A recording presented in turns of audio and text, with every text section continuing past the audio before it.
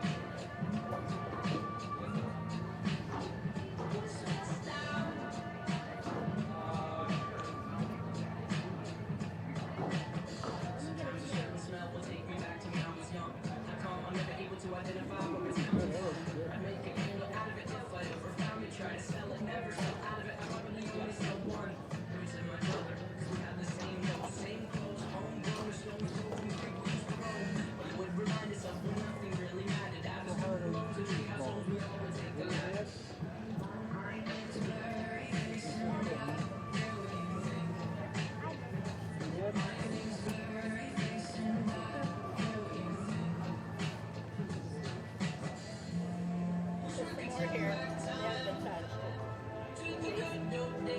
I'm good. Those are hers.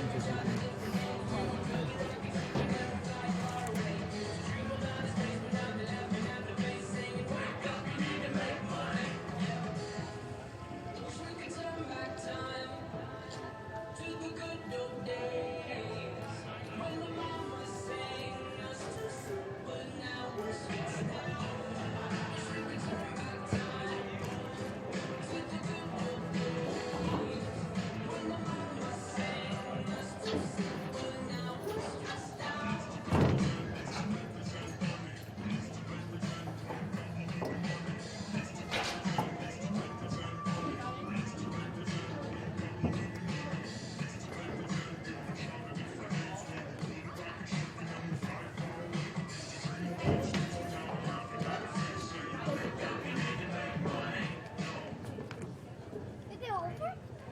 Why is this here?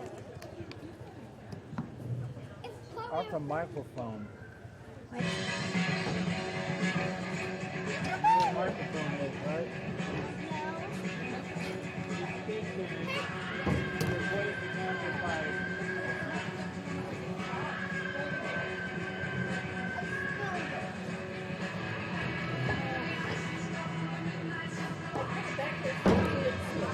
Then what are we doing? She does.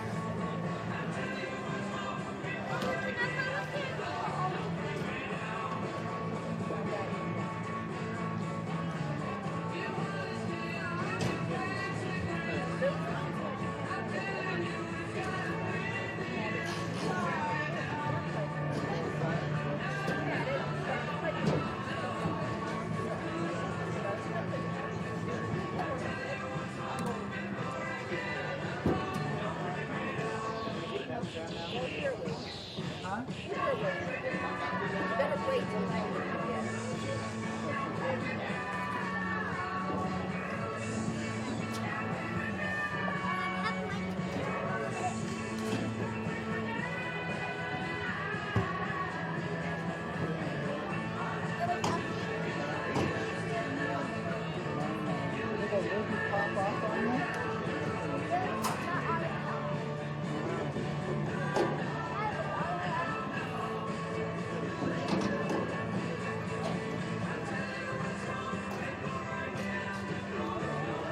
They might have come off anyway. The weight of the drain hitting that floor back there. Might have just caused it to push off. You don't need that.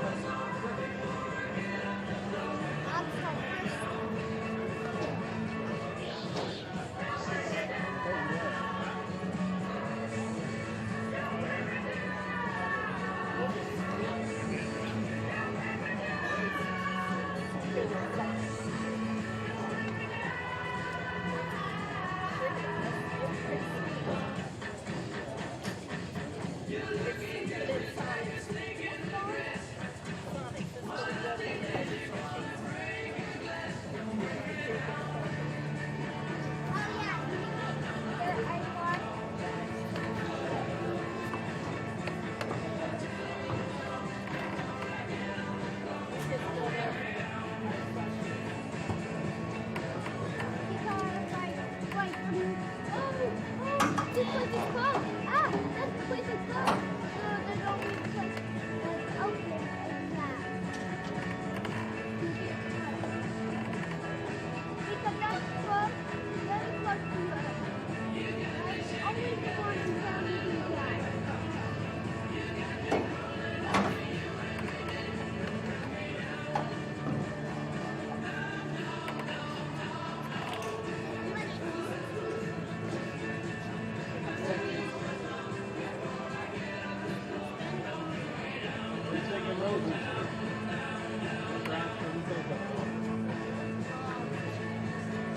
I assume just there's close. I have no idea. Roses take forever.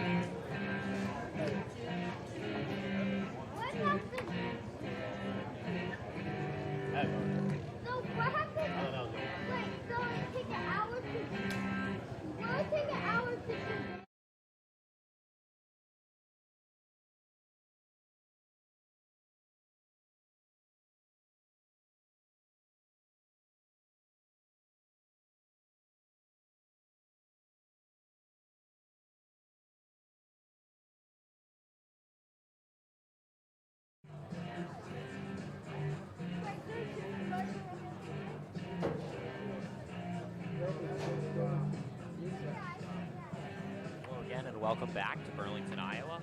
Game time for this game has been pushed back to 2:30. We're going to pregame festivities on the broadcast here around 2:15, so stay tuned here. Beautiful day weather-wise here in Burlington, and we're excited to get this broadcast going in a little over 10 minutes.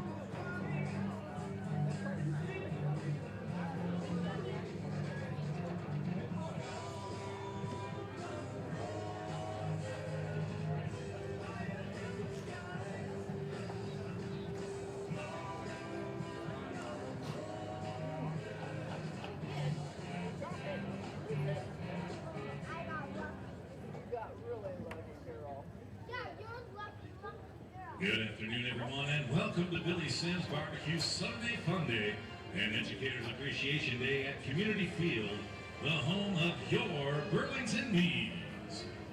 We are proud to be a part of the Prospect League.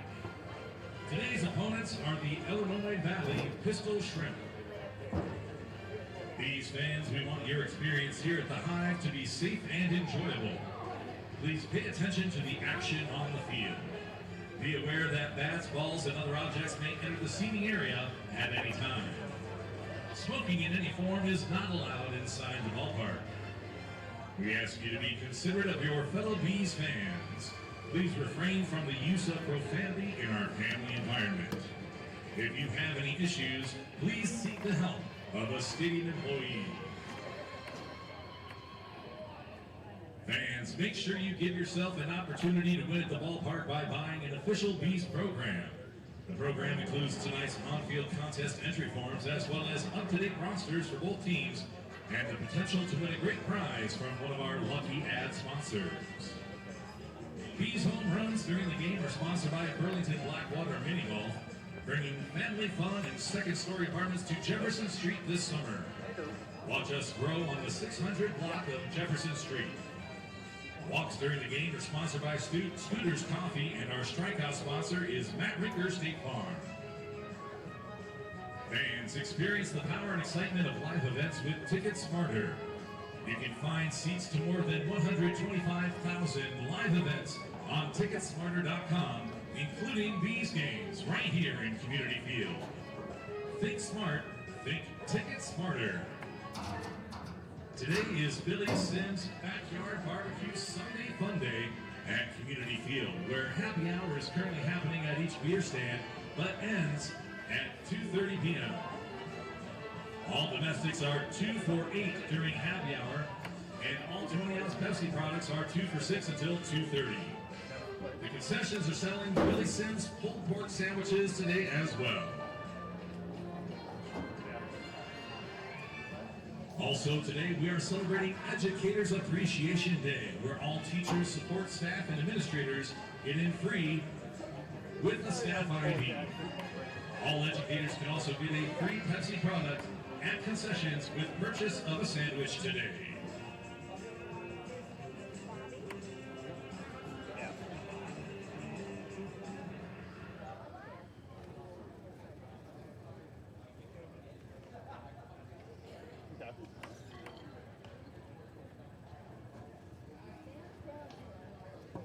Yeah.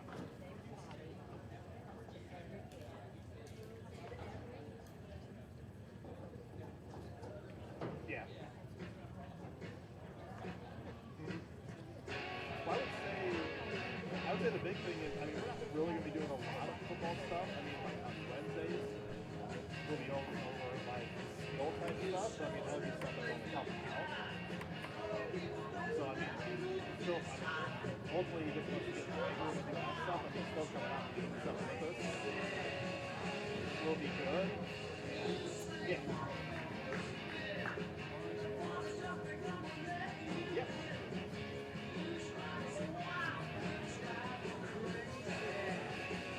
Yep.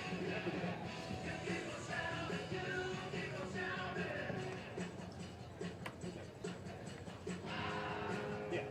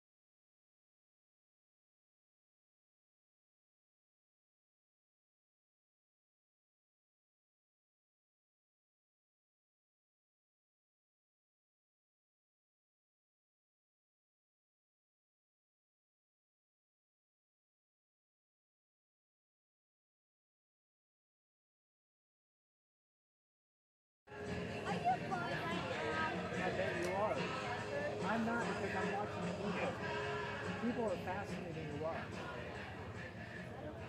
You watch the baseball players and getting warmed up. That's pretty interesting. But And then you got the stadium people trying to get the water. some kids don't like baseball. Some kids do. Yes, I'll send you the schedule and time stuff from here. Well, that would be the next thing is I got to take Zoe. She's doing cross country. They run at CO. She's got to be at CO. Yeah. Would it be possible?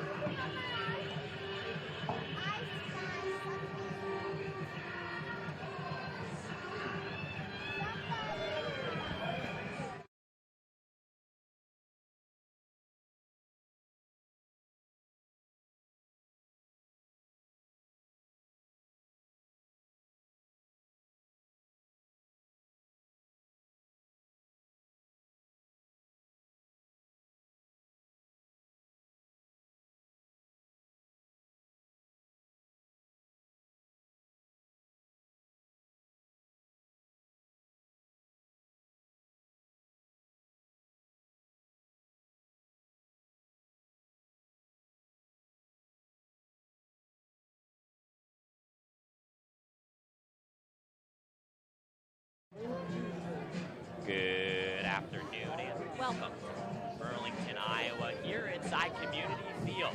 It's a matinee Sunday matchup between the visiting Illinois Valley Pistol Strip and the Burlington Bees. Hi, I'm Liam Sample, joined alongside Sam Egan for the first time this year. It's divisional play here at Community Field, and its schedule, which has been hard and will not get any easier for the Bees, who have lost their last 3 straight, all of which to the O'Fallon Hoops. So Sam, trying to snap a losing streak today, how important is today's game? Today's game it's hard to say that a must-win game this early in the season, but really for this Burlington Bees team, it feels like it almost is because of the struggles of the last 2 games. We're not having to move with that O'Fallon team and ended up losing all by Alabama, who struggled to start the year. They did seem to find their footing and found that ball club at the wrong time. Now for the Burlington team, they may find this Illinois Valley team at the right time, losing their last 2 games according to a very tough Burlington team who is undefeated to start the year. So these just need to hopefully look to have an offensive explosion today because they've only scored 2 runs in each of their last 3 games. While this Pistol Shrimp team, their offense has been on fire. They've had 7+ runs in 4 of their last 5 games to start the year. We had an opportunity to talk to Coach Owen Oreskovich earlier today. We'll turn it over to Coach O. Had a good conversation with him. Take a short break and we return. Then we'll walk through the starting lineup, the pitching matchup, and get us ready for first pitch here in Burlington.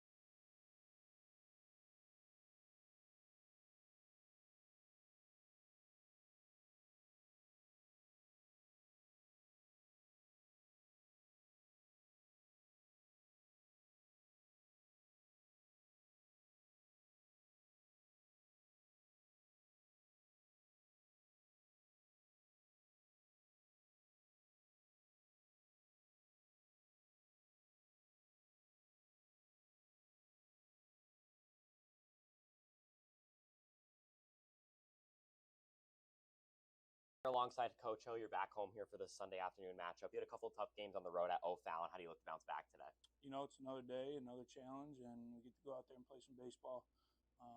Forget a little bit about those tough 2 games we had. It's another challenge, like I said, for our guys to go out there and compete and get their work in. My next question for you, only let up 5 total hits as a pitching staff yesterday. How important was it to have the arms bounce back? That was really good. Bobby did a really good job yesterday, keeping us in that game, giving us a chance to win. Fortunately, couldn't get some balls to fall. Hit some balls hard early in the game and just couldn't find any turf. It wasn't grass. Couldn't find any turf, but it was good to see those guys go out there and compete yesterday. So what's the main kind of message for you or main point of focus for today's game? It's like I said, it's another game. We get to go out there and we get to compete. Some of these guys haven't played in games in quite some time, so just getting back in the swing of things, seeing some live pitching again. So it's a challenge. We get to go out there and compete and play some baseball. So you're now 5 games into the season. Like, who's a guy that maybe doesn't pop up on the stat sheet a ton, but has impressed you throughout the 5 games? There's a couple of guys. Landon Akers, I'd say, is a very good, talented baseball player. And then Cooper Donlin are just 2 off the top of my head that shown some really good things, and I expect them to keep showing some really good things. What's your thoughts on Illinois Valley? They're always tough, so they're gonna be a good competition for us today. They got some good arms normally, so and I like Johnny, and Johnny's the manager. He does good things over there, so it's gonna be a good challenge for us. Final question. It's Educator Appreciation Day here. Who's the best teacher you've ever had? Oh, I got a couple. I'll name two elementary school teachers I had that were very big in my life were Mrs. Volpe and Mrs. Johnson, 1st and 3rd grade teachers. Awesome. Thanks for coming on today, Coach. Thank you.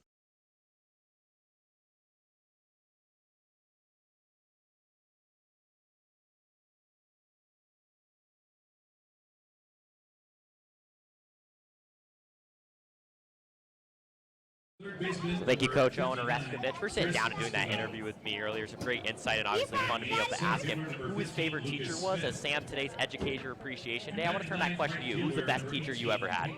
It's hard for me to choose just one, so I got to choose between three. My third grade teacher, like Coach O, his third grade teacher had a great impact on me as well. My third grade teacher, Mrs. Jackie Yowdy, she was such an amazing teacher.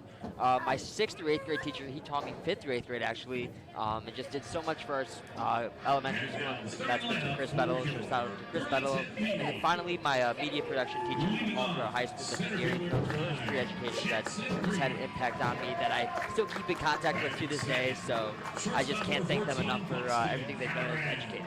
Education who else enter in today for free. We'll take you through the Illinois Valley Pistol Strip starting lineup. First, batting in the leadoff hole is number 65, Kyle Gibson. Gibson, the DH, and attended of Millikan University, where he has a career batting average of 369, a junior over for Millikan for the Big Blue. Batting out of the 2-hole is number 44, Finley Buckner. In 3 games so far, Buckner with 3 hits and 6 RBIs. An Oak Park, California native, attends the University of California, Berkeley. While his conference is being realigned, has not played a game there quite a bit. Hopefully will in his new conference in the ACC next season. That'll take us to the 3-hitter, Tyler Dorsch. He currently is tied for the league lead in RBIs with 7. A Concordia University Chicago attendee and a senior. This year played in 39 games with a career batting average of 396. In the cleanup hole today is number 37, Kenna Olaso. Olaso, the catcher, has 13 at-bats this season where he's picked up 4 hits. A Palomar College attendee, also went to San Jose State University.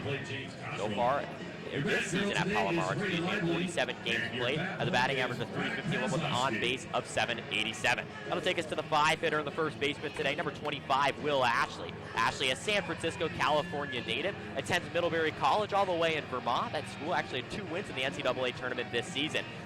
Played in 6 games this season for the young infielder, and then 3 games so far for the Pistol Shrimp.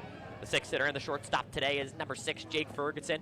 Ferguson, an Eastern Illinois University attendee, where he's hit 342 in high school, and then in 4 games so far this season has 4 hits and 3 RBIs. Next, the third baseman, number 59, Chris Esquivel. Esquivel, 2 games so far this season where he has 5 at-bats. He attends St. Mary's College. That's the one in California. 23 games played this season at a batting average of 270 with an on-base of 348. Next, and the 7-hitter and our center fielder today is Lucas Smith. Smith, a Hindle, Illinois native, attended University of Illinois Chicago. Played 2 games for the Flames this season and has played in 5 games for the Pistol Strip so far, where he has 2 RBIs, 5 hits, and 4 walks. The 9-hitter today is the right fielder, number 18, Peyton Berg. Berg, a North Central College attendee, where he played in 18 games so far this year, with a 213 batting average and 327 on base for the North Central College New York native.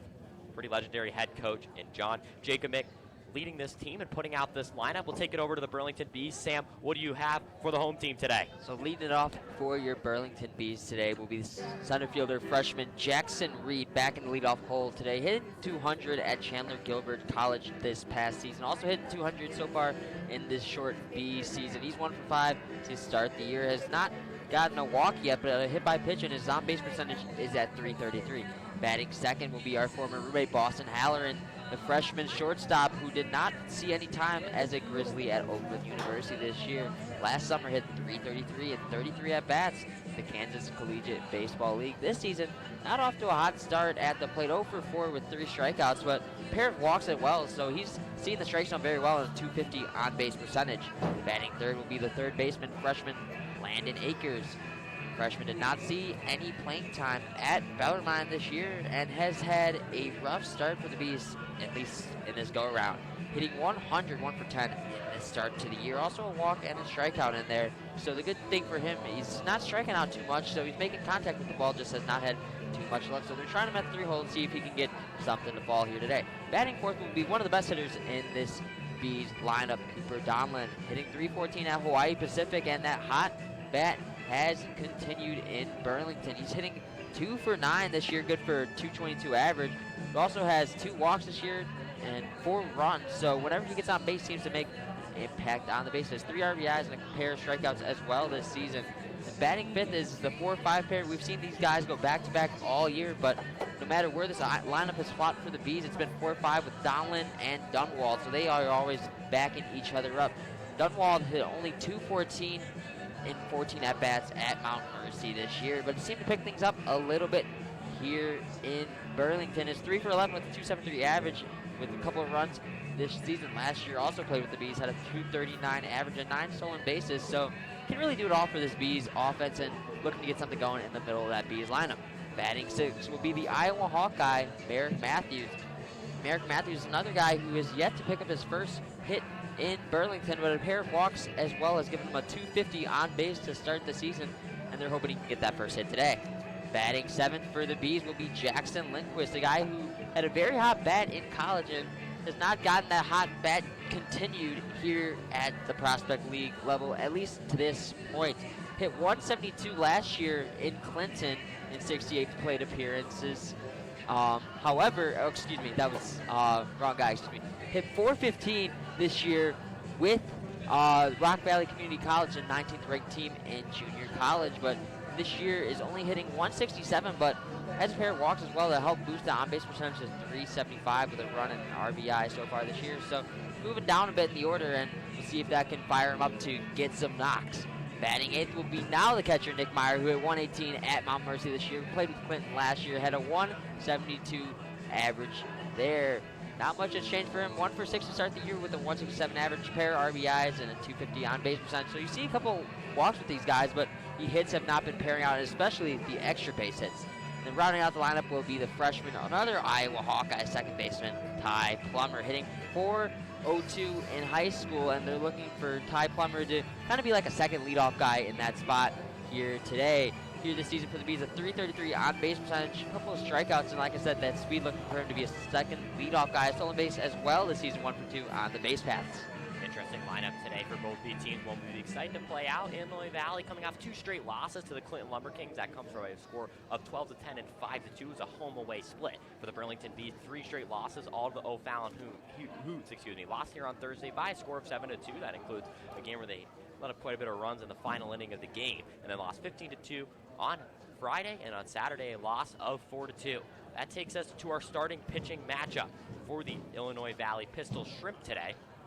It's going to be number 22, Jared Herzog, who makes the start. Herzog, a Peru, Illinois native, attending of Rockford University, a Division III college in the Midwest, was freshman of the year, or the South Division freshman of the year, at Rockford. In his career, 99 record, 33 appearances, 5 starts, with 165.1 innings pitched.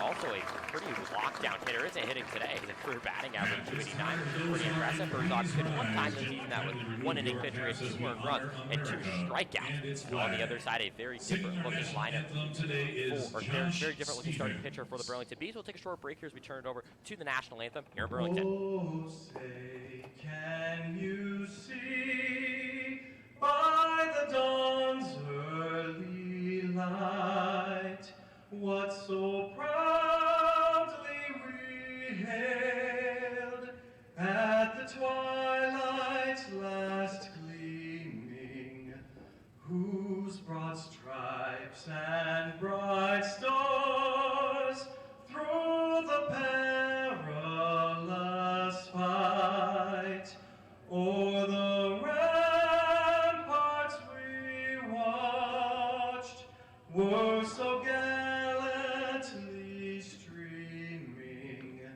and the rockets' red glare, the bombs bursting in air, gave proof through the night that our flag was still there.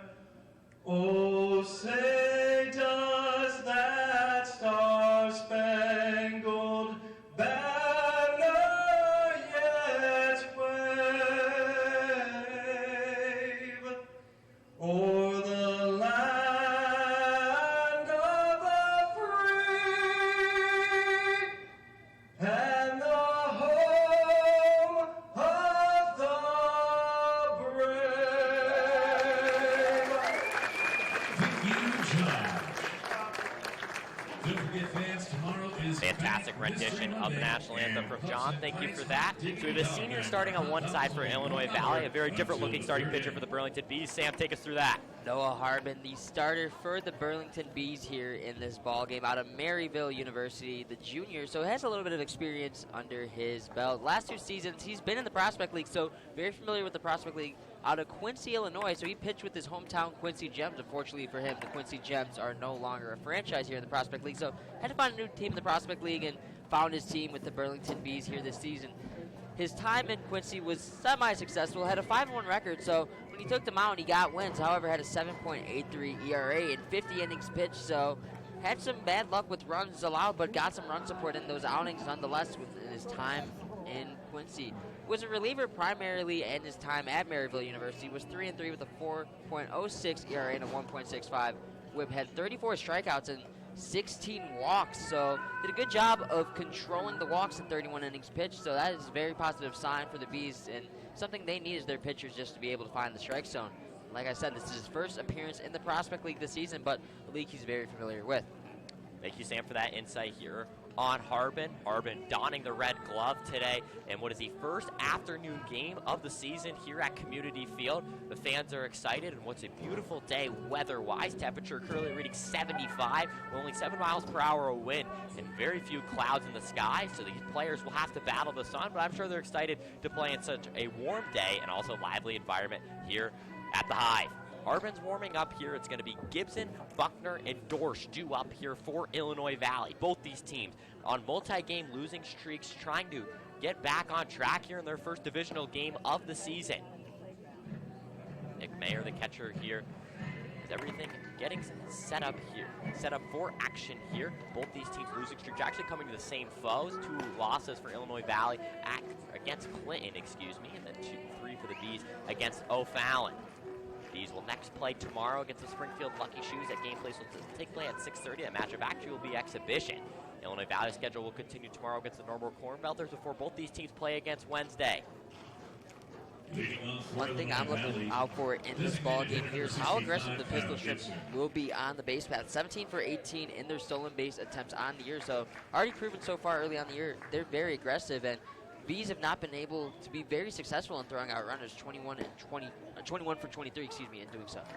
Harbin is ready, Gibson is ready. First pitch on the outside of the zone. As Harbin deals to Gibson here, that one inside, it'll be cracked foul up the right side. So the count now moving to 0-2 here. So 2 early strikes. That was something that you mentioned earlier in the broadcast, was the ability to throw strikes here for Noah Harbin. Harbin pitching at Maryville University Division II College in the Great Lakes Valley Conference. As the 0-2 here on the leadoff hitter, that pitch outside will move the count to 1-2. Kyle Gibson, a Niles, Illinois native, has played in 131 career games over 3 years at Millikan University. A very decorated player. He hits this pitch foul. The count remains at 1-2 here in the first batter of the day. Gibson also a very solid fielder, as well as the Division III Gold Glover in his time at Millikan as well. Also was all region there, all conference. Like I said, decorates an understatement. The 1-2, another off speed goes outside. Harbin trying to locate that pitch, kind of going away from the lefty bat in Gibson. Shares a name and not to be confused with baseball pitcher Kyle Gibson, also a famous St. Louis Cardinal. 8 hits so far this season for Kyle Gibson in the Prospect League. As the count now to full here from 1-2 to 3-2 here for Harbin. We're going to see how he battles. Sam, what do you want to see out of this pitch here? I want to see a fastball from Harbin high in the zone. There it is on the outside of that one. Missed for an opening walk. So Kyle Gibson from 1-2 to 3-2 here will work the first base runner of the day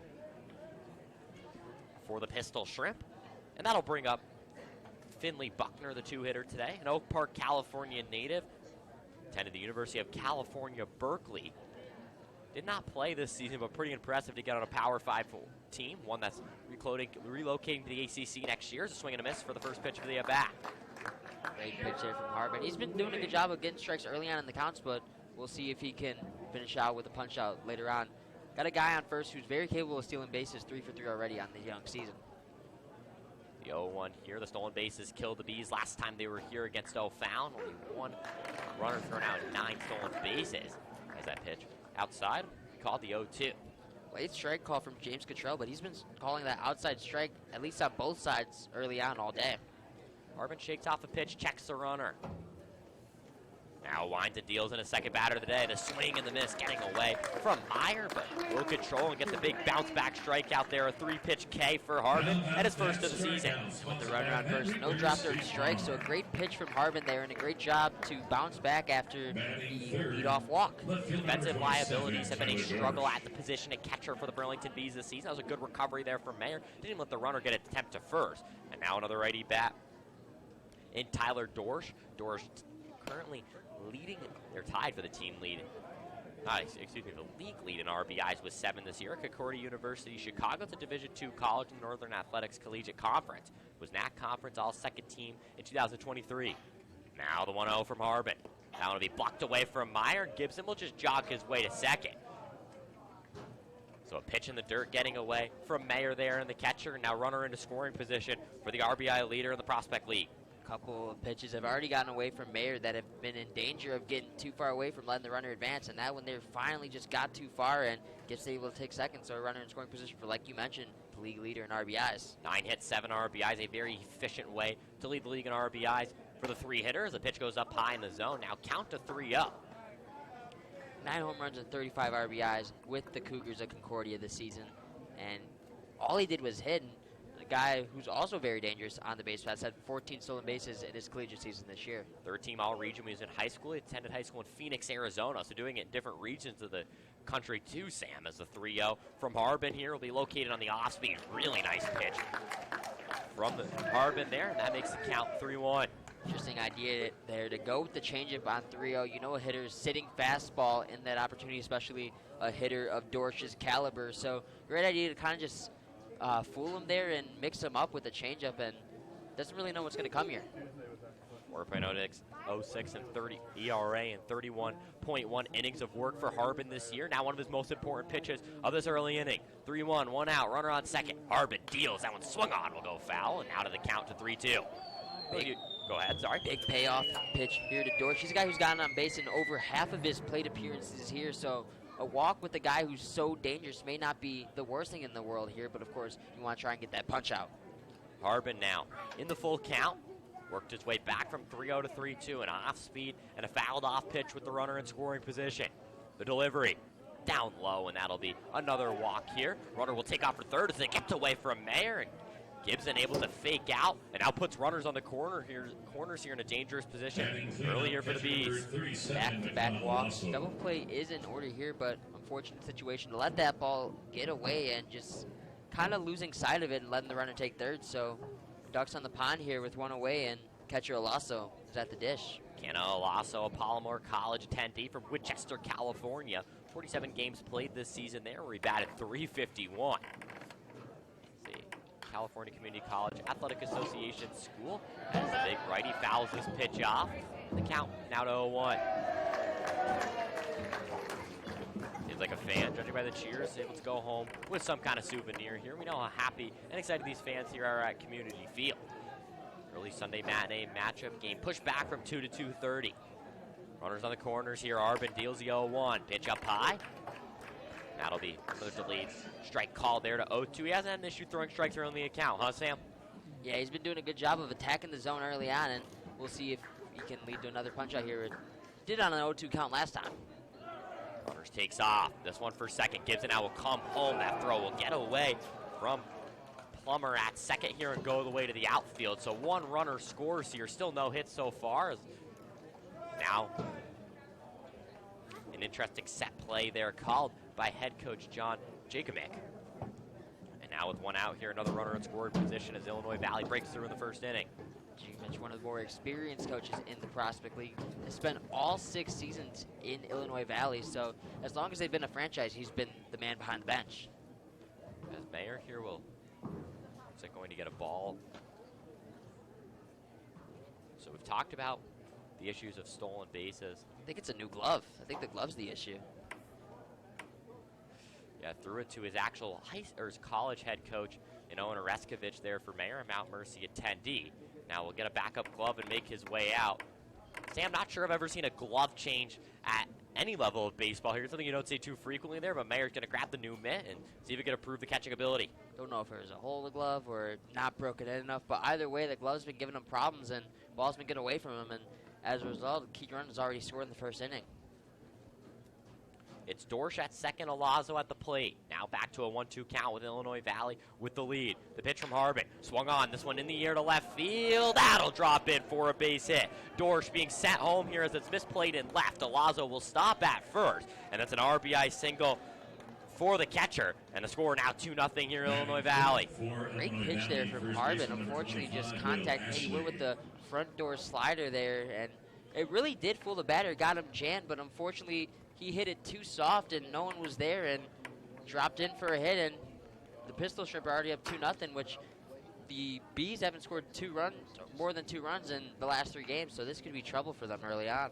2 walks and an RBI single from Alasso. Now the 5-hitter here in Will Ashley at the plate. So that's RBI number 3 on the year for Alasso and hit number 5. Will Ashley's played in 3 games so far, has 2 ribbies and 3 hits. And looking for more here with the runner on first. Count now 0-1. This one will be down in the dirt and swing right there. We'll get the count 0-2. A nice block there from Mayer, so maybe it was the glove, Sam. 2-0 Illinois Valley. 1 hit. Here in the last batter. Brings up Ashley. He's had 2 games on the road, lost 2. Have also lost their last 3 straight. This one will be swung on. Continue to go foul there to make the count 0-2 here with 1 out.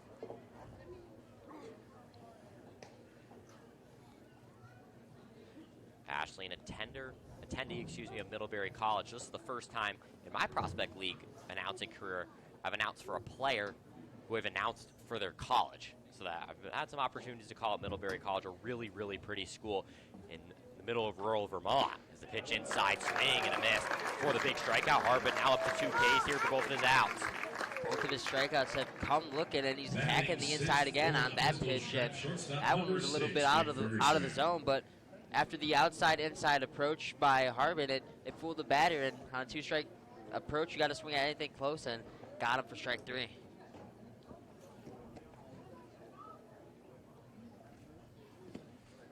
Swing and the miss. Mayer will block that first pitch. It's Jake Ferguson who steps up to the plate.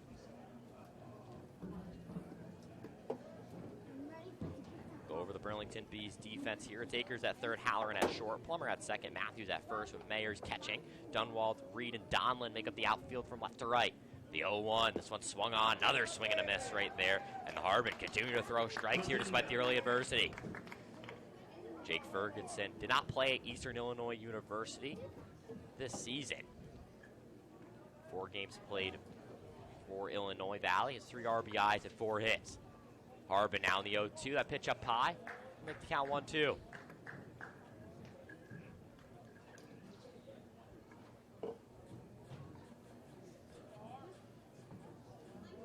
Big pitch from Harbin here. You want to get out of the inning with limited damage here. Already 2 runs put across on the board, and you want to keep it at that. As the pitch up high, swing and a miss. Harbin, 3 strikeouts, but 1 run or 2 runs scored here for Illinois Valley. 1 hit, 2 runs, 1 error. No errors and 2 left on base here. Sends us to the bottom of the second here. The Bees bats come up, already trailing here early. Take a short break before we return. We're at the bottom of the second.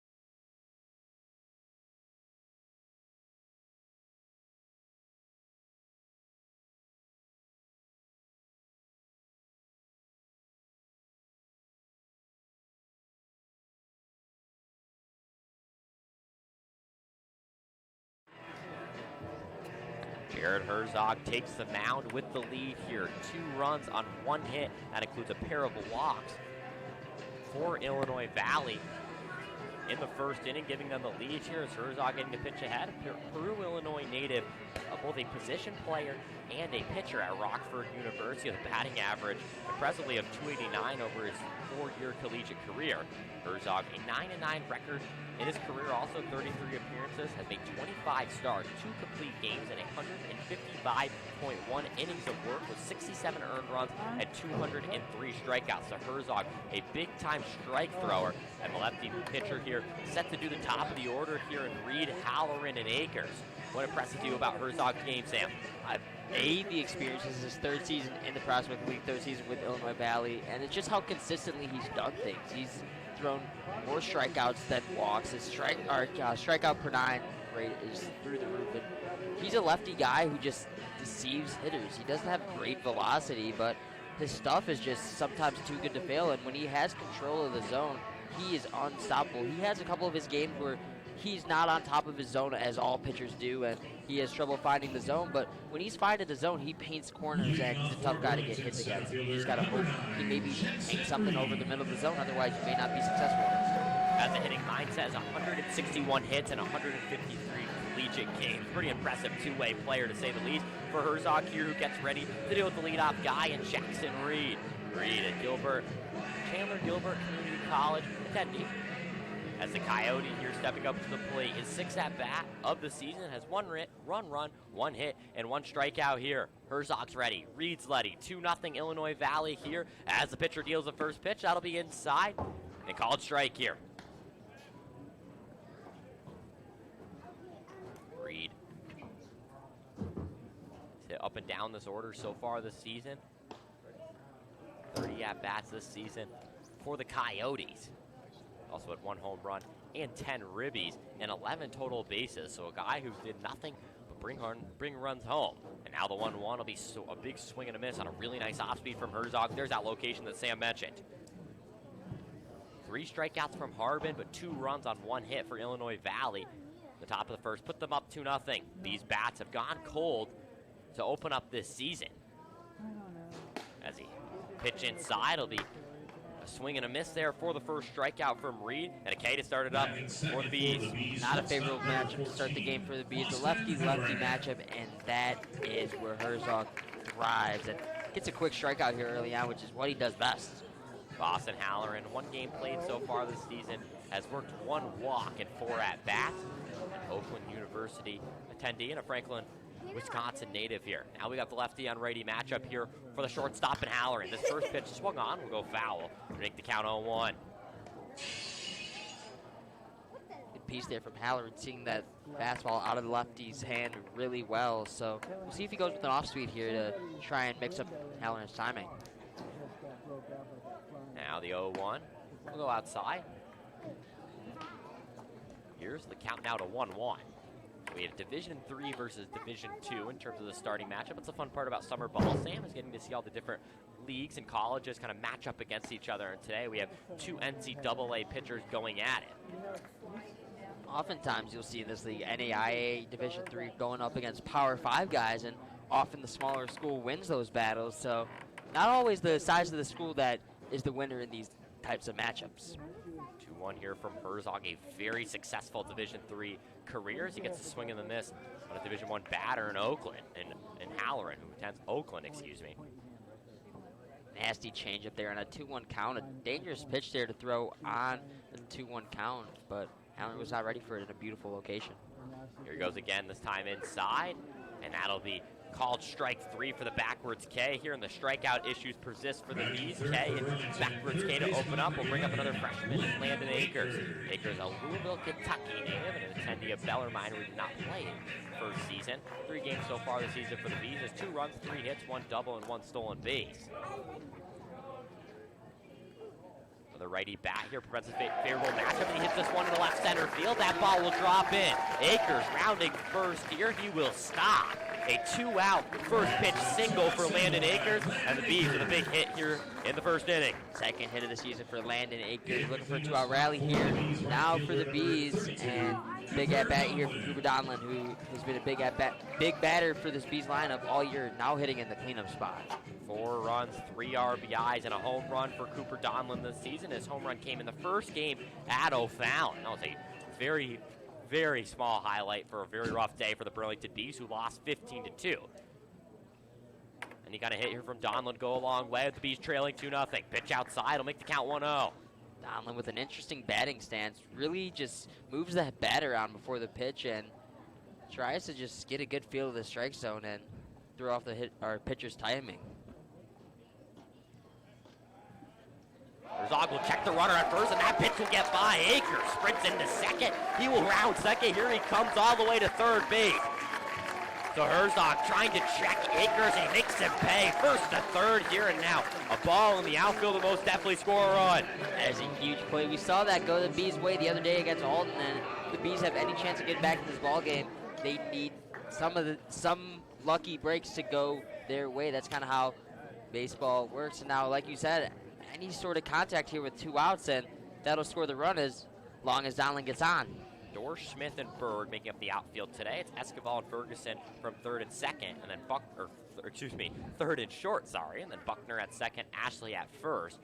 Will likely be statted with the error. Pitch inside will be called strike here on Donlin, the first he's seen, so the count now to 1-1 with the runner on third.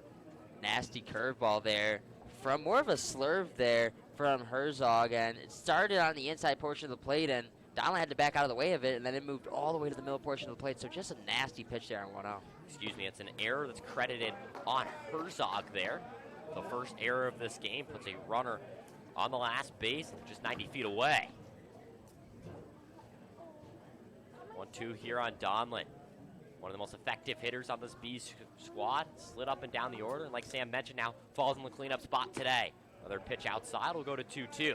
So Donlin and Herzog continue to battle here as the Bees really struggled with the bat since opening up this season. Scored 5 runs at Clinton in an exhibition game.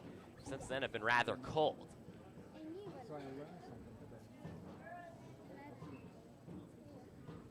As the 2-2, this one swung on, will go up the foul line. So to really put it into perspective, the Bees scored 6 total runs against O'Fallon, 2 runs in exactly 3 games. Did score 8 in their opening night against Alton, drew out the fireworks, and since then have not been able to fire those bats back up. Big opportunity here in the first with Akers at third. An error from Herzog allowed him to stretch all the way from first to third. Donlin here in the 2-2 count with 2 outs. The pitch, swing and a miss for the strike 3. So both these pitchers with 3 strikeouts apiece as Herzog strands a runner at third. No runs, 1 hit, 1 left on base, and 1 error sends us to the second inning here in Burlington. 2-0 Illinois Valley as they look to extend their lead when we return.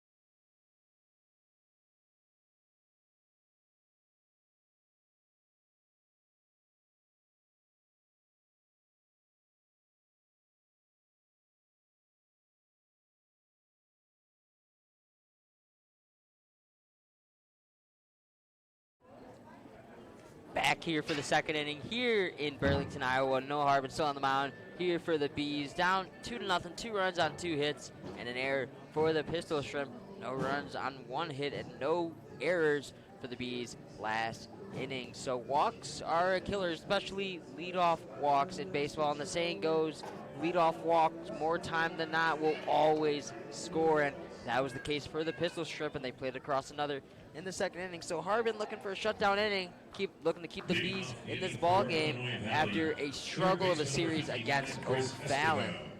Be 7-8-9 here for the Pistol Shrimp. Escobar, third baseman, will lead us off, followed by Smith, the center fielder, and Berg, the right fielder. So Chris Escobar, number 59, at the dish here at 270 this season, an Alexandria, Virginia native, and he takes a first pitch strike.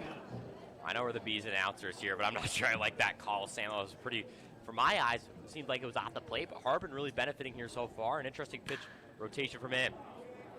Ball skied in the center field to Jackson Reed, who will make the catch for out number 1. And like you mentioned, a little bit of a wide zone today. It's been going both ways for both teams, and a bit of an expanded zone for James Cottrell, the home plate umpire here today. So hitters got to be up there aggressive and ready to swing the bat, because it's a very pitchers-friendly zone here today. Lucas Smith now at the plate, and like you said, Herzog obviously benefited it. I mean, 6 Ks here. That was the first out of the day that was not a strikeout, Sam. Lucas Smith, as you mentioned, at the dish center fielder. If you could describe him in one word, he is described as clutch. Back in the state championship in 2022 at Nazareth Academy in LaGrange Park, Illinois, they were down to their final out, final strike, and not only did he drive in the tying run, but the go-ahead run as well with a single. So Nazareth ended up winning the state championship that year because of the huge heroics off of Smith's bat. Back-to-back state champion at Naz. He's taken 3 straight balls to start the at-bat. Yeah, I'm not sure. I thought you were going to use the word winner there. Back-to-back state champions in such a competitive Midwestern state. It's a pretty impressive feat on his alone. Didn't get a lot of time at University of Illinois Chicago, but I'm sure much coming up for him. Smith, leadoff guy at Nazareth Academy, hitting 8th here today.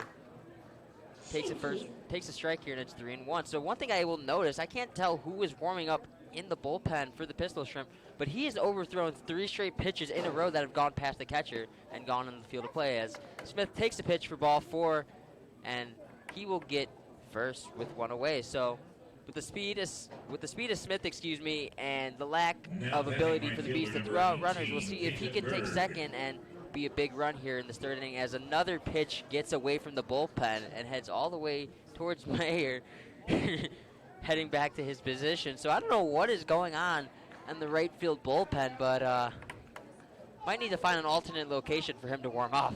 Yeah, not really sure what's going on there, but now another scoring opportunity for Illinois Valley with a runner on first. Harbin, it's not like he's not throwing good pitches. He's thrown a ton of really quality strike pitches, but it's just getting weird sequences with a lot of walks. Needing to bounce back here and see if he can keep runners off the board. Fires a first pitch strike to Peyton Berg, as we have to call time for another ball that gets away from the bullpen. This is just getting ridiculous at this point. Yeah, not even sure what's really going on over there. It just seems like a location issue, and since where the bullpen's located so close to the field of play. Like you called it earlier, and that caused an impact on the field. Strike 2 to Berg. So that could be some good news for the Bees if that is the next arm for the Pistol Shrimp, if he can't even find his location in the bullpen. I mean, no reason to pull out Herzog. He was dealing in that 1st inning, really put the situation with a runner on 3rd away quickly. Runner on the move. Meyer cannot corral the ball, and Smith will take second on what will probably be ruled a pass ball on Mayer. I mean, that pitch was down in the dirt. Mayer fielded the block, so it could be interesting to see how it's scored. But now another runner in scoring position. Let's see how the Bees are able to respond here to some early adversity with how many games they've been dropping recently. Strikeout would be huge here for Harbin. Now 2-2 here. Like you said, Harbin has 3 strikeouts, so he's shown that ability to deal. And he strikes him out. 4th strikeout of the game for Noah Harbin. So like you mentioned, that strikeout ability has been up and down the score sheet. Striking 4 of the 9 Pistol Shrimp to start his outing. Unfortunately, a couple of walks for him have been killer, and we'll see if he can get out of this jam with one of the best hitters on the team, and Kyle Gibson at the dish.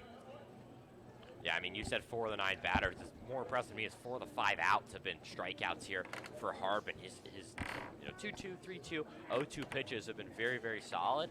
Him and Mayer have been locked in terms of the pitch calling. He's been pitching away from contact. Only 1 at-bat has produced contact. Actually, 2 at-bats. You have the Olaso RBI single at the cleanup spot, and then the fly out there to lead off this inning.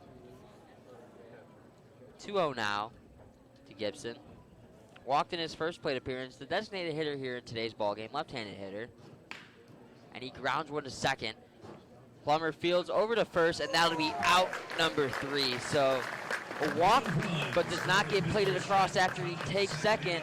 And the Bees coming to hit, looking to get in or dive into the pistol strip lead a little bit. 2-0 after 1.5.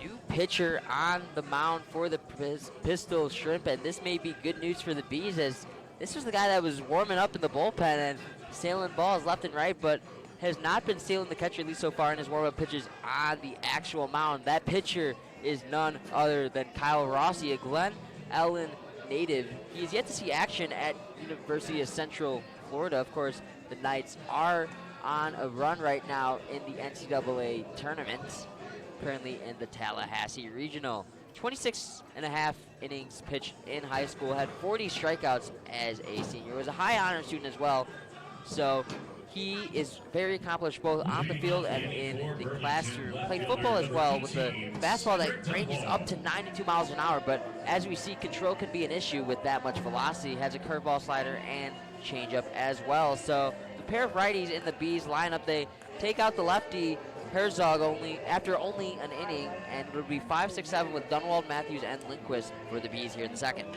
Yeah, now you have the righty coming into this game, which makes a little less of those favorable matchup. But you mentioned the impact of regionals. I heard the head coach, Coach Jay, talking about how they have 6 players currently in regionals right now, which has been a big dent in their lineup. While they've lost the last 2, they're still having a pretty solid start to the year, and have some reinforcements coming. Good first pitch there, but from Rossi, but unfortunately just a bit high for him, and that could be an issue for him, as if he doesn't get that call early on, it may force him to be all over the place. So 1-0 to Dunwald as he fires another strike, and just absolute cheddar there from Rossi. So 1-1 the count. Rossi has the size advantage, 6'4", 220, also threw a 91-mile-per-hour fastball in high school.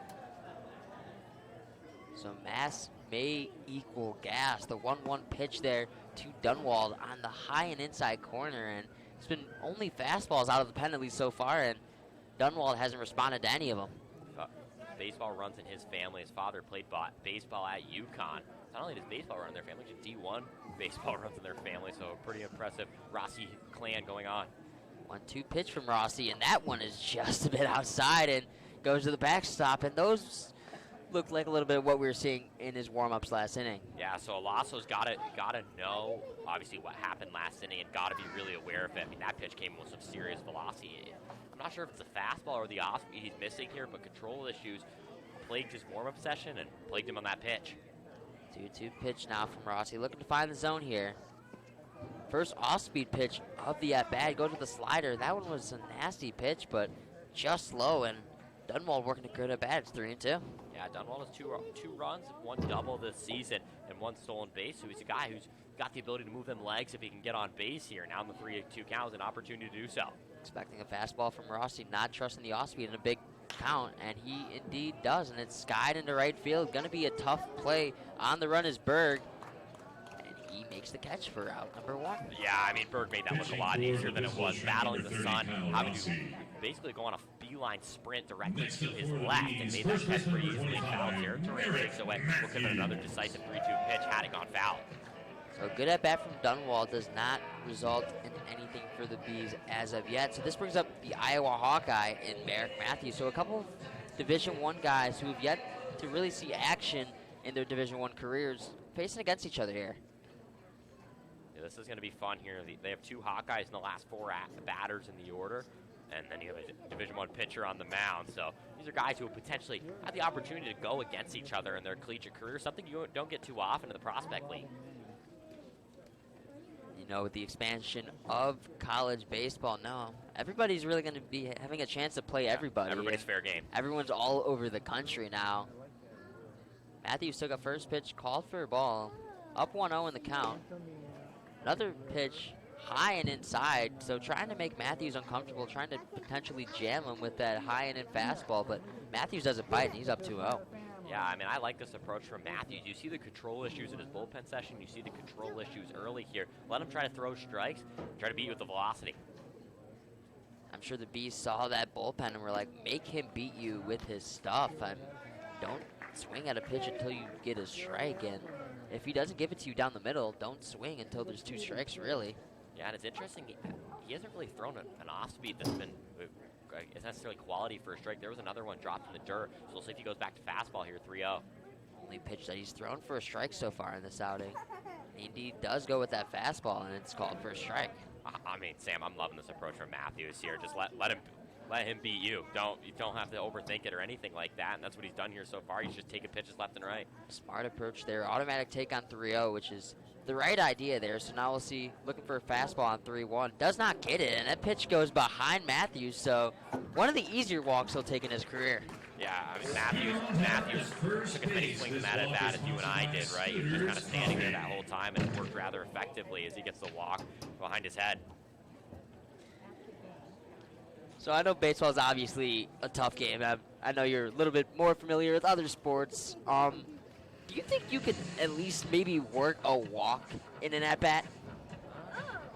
That's a good question.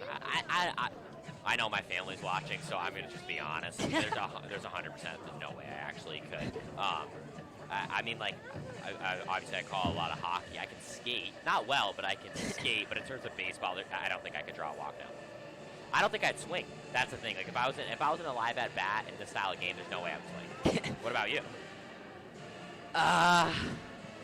Played a little bit in high school, so I mean, I've definitely seen some things. I think I could. I mean, a guy like this who's topped out at 94, I think would give me a little bit of trouble. But I think, yeah, maybe if I just went up there not swinging the bat, I think I could work walk. I don't think I could get a hit. I maybe could foul a pitch off, but that's at best. We'll see if Lindquist here can be A-OK as his walk-up song alludes. Has one hit and 1 run in 6 ABs here. Also has 2 walks, and with the at-bat we just saw, third could be in play.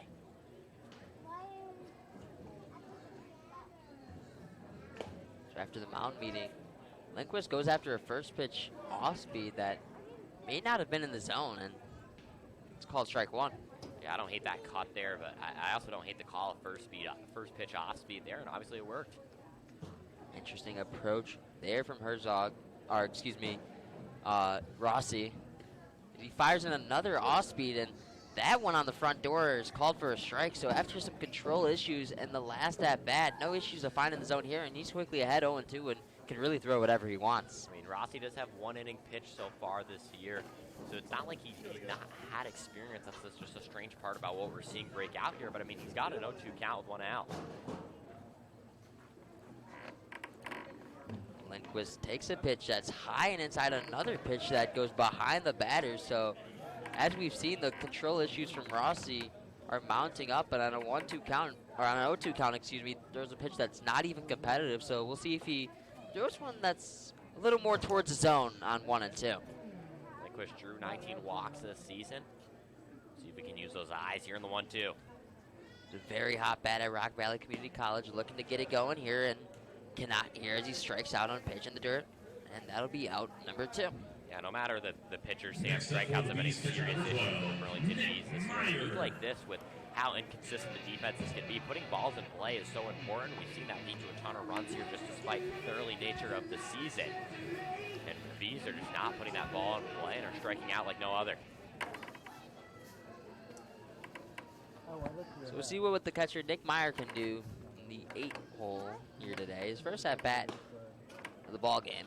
He takes a first pitch strike, so seems as if Rossi's been able to lock it in now and be able to find the zone. Yeah, Nick Meyer, we've seen he's got some of the best eyes on the team, and it's a lethal spot in the 8 hole. This guy was a walking machine in the exhibition game. Obviously, those stats don't count, but it's one walk outside of that this season. Relatively inconsistent time. Pick throw back to first, trying to get Matthews, and will not be in time. And we will just do another pitch. 1-1 the count. Yeah, I mean, that was a good jump there from Alasso, and he tested the runner at first in Matthews, so good to see him able to use the arm here and maybe take away stolen base opportunities. Here takes an off-speed pitch, called for strike 2, and that one had the outside portion of plate and may have been the best pitch all day from Rossi. Yeah, I really like that off speed there. I'm looking to see him be able to locate that one in here if he wants to go for length, but it'll be interesting to see what this coaching staff for the Pistol Shrimp does. Runner on the move on the 1-2 count. Low throw and cannot be handled, so Matthews will get into scoring position with 2 away. Not a guy that you typically expect to take a bag, but with 2 strikes and 2 outs and a pitcher who's had trouble finding the zone and put away counts. Good idea to run there. Alasso's got a serious gun, Sam, but that ball just got away from Buckner on the bounce, but Alasso jumped and may have had that throw in time had it been fielded cleanly from Buckner at second base. Opponents are now 10 for 13 against the Pistol Shrimp and taking bags, so we'll see if that aggressiveness continues for the Bees.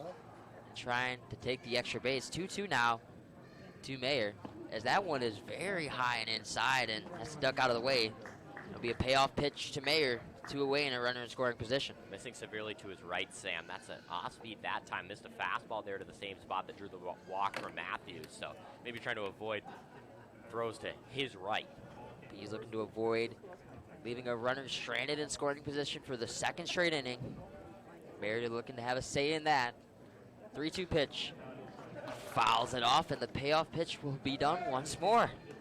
Nick Mayer, I believe that 5 pitches is the indicator for what would be considered a quality at-bat from a coach, and Nick Mayer is just the quality at-bat king, if you will. He just continues to foul pitch off. I feel like it's a 3-2 count every time he's up.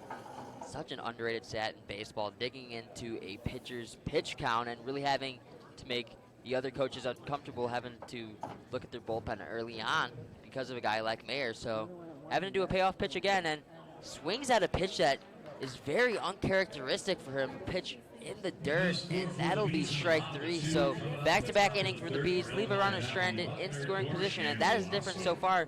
2-0 Pistol Shrimp after 2. Bees fans, it's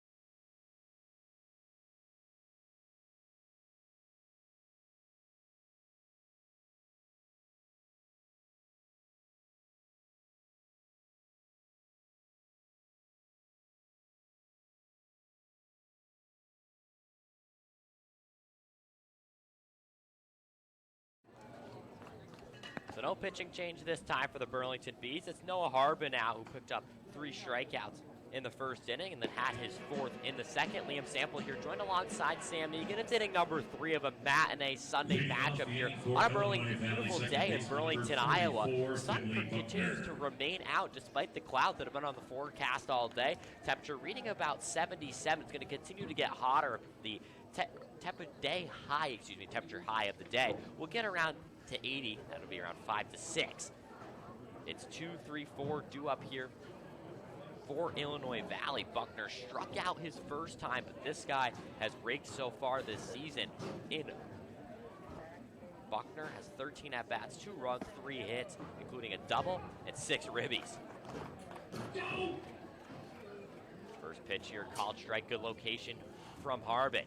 2-0 Illinois Valley. Makes 2 runs on the first inning. Gave up a walk last time. Runner was able to get into scoring position, but Harbin was able to freeze him. So looks a little more settled in. 3 innings has been the average length of a starting pitcher for the Burlington Bees this year. Yesterday, 3 innings from their starter before Bobby Helt came in and threw 4.1 innings out of relief. Safe to say he's not on the table today for the Burlington Bees. This count 1-2.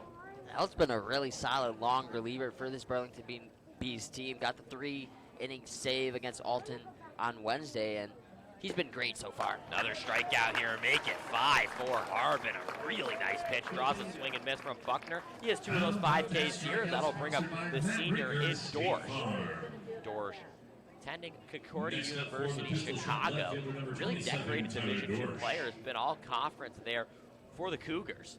Now 35 walks and 36 RBIs this season. Already has 7 for the Illinois Valley team. As the first pitch he sees will be called strike. Really nice location here from Harbin, who continues to be aggressive. That fastball, curveball, slider mix has just been so effective all day, and I think the biggest part is that being able to locate that off-speed pitch. There's that off-speed there. That one is deceiving for the 1-1 off the hand, Sam. That one looks like it's going a lot lower than it does. Stops in midair, and that time hits it on the outside of the strike zone. The 1-1 here, 1 out. Harbin deals, swung on in the air right. This will be called and caught by Donlin. No problem for him in the sun. 2 up, 2 down here to start off the 3rd inning. And the pitch that I've loved the most from Harbin has been that front door slider to righties. He produced an RBI single early on in the ballgame, but that's a pitch that only really produces weak contact, and more times than not, it's going to produce an out. So having that pitch being able to be located both inside and outside and hasn't really hung it over the middle part of the plate has been crucial for his outing early on. 2 hits here for the Burlington Bees as Dorsch drops this one into deep center field. That ball is carrying, and goodbye, home run. 2 RBIs in the first 2 at-bats here for Dorsch. Drives one deep in this park to left center field, and Illinois Valley leading 3-0 here. 2 ribbies on the back of their catcher.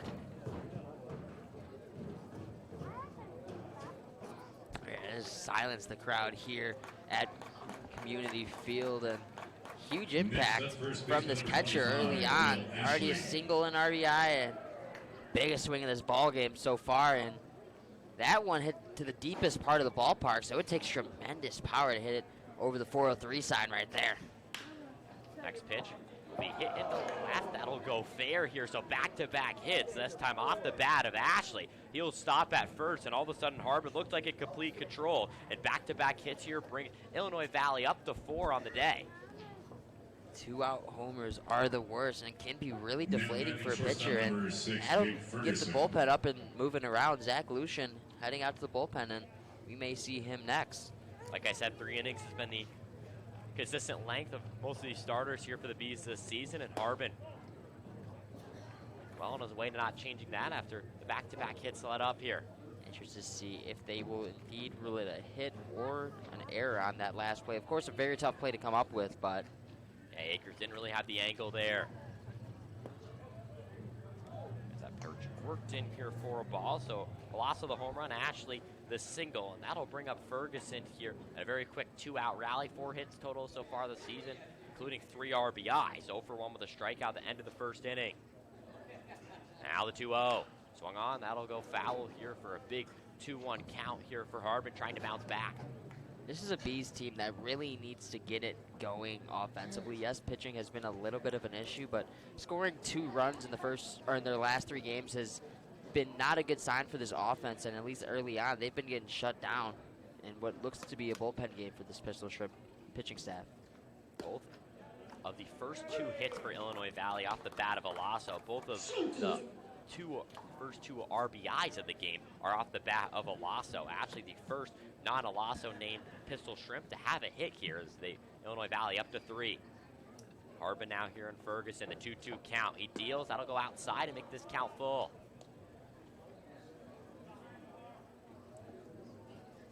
Big payoff pitch coming up here from Harbin, and guy who's already struck out once here, so looking to send him swinging again. See, one of the biggest pitches of the game here for the young starter. Runner takes off inside, and that'll be called ball, so we'll do it all over again, this time with runners on first and second.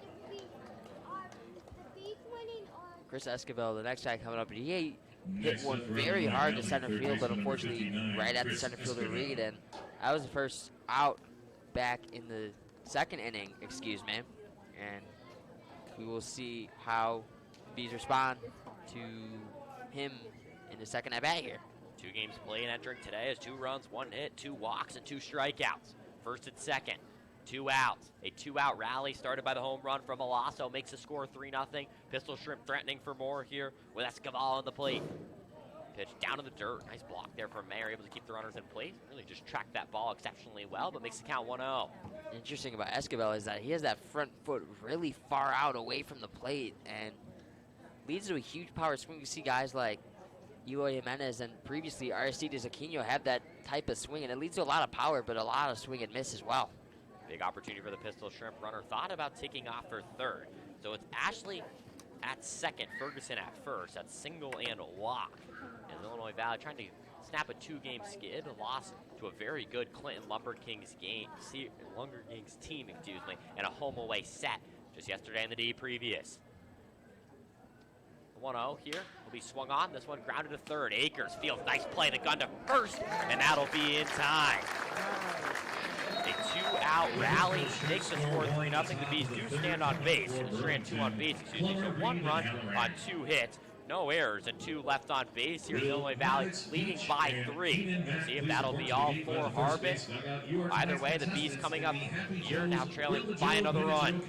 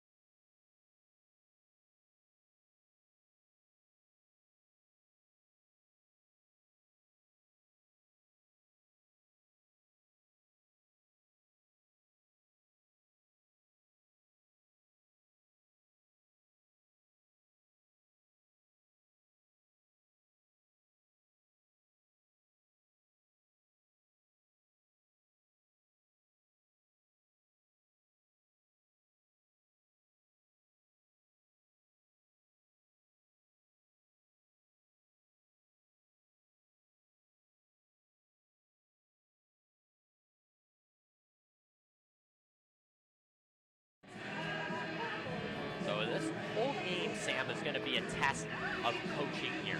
John Jacobic has been a head coach since 2019 for Illinois Valley. Pulled his starter in quotes and Herzog in the first inning, and now for the second inning straight, we are going to see Rossi out here. The redshirt first year from the University of Central Florida stays on the mound, and the Bees coming up to the plate here. It's 9-1-2 due up, and it's the University of Iowa Hawkeye and Ty Plummer. And if you can see his gear, it's pretty easy to tell that he is a Hawkeye. Fluorescent yellow cleat, elbow guard, and shin guard for the University of Iowa attendee.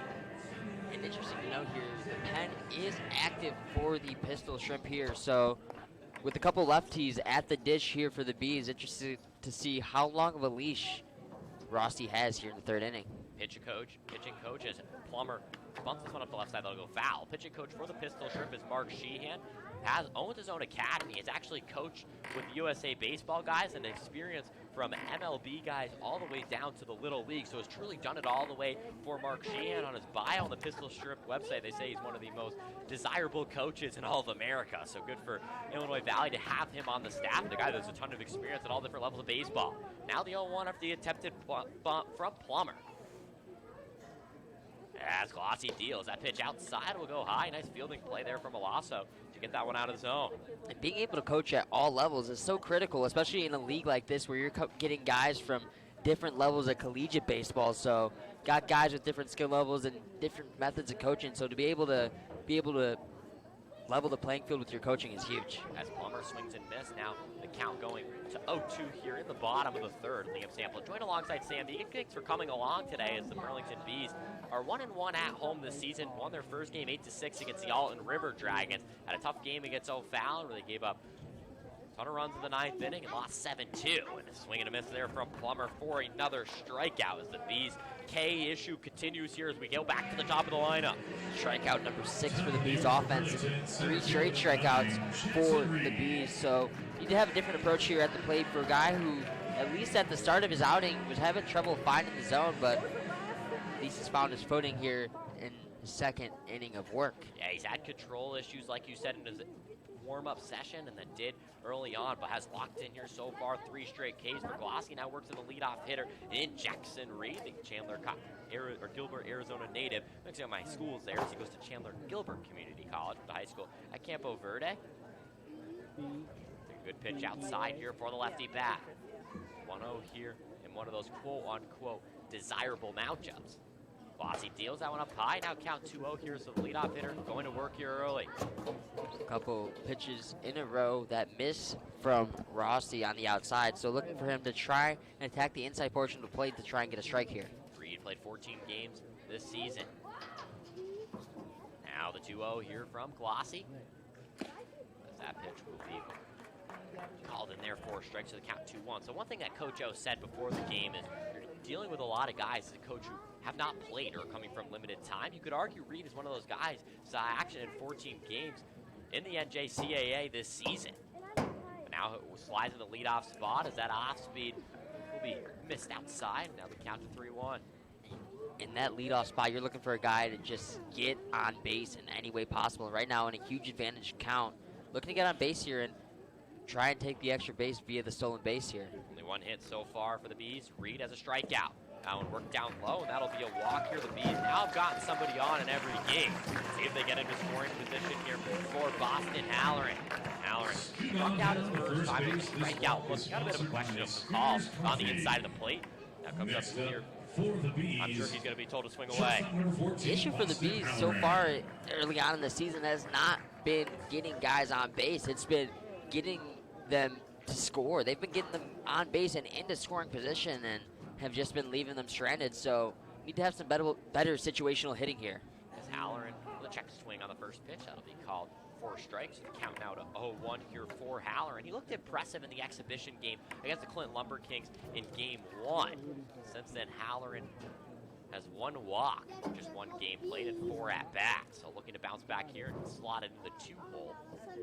Guy can play everywhere inside the infield. Told us he prefers short. This ball hit up the middle of the infield. Be fielded cleanly at second. The throw across will be in time. So nice play from the shortstop there in Ferguson to charge. Pick up the ball right in front of the second base bag. It gets Yao and Halloran at first. Runner does move over to second here. So the Bees with their 3rd straight inning runner in scoring position. Trying to avoid going 0-3 in those situations. Great play there from Ferguson. As you mentioned, had no chance at second. So great awareness to get the out at first. And Halloran was really busting it up the line, so it was going to be a tough guy to get with the wheels of Halloran, but just was out by about a step.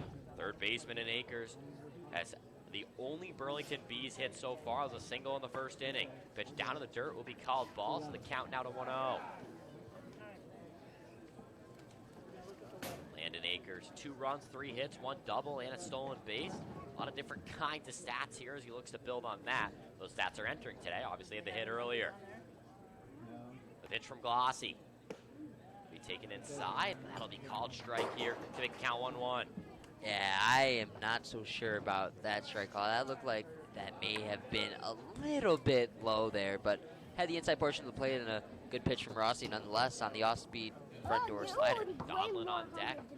One of his electric hitters so far this season. Big cut from Akers goes off the inside of his bat into foul territory. So Akers, the lone Burlington Bee hit so far. Only 3 hits given up by the Bees. Unfortunately, 2 of those by Alasso, who was a home run and RBI, including the deep bomb in the last inning. Runner on second. 1-2. Bossy deals. Akers swings this one up the left side. Ferguson fields. Throw across. That'll be in time. The Bees strand 3 straight in 3 innings, all of which have been in scoring position. No runs, no hits, no errors, and 1 left on base will send us to inning number 4 here, 3-0 Illinois Valley.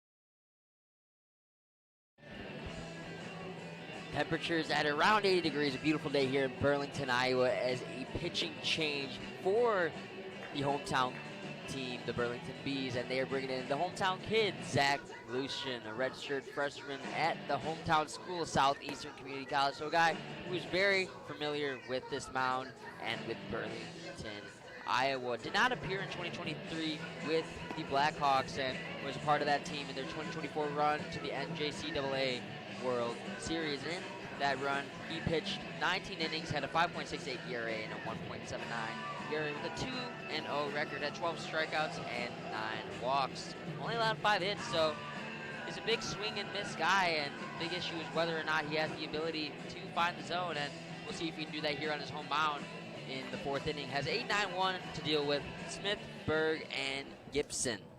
3 hits and 1 earned run through 2 innings of action with 3 strikeouts here for Lucian. So some swings and misses will go a long way here for this Burlington Bees team as their bats have not been able to bring home runs here. Have had runners on in every inning, left them all on the base paths. Situational hitting has been the biggest issue for the Bees all year, and just being able to play the cross runs has been their biggest weakness. Lucian, who appeared on Thursday against O'Fallon, had a really solid outing. Unfortunately, his team could not get the W there. So his first pitch fired in this outing, second one at home, is called in for a first pitch strike on the inside corner. A very Bees-esque starting or stat line for Noah Harbin. 5 strikeouts, but 4 walks for him, and the control issues persist here for the Burlington Bees starters as Lucian trying to put this one away. Lucian misses that one on the outside part of the plate, and it's now quickly 1-1. Lucian a fastball, curveball, and will occasionally mix in a changeup. So we'll see how much he tries to mix in that changeup with a couple of righties at the dish here. So that first pitch is lined into left field for a base hit. Yeah. Smith with the leadoff knock, doing what he did best in high school, and that leadoff spot getting a hit. Next Good up piece for of the hitting Pistol there, Shrimp, drives that one to the number left 18, side. Brittany Illinois Berg. Valley continues to just get runners on base here. Have scored 3 times, but have also left 4 runners on base, so could have much more of a bite if they wanted to. Smith was able to take second base his last go around, but was not able to score. So Lucian's going to keep a close eye on him. But fires in that first pitch, and it will be called a strike for Peyton Berg, who already has a strikeout in his first at bat. It'll be interesting to see what Berg can do. A very young bottom of the order. Smith, Berg, both freshmen. As he pops that one up high into the infield, Lucian calls for it, and that's out number 1. So a bit of a high off-speed pitch there from Lucian, but gets the job done in an unconventional location, and that'll be out number 1 in unconventional play to fly out to the pitcher. Yeah, I mean, anytime you get to write P1 into the score sheet, that's always one that's fun to write, in my opinion. I always like the 1-3s or the 1-4s too, but a creative play to throw your pitch, like you said, on a bit of an outside location, and then able to draw the contact where you pick up your own out. Solution very worried about that runner at first base in Smith, so keep an eye on him and gets back in there rather easily. So back to leadoff man Kyle Gibson, designated hitter in this ball game, as they look at Smith for the second time in a row, and for the second time in a row, no avail. The Bees have yet to pick off a runner this season, but have thrown a couple of balls away, so we'll see if that strategy continues here for the third straight pitch. Gibson lays down a bunt, Lucian fields it, and for the second straight play, Lucian will make the play, and that'll be out number 2. Yeah, Lucian's doing everything himself, right? And the pop-out play, and the fielding his play on that bunt, charged that ball as soon as he saw the bunt motion go down for the field, so read it well. Brings up Buckner here with 2 strikeouts. Not sure if I'm a huge fan of the bunt with 1 out.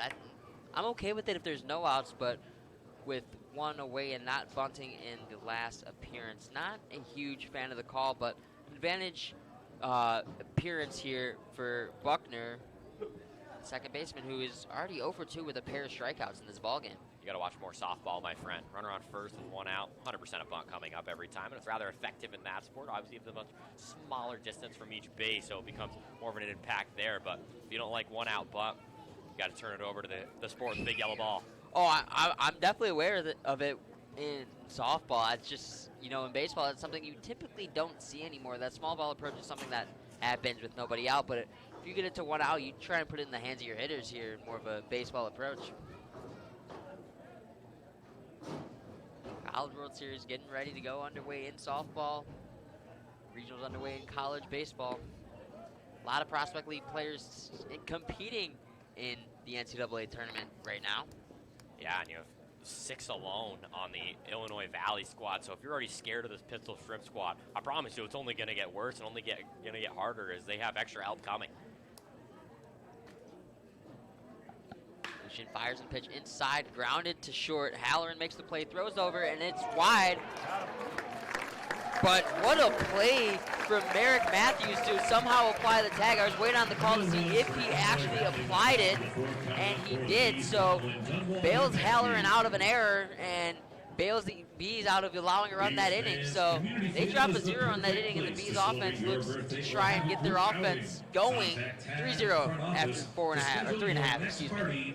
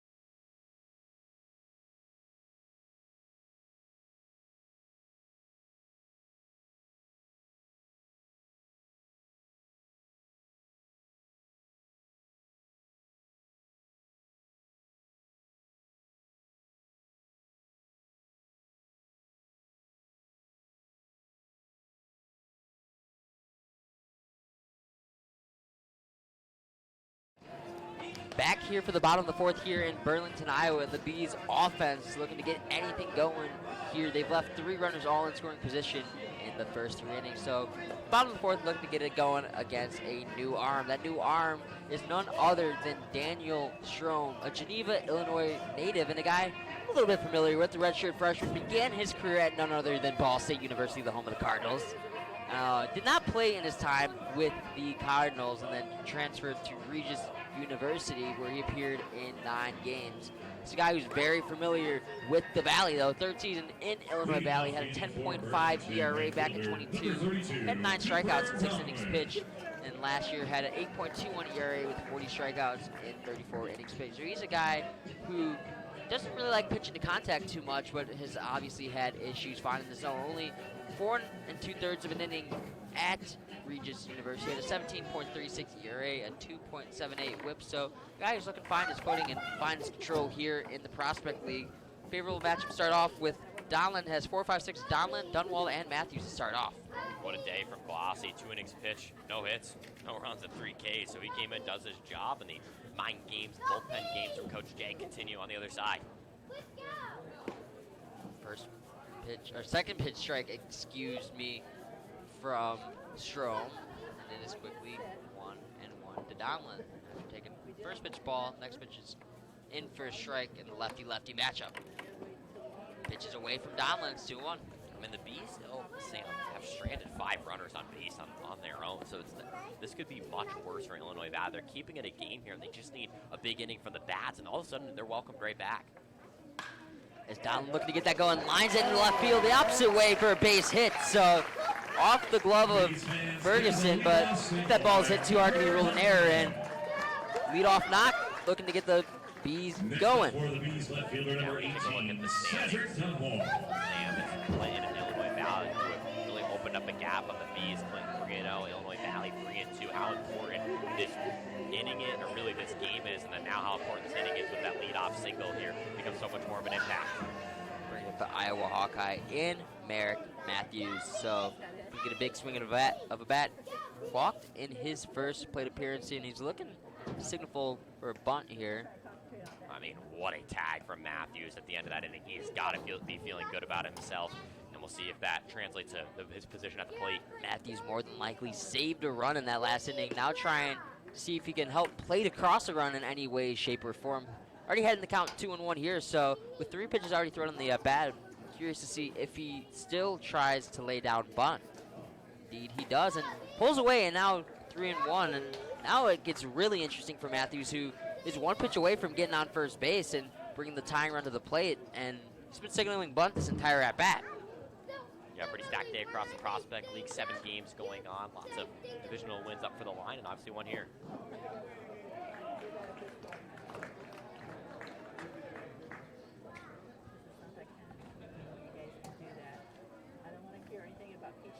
Called for a strike, and it's 3-2. Signaling bunt. Lays it down. Excuse me, it's 3-1. I don't know what the last call quite was. Yeah, I don't really know what that was either. It was a bit of a confusing sequence with the umpire, but Matthews didn't show much of a reaction, so. I thought it was ball 4, and then it just, I guess, Count still alive. pitch was not registered. So 3-1 count now. Matthews is, you look at the runner, Dunwald. Yeah, I mean, that Dunwald hit is only the second of the game here for Burlington. It becomes more and more important, in my opinion, to try to capitalize on these opportunities, Sam. Is it down? That's a beauty. No one able to get there. And Matthews with a beautiful bunt, just fooling everybody, laying it down the first base side, and back-to-back hits were, that one isn't exactly a hit, but it goes the opposite way and just hit it where they are, and now the tying run, and now Merrick Matthews, is at the dish. Yeah, Sam, if any golfers out there know the importance of backspin, and that was just backspin galore. I think that's why you try to hit those bunts more on the bottom of the ball to get it to spin backwards. You play the risk of it going up in the air, but he just hit that where nobody could get to it. Ashley was almost fooled by it, stopped so quickly, and a nice running play from Matthews, who charged up the line. That's a D1 hitting right there, Sam. Matthews saved the inning last inning. Played across the run after saving it. And I love being able to hear the Bees dugout currently. They're bringing a lot of energy to their. This is not a team you would think have lost 3 in a row. Every single good play, they were up cheering, and after that 1-0 count, they had some bit of excitement. And they know this is a big game for them, and any big hit here will just bring so much life, not only into the dugout, but into the ballpark here as well. And after 6 balls and 8 pitches, a meeting on the mound here between Lasso and Strom. I mean, Glossy was just taking names and putting down bats before he was out. He had that bit of a shaky start, and then it was leaps and bounds with a stretch of 3 straight strikeouts. So now for him, not being no longer in this game, and Strom with a bit of a mess here. We'll see if he can have that same mental fortitude that Glossy did after a shaky start of his own. Some tough luck for the redshirt freshman out of Geneva, Illinois. Former Ball State Cardinal. Technically a veteran in the Prospect League. His 3rd season here, all with the Pistol Shrimp. With how young of a league the Prospect League is, Sam, it's pretty impressive to see those guys come back 3 times, and it's even more impressive that Coach Jay for Illinois Valley's coached for 5 seasons. Especially a guy like Strom, who he's only a redshirt freshman in college, so he's been doing that since high school. He's been doing this since high school. Pirates in the pitch, and he may have gotten a call from Cottrell, so we'll see how that affects the rest of the at-bat here. 2-1 pitch. Now, kick from Strom. Matthews fouls it off, and it's 2-2. Yeah, I mean, this is a huge at-bat here for Matthews, who continues to fight. Love that swing from Matthews there. Just not able to put a good piece on it. We'll see in an advantage count here. He can get his first B hit. A cut like that, Sam, it feels like a matter of time. It was a really, really nice swing there. It's a bit too late on it, and it goes foul. So now 2-2. This becomes an even more important pitch for Strom. And with that cut, he wasn't just looking for his first B hit. He was looking for his first B home run potentially, and potentially tying this ball game. But this situation here, all you need is a base hit and just keep the line moving. 2 balls, 2 strikes, no out. 2 on for the Bees. Matthews at the dish, and he swings at one high into the sky. It's going to be a tough play and on top of the party deck. So Matthews fighting, but another chance. I think it's the 3rd straight 2-2 pitch, so see if Matthews can get another good cut on it, but able to keep it alive there, as he may have benefited from the overhang of the party deck as it just caught some of the concrete on the right side. We'll see if Strom, who's fired in 3 straight strikes in the zone, tries to go out of the zone here to get Matthews swinging. You have 2 speedy runners on the base, and Donlin and Dunwald too, Sam. Does go out of the zone, but Matthews says that pitch hit him in the foot.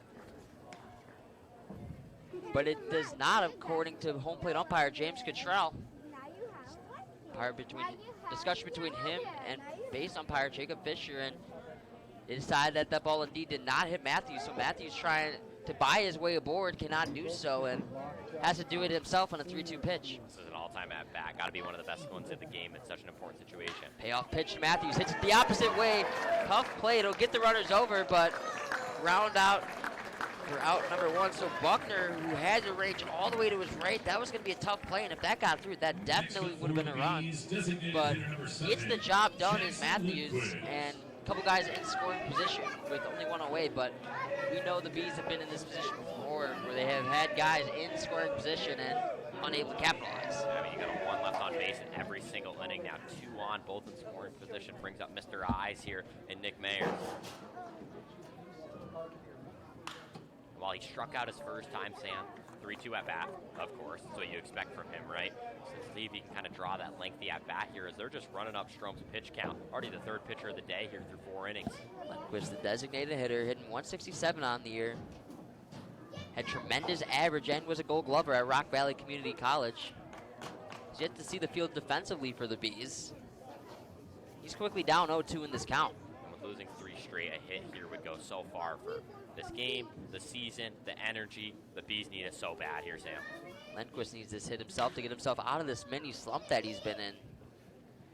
He's a guy who's hit at least 400 in every level of his playing career, and he's had a 500 on-base percentage, so he's used to getting on base all the time. So it's rare for him to be heading back to the dugout a little bit early in his at-bat, so he's looking to kind of change that here in any way possible. Down 0-2 in an advantage count against the lefty Strom. As he drives one into center field, that will at least plate a run, but not enough to go over the fence. So both runners will tag, and the Bees are within 2.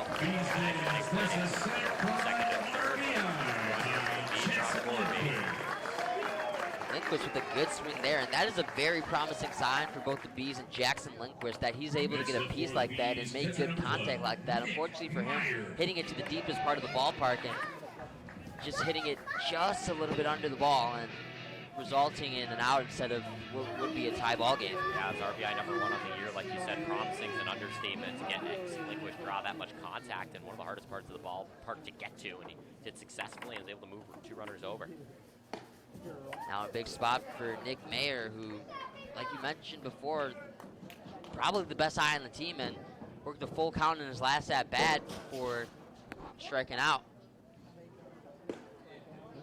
Takes a pitch there on the inside portion of the plate, and that ball is called a strike. So 1-1 here to Mayer. Big run standing on third. That would get the Bees within run. Mayer, of course, has the tying run at the plate. He hits that one foul over the party deck out in right field. And it'll be 1-2. Yeah, this is another just at-bat here from Mayer. Another important situation for him. He's been here before already this season. Choked up on the bat, trying to make any contact as he makes contact once again. And that one down the line, but foul. Yeah. The runner on third here in Dunwald, you have speedy legs, so just anything in play here could create chaos. You just want to avoid the K here from Mayer. Bit of a shift here by the pistol strip. The middle is wide open for Mayer. He fouls another pitch off.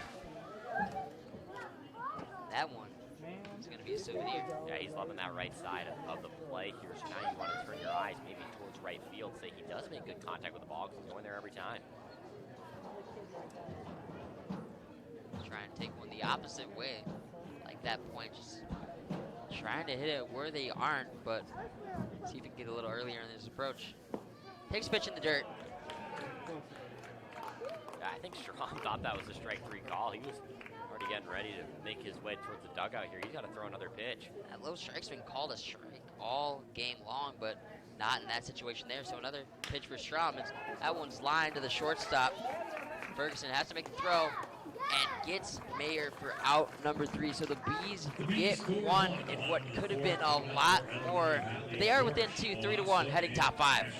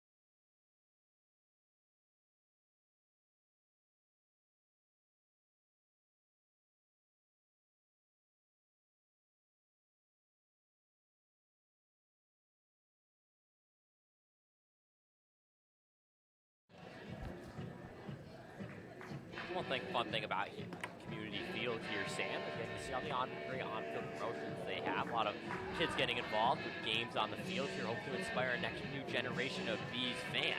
At Zach Lucian looking to hold this game to 3-1 for those said Bees fans. Came in the last inning, registered 3 straight, including 2 good defensive plays from him, as he will face the 3-4-5 here. One of those in the second hitter of this inning will be Alasso, who's had a hit both times, including 2 ribbies from him. Lucian now doing his first batter. That is Dorsch, the left fielder. Dorsch has a walk, lined out his second time. So 0 for 1 here is walk coming in the first inning. The Bees have stranded a runner on base in every inning. 4 left on base here. Now a 3-1 game. The pitching trying to keep it 2 runs. This one hit sharply up the left side, and that'll get through for a base hit past the glove of Bakers. So an unideal situation with Dorsch getting a single, bringing up the red hot Alasso. Lasso with already 2 RBIs in this ball game. Of course, his last swing was definitely the biggest swing of this ball game. being in a home run to the deepest part of the ballpark, so he's definitely seeing the ball well. But first time he faces the left-hander in this situation, so we'll see how he responds to a left-handed hitter, which typically is a favorable matchup for these type of hitters. After that hit, hits now 4-3 in favor of Illinois Valley. This one will get past Meyer, so the bunt not even need to be made here, as that'll be easily jogged in due to second for Dorsch, and a lasso now in a good situation. So I'm not even sure, Sam, if I even like the bunt call there. I'm going to be honest with you, because you have one of your more red-hot hitters at the plate, especially in this game. For Lasso is seeing the ball tremendously well, and now won't even need that bunt after the ball getting away from the catcher. So the count now 2-1-0. As this one swung on, hit hard to left, that'll be fielded cleanly, and runner will stay put. Really nice play out in left field from Dunwald. Big sigh of relief for Bees fans there, as Lasso just got an absolute piece of that ball, but for the first time all day, fortunately for him, hits it right at somebody. Dunwald is there for the catch, which definitely was not an easy one with that ball being hit so hard, and that's out number one in a huge situation to make sure the runner doesn't advance. Yeah, that was big for the Bees there, and really nice play from Dunwald to field that ball that was lined nearly directly to his glove. Now at the plate is the five hitter in. Ashley does have a single. That was his last time up in the third inning, where Illinois Valley scored a run. Scored 3-1 here after the Bees the rally, and Lindquist sac fly alongside two hits in the last inning, getting them on the board. Runner will take off for third. Lucian came out of his motion here, now will get the guy out at third. No issue with a box or anything like that. A good fake out from Lucian as he read the play tremendously well. Now 2 outs with nobody on base. What a pick move from Lucian, and especially with lefties, they can be more deceptive than a right-handed pitcher with that pickoff move. So was not able to read Lucian in time and got a little bit of an early jump, and as a result, Pistol Strip may have just ran themselves out of this inning. Another strike there, fired back. That was a really nice play from Lucian Sam, because he came out of the top of his throwing motion there. I think he caught it in his peripheral. He was in no rush to get that ball to third. He knew he had it beat. Now the 0-1. Outside, won't be able to frame it in time. The count now to 2-1, excuse me. Especially with that runner being on second, that's such a hard play to read, because you have to do a full 180-degree turn and look to see if the runner's moving and where to throw the ball. Yeah, so maybe you could argue that was an expertise play from Lucian Sam, because he was like I mentioned, he was in no rush to get that ball to third. He almost slowed down as soon as he knew he had him. Able to get the throw off cleanly and get the out. And now third base coach here moving around, but it doesn't look like it'll be for anything. So Jason Mick, the head coach of 2019, played college football at Dartmouth. His son plays baseball at the University of Wisconsin-Madison. So interesting path to coaching baseball for him, as that pitch outside on Ashley. You thought it was a walk. Will actually make the count 3-2. It was called a strike. Yeah, Ashley was starting to make his walk up to first base, and right before he was about to drop his bat towards the first base dugout, it's called a strike by James Cottrell. So huge payoff pitch here for Lucian to try and get out of this inning with another 0. This one will be swung on, will go foul.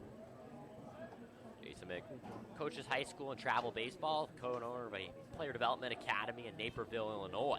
But at Bertrand, Michigan native, and currently lives in San Rafael, California. So all over the country, with coaching career all over the country, and spends his summers in the Illinois Valley coaching this squad that dons orange. This one swung on, will be popped up to the right side. It's going to be a long run for Matthews. It'll be just out of his reach, so count now to 3-2. One of the best at-bats of the game, as Ashley fighting in the batter's box. Yeah, tough play from anybody to get there and just hit it where they are. And thankfully for the Bees, that ball was hit out of play, so it'll result in another payoff pitch. But Lucian having to fight for this third out of the inning. Lucian able to get Dorsch out between second and third into throwing motion. Now the 3-2 with 2 outs. Do it once more. I want to get a treat. Lucian deals. That'll be outside, so Ashley gets his walk, which he thought he had a few pitches ago. And that'll bring up Ferguson here, who's 0 for 1 with a walk and a strikeout. So a 2-out rally was the key for the Pistol Strip back in the third inning. And although they stranded a couple of runners in the third, it really made Harbin have to throw a lot more pitches and ended his day. So with 2 outs here in the 5th inning, Pistol Strip looking to get another 2-out rally going, and 6-hitter Ferguson at the dish. Ferguson, 6-hitter who dons number 6. Entered today's game with 4 hits and 3 RBIs on the season. That includes 2 walks and 2 stolen bases. So the 0-1 here with the runner on first. Lucian had that great play to pick off the runner and get the Bees their second out. Now a runner on first. Lucian deals. Now not able to be manipulated into the strike zone by Mayers. Air tried framing that pitch there, but just a little bit too far off the outside from Lucian, and it'll be a 1-1. So Lucian decides to look back there. An interesting choice there on Ashley, who really isn't exactly a threat to run. Hasn't stolen any bases yet, and didn't have any stolen bases in his college season either, so not a guy we're too worried about at first. Lucian deals this one, grounded into left, popped into left field. That'll drop in for a single. 2-out rally was the key in the third, and here come the pistol strip again with a walk and a single to bring up Escobar. The biggest challenge for the Bees, at least so far, has been getting that third out of the inning. So now a runner in scoring position. Lucian in a huge position and a very tough batter in Escobar, who's hit the ball hard in both of his at-bats, just hit it right to somebody. Escobar truly been a journeyman in his 2 careers at college. Now attends St. Mary's College, previously at San Diego State University. Played for 5 games at San Diego State as he pops this one up the right side. Donlin on the move, and will make the catch just outside the foul line for the third out. The Bees strand 2 more on base, but Lucian with 2 shutout innings here. Halfway home through 5. For Illinois Valley, or for 4.5, excuse me, score Illinois Valley 3, Burlington Bees 1 as we head to the bottom of the 5th.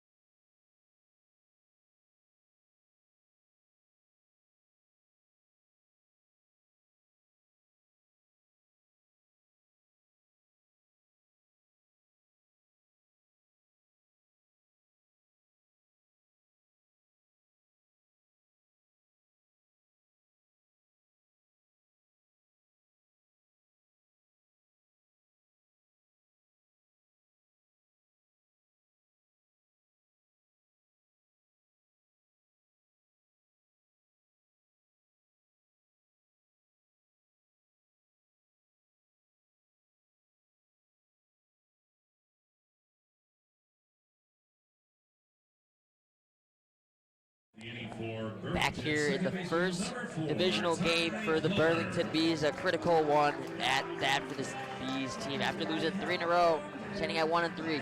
Huge game for them here, and they are down a pair of runs, 3-1 here. Bottom of the 5th, we enter the second half of this ball game here, and Ty Plummer will lead us off here in the 5th. The Iowa Hawkeye with lefty on the hill signals bunt and takes ball 1. So we see that a lot from Plummer, who tries to lay down a bunt. He's laid down a couple of beauties, had one against Alton where it went for a hit, and that third baseman playing so far back, why not?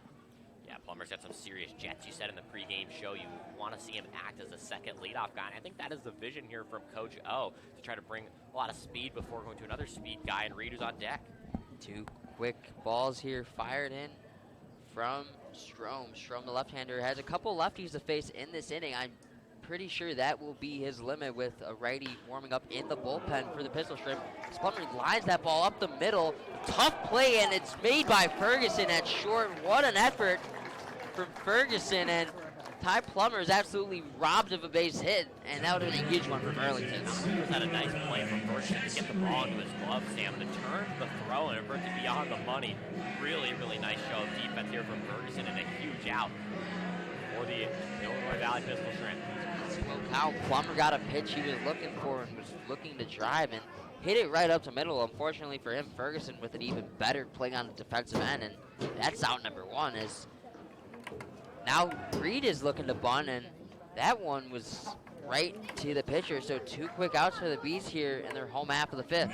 Yeah, Strom, after a really shaky inning where you have 2 hits, 1 run, also able to leave one on base, building on so much, capitalizing a good place from his defense, but he's making the good plays himself there, taking that bunt away from Reed. So the bullpen was getting loose But after 2 quick outs here from Strom, I think they're going to let him finish the inning here. And why not? Because he's been very effective here in his second inning of work. Yeah, Halloran 0 for 2 in this game. I agree. You've already used 3 pitchers here so far. I almost want to let these guys go a little bit of length here so you can save some arms. Halloran takes a pitch high in the zone and saw a fastball middle up, and his eyes lit up, but unfortunately a little too high in the zone for Halloran, and it's 0-2.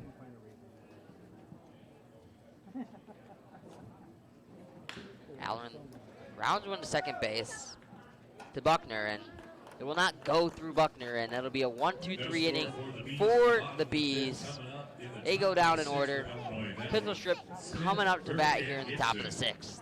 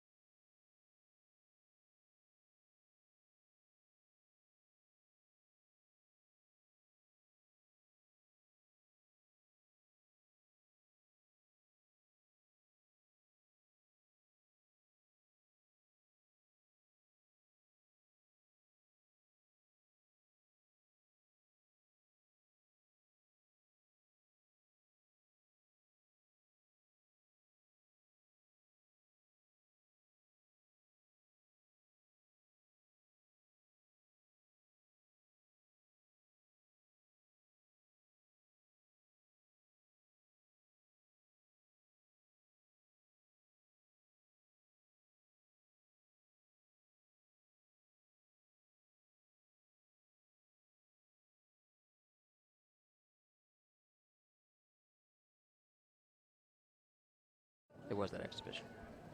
And for the first time this season, at least in regular season play, it's Michael Shaw who takes over, the Earlville, Iowa native, very familiar to this pitching staff, attending Mount Mercy University, where he did not pitch. So the big right-handed pitcher now enters today here, now looking to take down some Pistol Shrimp, your third pitcher used by the Bees, and 3 pitchers by both sides. What do you expect to see from Shaw, Sam? I'm expecting to see the big right-hander just try and limit this Pistol Shrimp offense any way possible. For the second time in 3 innings, it'll be 8-9-1 to start it off for the Pistol Shrimp. And you're looking for your big right-hander to just get out. He's got a couple of right-handers to work with to start off the inning. So I expect him to try and do whatever he can to get those guys out, whether it's strike out, ground out, fly out. I think he's going to be able to get those 2 guys out, and then Gibson's going to give him a little bit of an at-bat. An interesting part of the order to go through here for Shaw.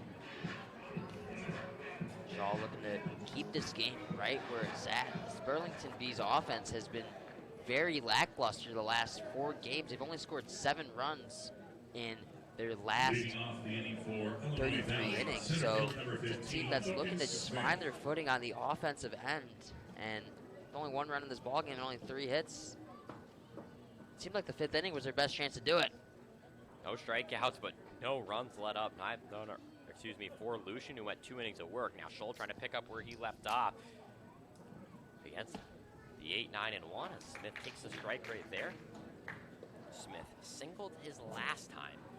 Talked about him a ton on the broadcast. Went to Nazareth Academy, where he was a very decorated high school career. Only he's played 2 games this year for the University of Illinois Chicago, starting to hone in his skills for a big sophomore year as he fouls that pitch off to make the count 0-2. Job from Shaw to come out of the bullpen and throwing strikes right away. So attacking the right-hander and Smith, and just see if he'll go with the off-speed here on 0-2. Weather continued to be around 80 degrees here in Burlington, Iowa. Very few clouds in the sky. The 3-1 swung on. This one grounded past Akers through the left side of the infield for a base hit. So Smith all of a sudden is having to very sneaky good day in the bottom of the lineup. 2 hits here and a walk. We'll bring up Berg here in the first batter. Scholl Z lets up the hit. Smith has led off the 4th inning and the 6th inning, and he's done what he's done best as a leadoff hitter throughout his career and lead off with a hit. So he's on first and was able to take second in his last time through the order. So interested to see what will happen here for Smith as he has a dangerous lead at first base. 6th hit of the game for the Pistol Shrimp. Now a bunt straight in the air, and Myers will catch that one now for a suffocating out from the Pistol Shrimp. Nice play from Myers to field that ball all the way. Worst case scenario for Berg and the Pistol Shrimp, because not only did he not get the run over, but that's a quick first out. So 1 pitch, 1 out for Scholl, and that's one where they're very lucky because Smith wasn't in motion, and if he would have been in motion, that would have been a double play. Now back to the top of the order here for Gibson. 0 for 2 with a walk. It's pitched inside. It'll be called a strike. Well said by you. And we saw what happens when you get under bunt, Sam. We saw it work in favor of the Burlington Bees, as it was Matthews who laid down that, or excuse me, in the middle of the order who laid down a class bunt in the 4th inning, and then that time getting too far under it and going out in foul territory. 1-1 count now to Gibson, who, like you mentioned, is 0 for 2. Had a walk back in the 1st inning, and that walk later up ended scoring. That run right now is at least a tying run in this ballgame. Great pitch there from Scholl, just misses high and outside. 3-1 Illinois Valley. Pistol Shrimp lead here. Have not scored since the top of the 3rd inning. These Bees pitchers doing their job, and Scholl trying to pick up where Lucian left off, going 2 innings without letting up a run. This one outside won't get the strike call, so the count to 3-1 here for Scholl. Out of a fortunate break, being able to catch that bunt foul territory as Gibson working a good at bat here, and now will likely get his pitch in the 3-1. Scholl deals. That'll be up high. A second walk of the day here for Gibson. Brings us to this continued very good top half of the order, as Buckner comes up, who's now over 3 with 2 Ks. Now batting second baseman number Gibson to 44, 36 Finley walks in Buckner. his senior season at Millikan University. So a guy who's very familiar with getting on base and taking the walk, and already has 2 in this ball game. So although he has not gotten a hit yet in this ball game, he's making his presence felt on the offensive end. Double play in play here for a ball anywhere in the infield. 1st and 2nd, 1 out. Buckner 0 for 3 comes up to the plate, grounded out last time in the 4th inning. Ayers able to field that ball successfully on the outside. Had that gone past him, could have been dangerous, but the count to 1-0. And for Scholl here, these next 2 hitters are guys you absolutely have to get out, because with a guy like Olasso standing in the hole, Who you want to face here already is a home run. Ball gets away from Mayers, and the runner will jog their way in. So 2nd and 3rd here on the ball over high of Mayers' glove. And Scholl trying to rein it in here in the 2-0 count. after a near pass ball on the previous pitch, this next pitch ends up getting away from Scholl. So now 2 very critical runners are standing in scoring position, and huge position here for Scholl to must-out situation. Pitching coach T. Rich working his way out to the bullpen here, trying to get some more options up. Already a guy out of the ball. Another ball gets away from Mayers. Runner will take off for 3rd. He will score.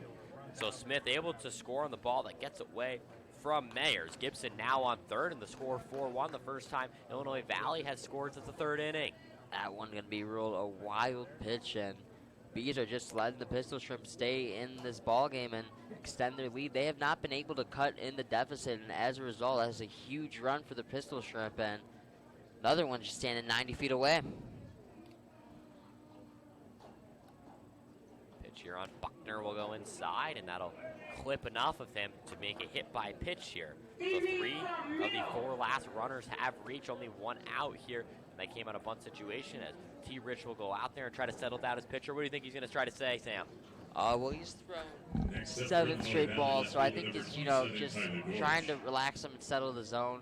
Trying to just tell him where to locate his pitches, because right now, no matter what has been thrown down, he's just inside, outside, up, down. It's just not been able to find the zone, and I think this is also kind of just an opportunity to get his bullpen arms loose as well. A couple guys warming up in the Burlington bullpen, so with 2 guys out there getting ready to get loose, Seems like the day for Scholl will be quickly coming to an end.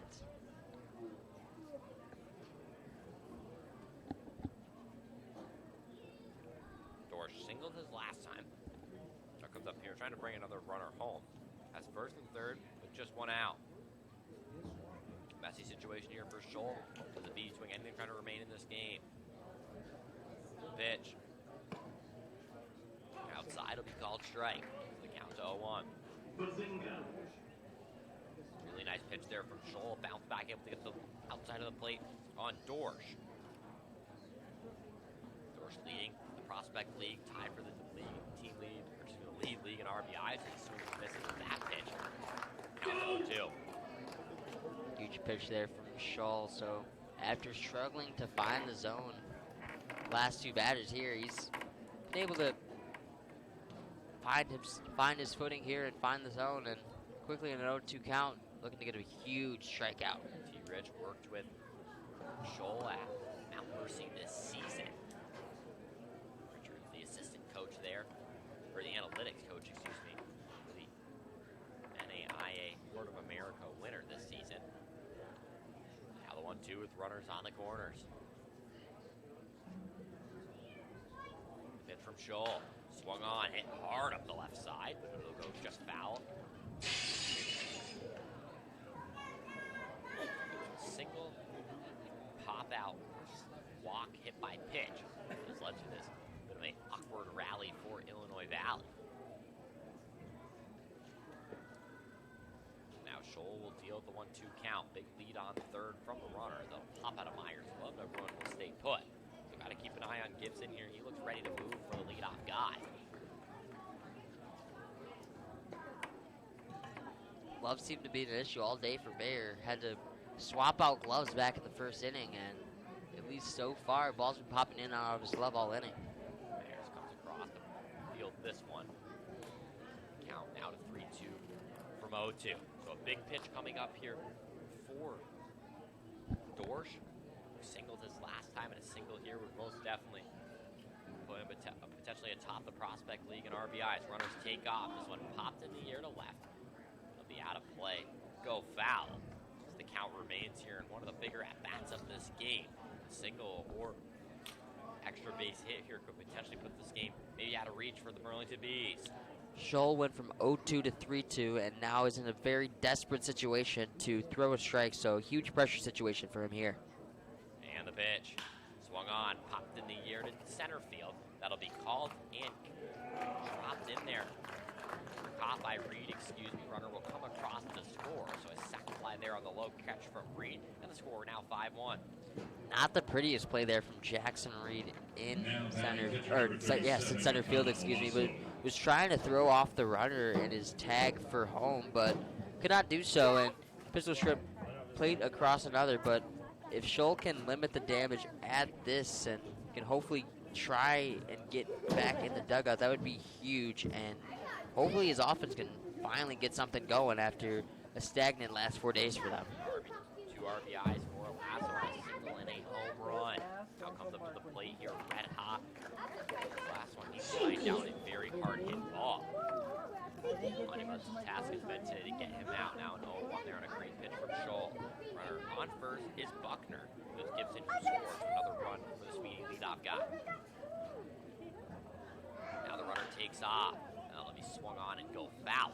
The best case scenario there for the Bees now an 0-2 count with 2 outs on Mr. 2 RBI and Mr. Home Run 2. 6 hits for the opposing team compared to 3 here for the Bees, but it's 5-1 Illinois Valley.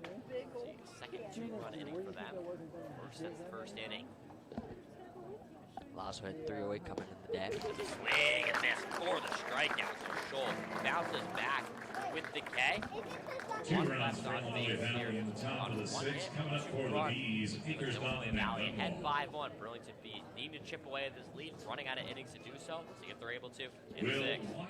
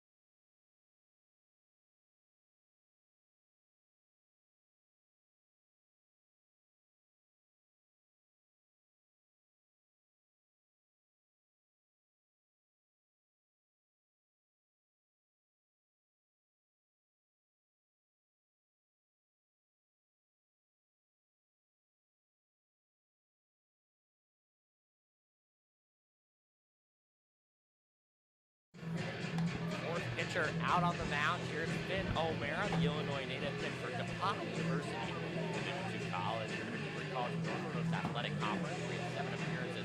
The game started with 5 innings, 10 hits, and 17 runs, 14 earned runs, 8 strikeouts for a 25.2 ERA. So a bit of a disappointing first year for him at the Midwest School. Sam, I understand you have an interesting story associated with it. Let it rip. Yeah, O'Mara is a guy that obviously the Pistol Shrimp are very familiar with in his second season, but a guy I'm very familiar with in my baseball career as well, back at Nazareth Academy, where he played with a couple of his teammates here. Of course, Lucas Smith, the center fielder, also a teammate of his at Nazareth Academy. But I want to go back to O'Mara, back to his senior season, my junior season, or excuse me, his junior season in high school, where he was a pitcher at Nazareth Academy. Our high school team, Riverside Brickfield, we were on, I think it was a 20-21 game winning streak at that point. We were on absolute fire, and we came in and played O'Mara and Nazareth. We're one of the best teams in the state, and O'Mara came out and no hit us and ended our 21 game winning streak. So, Trying to end the Illinois Valley 2-game losing streak. It may not be as most substantial as Yeah. they did in high school, but still would be a big feat for them. As this Illinois Valley team, very stacked roster, and it's funny that O'Mara coming out of the pen here. So Strome stat line pitch at 2 pitch, 1 run, 2 hits, excuse me, no strikeouts, no walks for him. O'Mara's whip was at 5 in his college season, and if Bees could get 5 runners on here in this inning, that would be absolutely huge for them to get back in this ballgame. They're going to need a big inning here if they want to get back into it. It's Akers, Donlin, and Dunwald 2 up. Donlin does have a hit, so does Akers. As this one will be swung on, will stay fair here. Catcher charges toward a first. Now to knock the glove away of Matthews. He'll be called safe here. So an interesting sequence there as Lasso charges the ball inside the infield grass, threw it to first. The good speed of Akers allows him to reach. Call it a swinging bunt there from Akers. And a little bit of an awkward play, and tough play between the first baseman Ashley and Akers. And they share a laugh in a moment at first base because they know that's kind of an uncontrollable play, and Just kind of happens. it just kind of happens. And as a result of the Lasso's throw, going to be ruled an error, and he's on. It will be ruled as an error, so there will not be Akers' single of the day.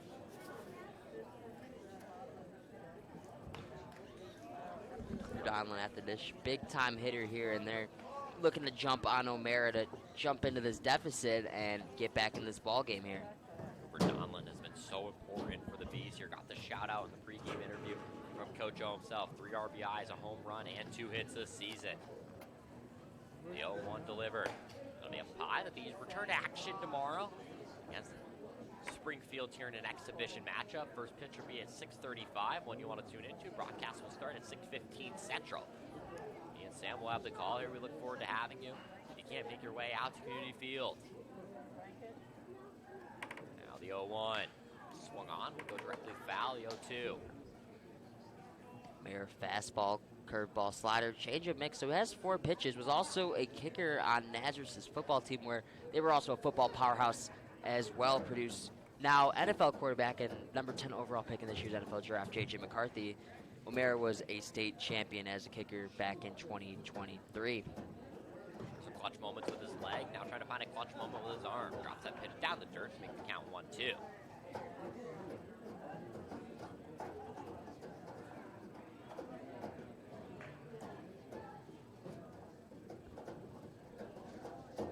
Donlin at the dish looking for a huge swing of that bat here. No outs, runner on first. The left one on base in every inning. This one popped up to the right side. Will go foul. Do you want to talk about football powerhouses, Sam? The 9th hitter in the right fielder in Peyton Bird actually attends North Central College.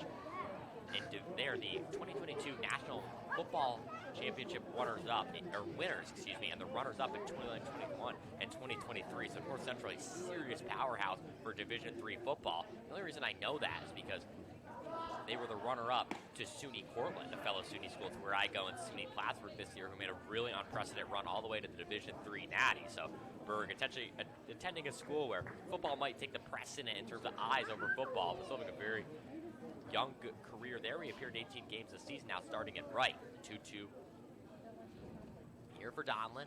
That'll strike him. I think it went behind him, I think actually. it went behind him too, but runner will take off for second either way, and the play gets away from Alasso. Looked like it struck him from my eyes, but Donlin didn't think so either.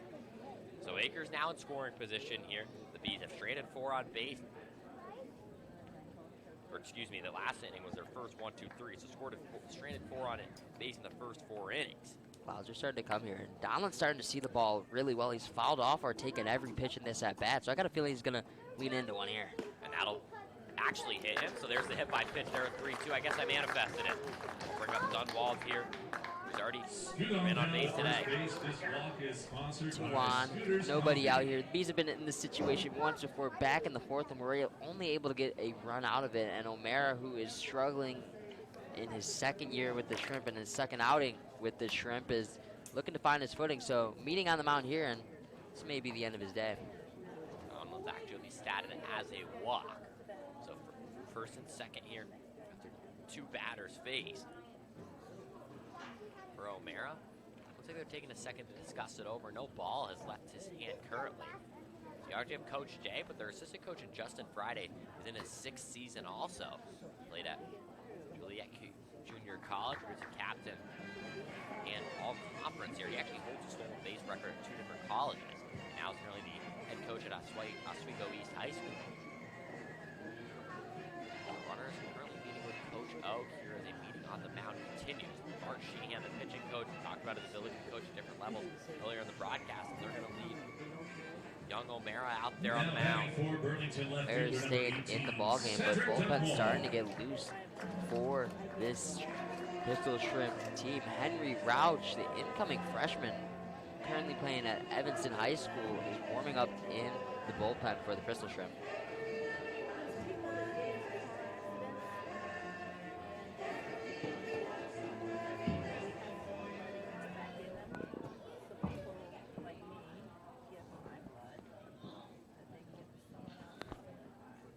Dunwald comes up. Now threatening to lay down a bunt here with first and second, nobody out. Rauch just finished his high school season, lost in the Super Sectional Championship to Glenbrook North High School, but was part of the effort that defeated second-ranked New Trier in the Illinois State playoffs. The clutch pitch right from the bullpen.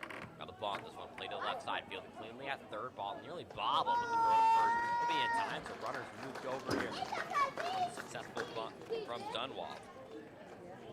Next up for the Bees, first baseman number 25, Merrick Matthews. Love the idea from Dunwald there to get a couple of runners in scoring position, and this is a situation here where you need to plate both of these runners across at the very least, and the Iowa Hawkeye, Merrick Matthews, stepping up to the dish, a great opportunity to do so. Merrick Matthews also attended Independence Community College as a junior. 2 walks, 3 games played entering today's game. Still seeking his first Burlington B hit, so not a better time for him to get it than right now. His grandpa's a scout with the Rockies, and his dad works for the Padres, so baseball runs in that family, to say, in Major League Baseball, as Matthews now in the 0-1 count. Tough pitch high and inside, and definitely the best pitch from O'Mara all day that he's thrown. 0-1 here with first and second. And just 1 out. Pitch, really dropped in the dirt, trying to check this runner at third. That's going to be hurry-up ball from Akers to get back there in time, but successfully does. The Bees cannot afford to lose one of those guys in scoring position right now. Sam, so you saw Akers quickly able to get back. Got to be smart on the base paths here. Cannot run yourself into an out and run yourselves out of the inning when you're chasing runs and outs here in this ball game. 1-1 count. The pitch, swing and a miss. This will make it 1-2. And Alaska is a bit of a unique situation because this guy's got an absolute cannon. Man, did he get that ball to third quickly there. He really got Akers out. I didn't even feel like had the biggest lead on earth. Big up bash for Matthews here in a quick 1-2 hole, and needs to get this hit here with 1 out. Lindquist on deck. Had the sacrifice fly and the only RBI of the game for the Bees. Dropped on the outside again. Count to 2-2. Really good take there from Matthews on tricky off speed. Only run for the Bees that have scored, at least so far, has been on a sac fly, so they're trying to keep the rally going by getting a hit here in any way, shape, or form, and Matthews stepping up in a big spot here. He would say, trying to keep the line going. Pitch from O'Mara. Now from 1-2 to 3-2 we go as the University of Iowa Hawkeye hanging in there. Last two pitches from O'Mara really have not been all that competitive, both of them in the dirt. So now, huge opportunity for Matthews with count full to get his pitch and do some damage with it. A big 3-2, biggest pitch for the Bees offense, and that'll go high and away. Not sure if it caught a piece of Matthews or not, but either way, it's going to count the same as it loads the base and runners are walking up. Indeed, it hit Matthews, and that may be a bigger play than it looks because Akers was sprinting down the line heading for home, and because that ball hit him instead of the ball getting away, that run doesn't score, but something bigger potentially is the tying run stepping at the dish, and that is Jackson Lindquist, who has a lot of pop in that bat, who just has not been able to display it yet. 10 home runs this season at Rock Valley College. Bases loaded, 1 out. O'Mara deals, this one swung on and will just go foul. Make the count 0-1. Dad was trying to make a play on that ball, but just out of the reach of the party deck, but good play by the fan nonetheless, and great effort. Really nice pitch there from O'Mara. He swung, he started to get away from him and caused it to go foul. He kind of took a few steps out of the batter box there, trying to chase it. 723 slugging percentage for Jackson Lindquist this season at Rock Valley, so looking to show that slug right here. Not playing 2022, but had an unbelievable 2024 season. Also 2 runs in 2023. Just needs to find a gap here. That would be huge and would play at least 2 and not 3. A big situation. Akers at third here as Lindquist pops that one foul. Akers at third, Donlin at second, and Matthews at first. These guys are going to need to run if this ball goes in play. 2. Lindquist. The umpire will call time. Somehow Lindquist's walk-up song just came back on there. So he isn't too frazzled by, he'll step right back in the box. Trying to be A-okay by swinging at a big pitch here and driving in some runs. O'Mara deals. That one down in the dirt. Now like similar to last at bat where it was 1-2. Out of 2-2 here. And a big pitch coming up for Lindquist. This could be the biggest pitch of the game for the Burlington Bees offense at least. A bit more of a competitive pitch there from O'Mara. That one just missed the zone and seemed to be pretty displeased with that call. Bases loaded. Pitch swung on. This into left field. That'll drop it for a base hit. Akers will score. Runner will be stopped at third. Lindquist up and he delivers at both of the Burlington Bees RBI. And the bases remain loaded here with just 1 out. Good decision by Coach O to decide to keep Donlin there at third. Had a big lead around third and was running on contact, but with 1 out, you don't want to make a costly out at home with the situation brewing, and now you have the tying run on base. A big situation for a guy who has a great command for the strike zone, Nick Mayer. One that Coach O's all too familiar with, coached him all of these last 2 seasons for Mayer. He's a young catcher out at Mercy University.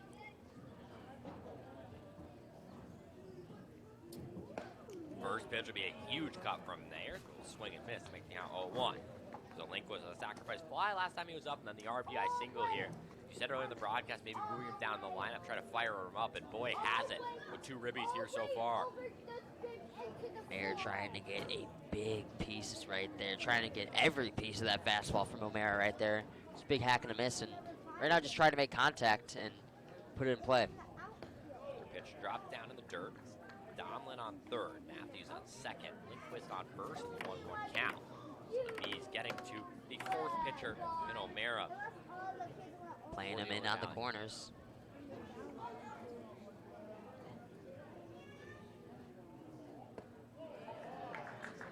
Low. Make the count 2-1, so from 0-1 to 2-1, 2 really good takes from Mayers. With the bases loaded. Huge at bat here. Tying run at first base. Mayer needs to throw a strike here. He's going to fire at a fastball and try and give Mayer his pitch. Up the right side for a base hit. Donlin will score. Runner being sent home as Matthews will score. That is a 2 RBI single, and the Burlington Bees, who were in desperate need of a hit, deliver here on the bat of Nick Mayers. So the Bees have scored more runs tonight than they have in the last 3 games, and off that one swing from Nick Mayer. So as I mentioned, he was in a 2-1 count, and O'Mara was just struggling to find the zone. So as I mentioned, he was going to give him a fastball and just give Mayer his pitch, and indeed he did, and Mayer did not miss it. All over it, and it's a 1-run ball game with the tying run just 90 feet away. 5-4, a huge swing of the bat from Nick Mayers. Man, that's his command been good, and what a strike up the right side to score 2. So O'Mara did not have no-hit stuff today, and like I mentioned, his whip was 5 at college, and if the Bees could get 5 base runners on, that would be huge for them, and they indeed did get 5 base runners on and end O'Mara's day, but the young high schooler out of Evanston coming into the ballgame. That's a big spot here for a pitching change. 5-4 the score. We'll take a short break here. The runner just 90 feet away as Lindquist is on third. It's Plummer who will come up with the pitching change and take it through when we come back.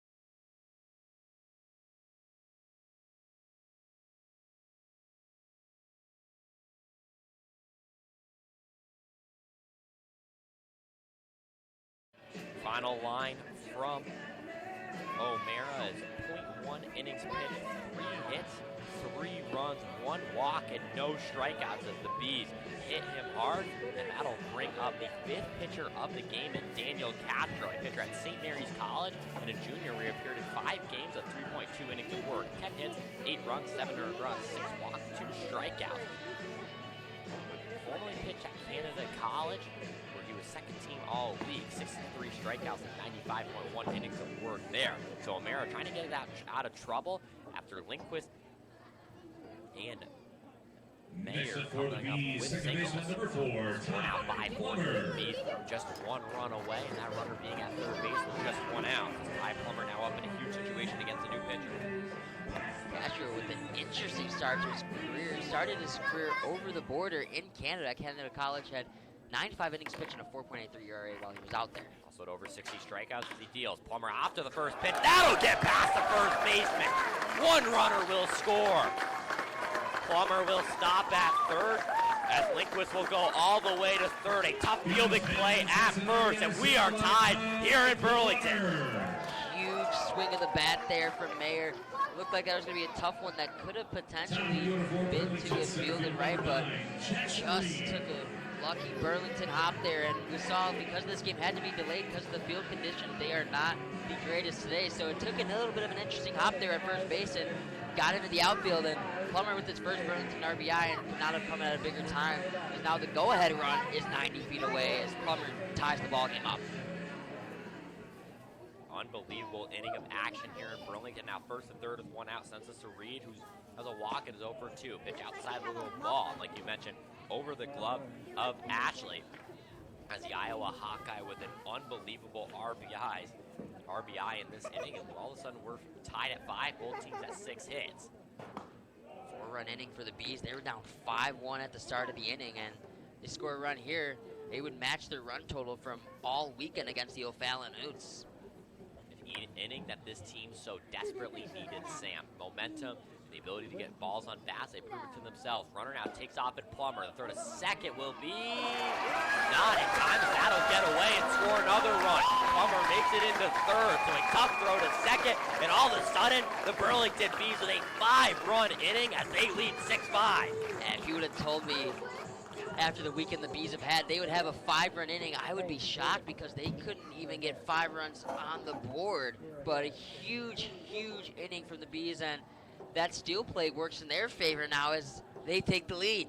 I love to see Coach O not backing down from his aggressive coaching techniques, Sam, despite the ability to need runs. And now the 5-run inning here after giving up 2 in the top of the inning. Felt like all hope was lost for a second. And now Reed able to take his base here. And for the first time all year, I'm not exactly sure what I'm going to be able to do because the Bees are about to bat through the lineup here in the 6th inning. Shortstop number 14, Boston Halloran. Yes. Change the next one to the 6th inning. As it's Halloran who comes up here, he's 0 for 3.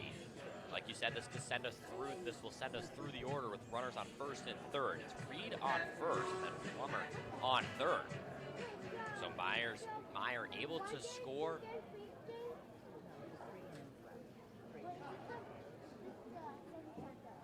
Here's we'll take a brief break.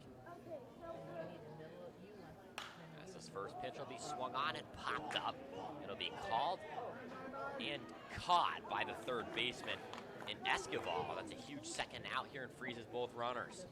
Halloran's showing some frustration in that at bat, going 0 for 4 so far in this ball game. It seemed like an inning where everyone in the lineup has gotten on base, but unfortunately for Halloran, just got under that pitch and flied it in the infield, and unfortunately just has not had the right approach at the dish today.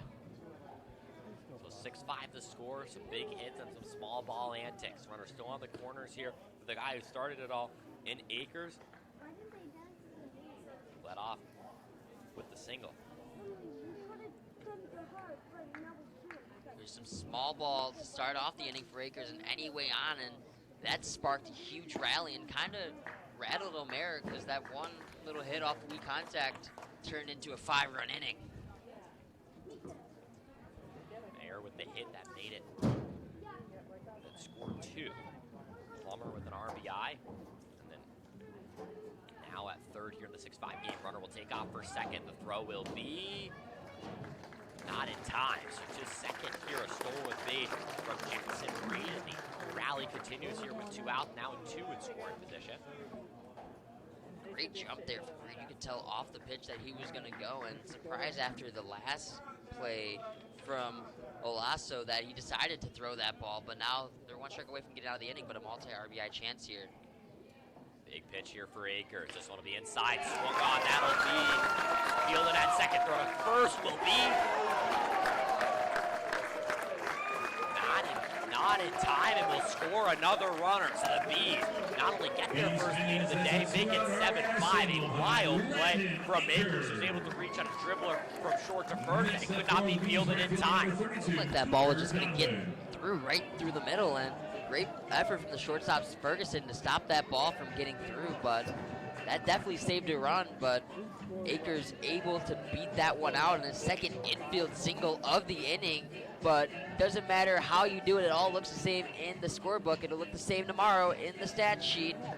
And that's a huge hit from a second of the inning as the Bees have played it across 6 in this inning and taken a 7-5 lead. Now his 3 hits, Sam. Had the first Burlington Bees hit, the one that started this rally, and the one that kept it going. The ball here from Donlin, grounded to second, and that'll be thrown to first in time. The Burlington Bees enter this inning trailing. They now lead 7-5, a 6-run inning as we look through 6. Bees offense has scored 6 total over the weekend in 3 games against O'Fallon. Post 6 here against Illinois Valley, and now lead 7-5 as we head to the 7th.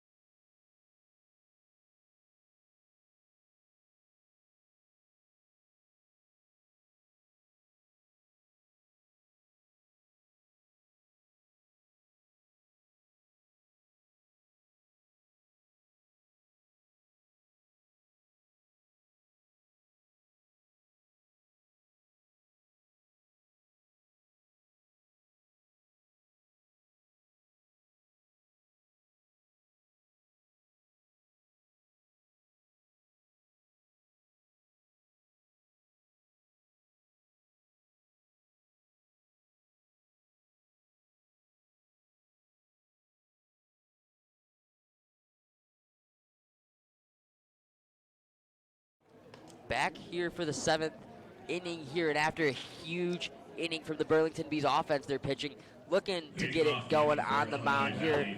New pitcher on the mound for the Bees, and it is Chase Golden, a Western Illinois Leatherneck. He set the appearance record for freshmen at Western Illinois with 24 back in 2023. Only 11 appearances this season. Has a fastball, curveball, slider, change of mix. That fastball can get up to 92 miles an hour, so a very effective arm out of the bullpen.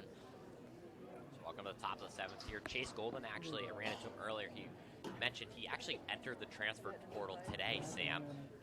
And then he provided me his stats. Thank you. Said he could throw up to between 89 and 90.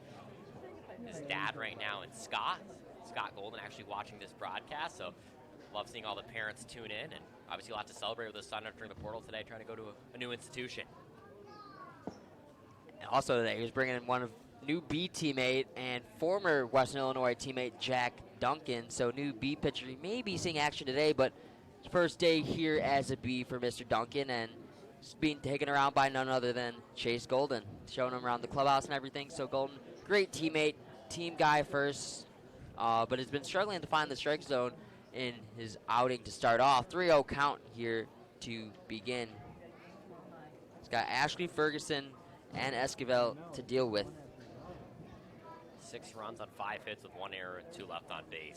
The biggest inning of the year so far for the Burlington Bees. And we're going to need this pitching to lock in. Nice pitch there from Golden. Golden with a nice slider on 3-0 to fool him there. Not exactly a pitch you expect on 3-0, but fires it in there for a strike, and it's 3-1. Yeah, Bees go through the order here as Golden trying to just keep this where it's at, 7-5 game.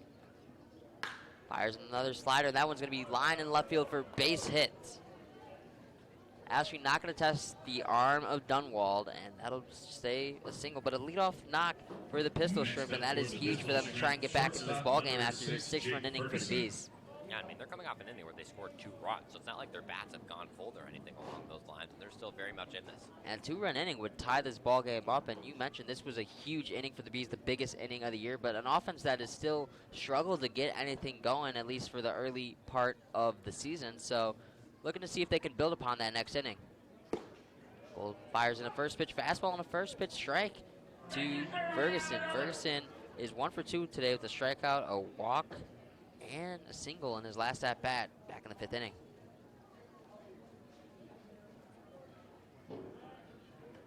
Check this runner here. I mean, why not here in this situation, trying to maybe get a free out. Such a big game for the Bees here. Obviously, first division game, and early on in the season, after starting 1-3, one that you'd like to take because Illinois Valley team that has started off really hot but has struggled in their last 2. Early on would be within half a game of the Pistol Shrimp for second in the division. Of course, Clinton off to a steaming hot start, starting off 3-0 to begin their season. 4-0 if you include that exhibition, I guess. But Clinton's been playing really solid baseball to begin the season in the Prospect League, which is huge, especially with the first half having such an impact. Golden fires in a pitch just off the outside. Pitch that's been called a strike all day, but does not get the benefit of the doubt here, and it's 2-1. Yeah, Clinton's been playing fantastic ball. I mean, when in an exhibition game you're able to roll out just a lineup just with power fives everywhere you look, it's an impressive how good of a roster they have. Ball gets away from Mayer, and big run takes second base. Yeah, so this puts a runner in scoring position now, and for the Bees, you really, really need to focus on winning this game here and can't afford to give up any more runs, Sam. Golden's got to find the strike zone here. Walk. A lot of base hit in the last batter after throwing a lot of pitches, and now in danger of doing the same thing here to the next batter and potentially walking the tying run on first, putting him on first base. Just over the 2-hour mark of this game, 4:52. Weather still continuing to be fantastic, and what a game these fans get to watch here at Community Field. And that's ball 4. So the tying run is on first base, and that'll bring up Chris Esquivel, who also 1 for 3 in this ballgame with the exact same stat line as guy in front of him as Will Ashley. Strikeout in the first, walked in the third and a base hit in the 5th inning. So try getting a 2-out rally going back in the 5th, but was stopped short. Yeah, and it looks like Coach O's can take no chances here, Sam, as they're going to talk this one. It's him, head coach himself, who goes out there to talk it over with Golden. Golden, like you said, a huge locker room guy, really well known around this Burlington community, and one that Coach O is familiar with as he tries to calm him down. Bold not much of an issue here, just has to find the strike zone. A little bit of weak contact there on that first batter, but now in a big at-bat here, has 7, 8, 9, and has to really hammer down and just lock in. Yeah, you just need to reset here, Sam, first and second. Deal with these batters just kind of one at a time, 7, 8, 9. If the ball goes in play, it's just kind of whatever, but at this point, trying to hold a 2-run lead, you have a bit of breathing room. Esquivel yet to get a hit. Very dangerous hitter on deck with Lucas Smith, who has reached base in every plate appearance he's had in this ball game. 2 for 2 with 2 singles and a walk. So, guy you got to get out here in Esquivel.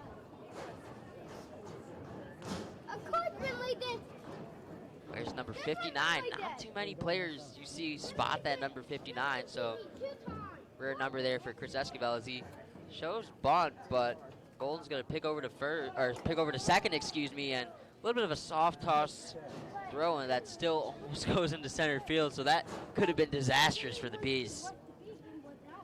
As he does, Golden's smiling after that, of course. So just love to see him keeping it lighthearted here in what's a big situation, one of the biggest pitching situations for the Bees this year. So laying down bunt. Nice pitch there from Golden. Cannot get it down. Throws it right over his bat. That's strike one. Yeah, that was a really nice pitch there from Golden. Sam to get that one in there. Already seen one popped up bunt from the Pistol Shrimp already. That came from the 9-hole hitter in Berg. So we'll see if Esquivel tries to bunt again after going down 0-1. He indeed does, and bunts this one beautifully right to the pitcher Golden. Golden fields it, throws it, tough play, and it gets away from Plummer, the second baseman, who had to be covering the bag. And the tying run is going to round third and head for home and score. So on the bunt from Esquivel, he somehow gets to third, and this ball game is tied on the error from Golden. Yeah, that's just an unfortunate sequence there as a throw from Golden, just going wild for Plummer, who has to come over Next and up, cover. center fielder number 15, Lucas Smith. The runner on third. So that Beef lead is short-lived. Did not record an out before that tying run came back in and scored.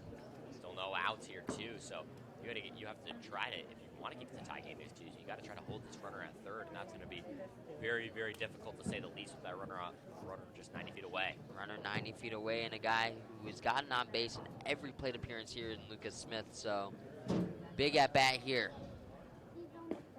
Well, his first pitch is fired in inside, and it's ball one. Yeah, so that's a interesting pitch there from Golden. I feel like he keeps missing his spot on the inside of the plate here for righties. He's gotten close to a couple hit by pitches here. Back to it one more time, maybe it's for real. Gold fires in the slider, called for a late strike. Yeah, it was a good pitch there from Golden. You're Get that one in there. Uh-oh. Well, all right, we got something. Just got to take this one batter at a time for Golden. Big run standing 90 feet away. The corners are in. Trying to attack that inside portion of the plate. Called for a ball, and it's 2-1. Yeah, just a bunt that leads to 2 runs scored is not something I had in my bingo card, Sam. Interesting way to tie the game. By far the worst possible scenario for the Bees in this situation. Could not get the out, and that runner somehow is at third. So now he's standing 90 feet away and is in danger of truly making this a Pistol Shrimp lead once again. 3-1 count. Smith's going to be looking for his pitch to hit here. He swings at a pitch out of the zone, and it'll be a full count. Yeah, you can almost feel a little bit of the energy being sucked out of Community Fields here, Sam. Had a huge inning in the last. The vibes were high, and all of a sudden slowed a little bit back down. Golden trying to bring those vibes back up. Strikeout would be immense here for the Bees. That ball's lined into right field. That's a base hit for Smith. He's 3 for 3 today. Yeah, he's having a ridiculous day at the plate, and that time going opposite field, driving it through. 27-5-2. And all of a sudden, Next up, Illinois right Valley fielder wastes no number time getting 18, ahead. That's a Peyton 8-30 Bird. ball game. Seeing the ball really well. He's 3 for 3 with 3 singles. So big run on first base, and that will be the day for Chase Golden. So tough outing for Golden, and the Pistol Shrimp take the lead. And now the Bees will head to the pen in what looks like Joe Evans will be taking the L. Short break here. We return. Evans will be back up. He's trying to get into trouble for a second.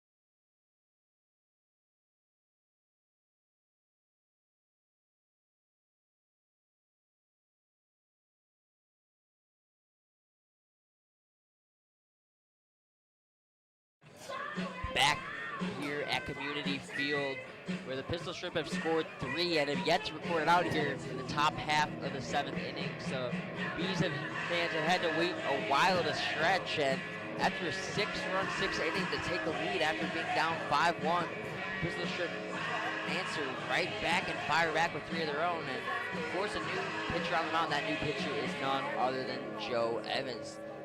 Sophomore pitcher out of Oak Park, Illinois, pitched this season for the Morton College Panthers. Had 38 innings there with the Panthers, had a 4.83 ERA, a 2.01 whip, and had a 4-1 record. So had a good record, but unfortunately had some bad luck. Had 17 unearned runs this season with the Panthers. So trying to bounce back here. He's a guy who doesn't throw too hard, has a fastball, curveball, slider, change-up mix, but he's very deceptive, and he's a guy who will pitch to contact and try and get outs that way. Yeah, Sam, he actually has a win this season. The only Bees win so far. He went 3 innings pitched with 3 hits, 1 earned run against Alton. He's very effective in that game. Came in the 4th inning, allowed a run, and ever since after that inning, really came in and shoved.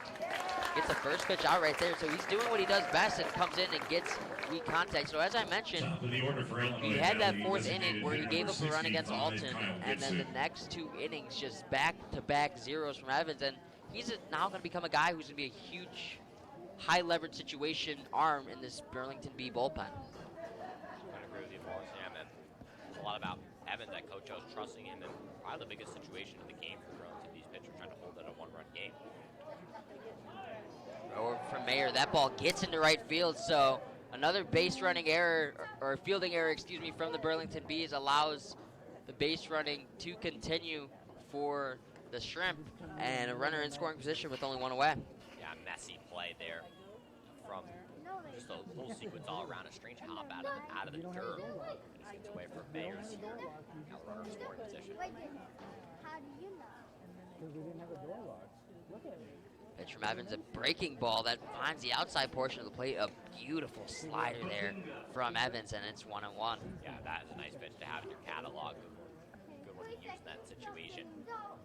To locate that one on the front door as well. It's a very deceptive pitch as he tries to go up and in on the fastball on that spot, and it's 2-1. Not yet. Now we got to see what. I don't know if it's a matter of you throw the one of the off speeds here. You have so much variation. See what he goes with the 2-1 count. Runner on second. Evans on that 2-1. He goes with the off speed again. Tries going on the front door, and batter has to get out of the way of that one. It's 3-1. Favorable matchup for Evans here facing the left-hander Gibson, the designated hitter who's grounded out twice today and a pair of walks as well. Slider there from Evans. That one clips the corner, so payoff pitch coming up here from Evans, and this one is massive. Wind starting to blow out towards center field. 3-2 from Evans. The payoff pitch And it's fouled off, so we'll do it again. So goes with the breaking ball on the payoff pitch, and that one was a really nice pitch from Evans as well. Just could not get the swing and miss there, so got to do that pitch again. Yeah, Gibson, while he's over 2, does have 2 walks here, so he worked the count. He's having another really good at bat. Gibson making Evan work. 3-2. And that's ball 4. A pitch that looked like it may have clipped the outside corner. The same pitch as that 3-1 pitch, but Evans could not get the call there. And then walks leadoff hitter in Gibson. 2 on, 2 out. And this brings up Finley Bucker. Dangerous part of the order coming up here in Buckner, Dorsch, and Alasso. Guys that have hit the bees hard today. See what Buckner can do here. Buckner hits that one hard into center field, and that will be caught. Reed picks it up in center field, and ball is hit too soft, so runners have to stay put, but they are loaded with 1 out. Yeah, I believe that was Smith tripped up on his way to the third there and actually prevented an RBI. But now the base is loaded here, a double play very much in play.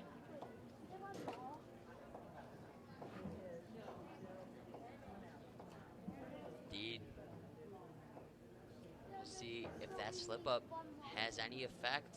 With 1 out here, they are loaded, so force anywhere as Evans fires in the first pitch strike. Literally a slip up. You know, everybody say it was just a bad jump and tripped up in the dirt between second and third. George 1 for 3 in this game, has a big RBI. Walks a stolen base and later scored back in the first inning as takes 1 for ball 1.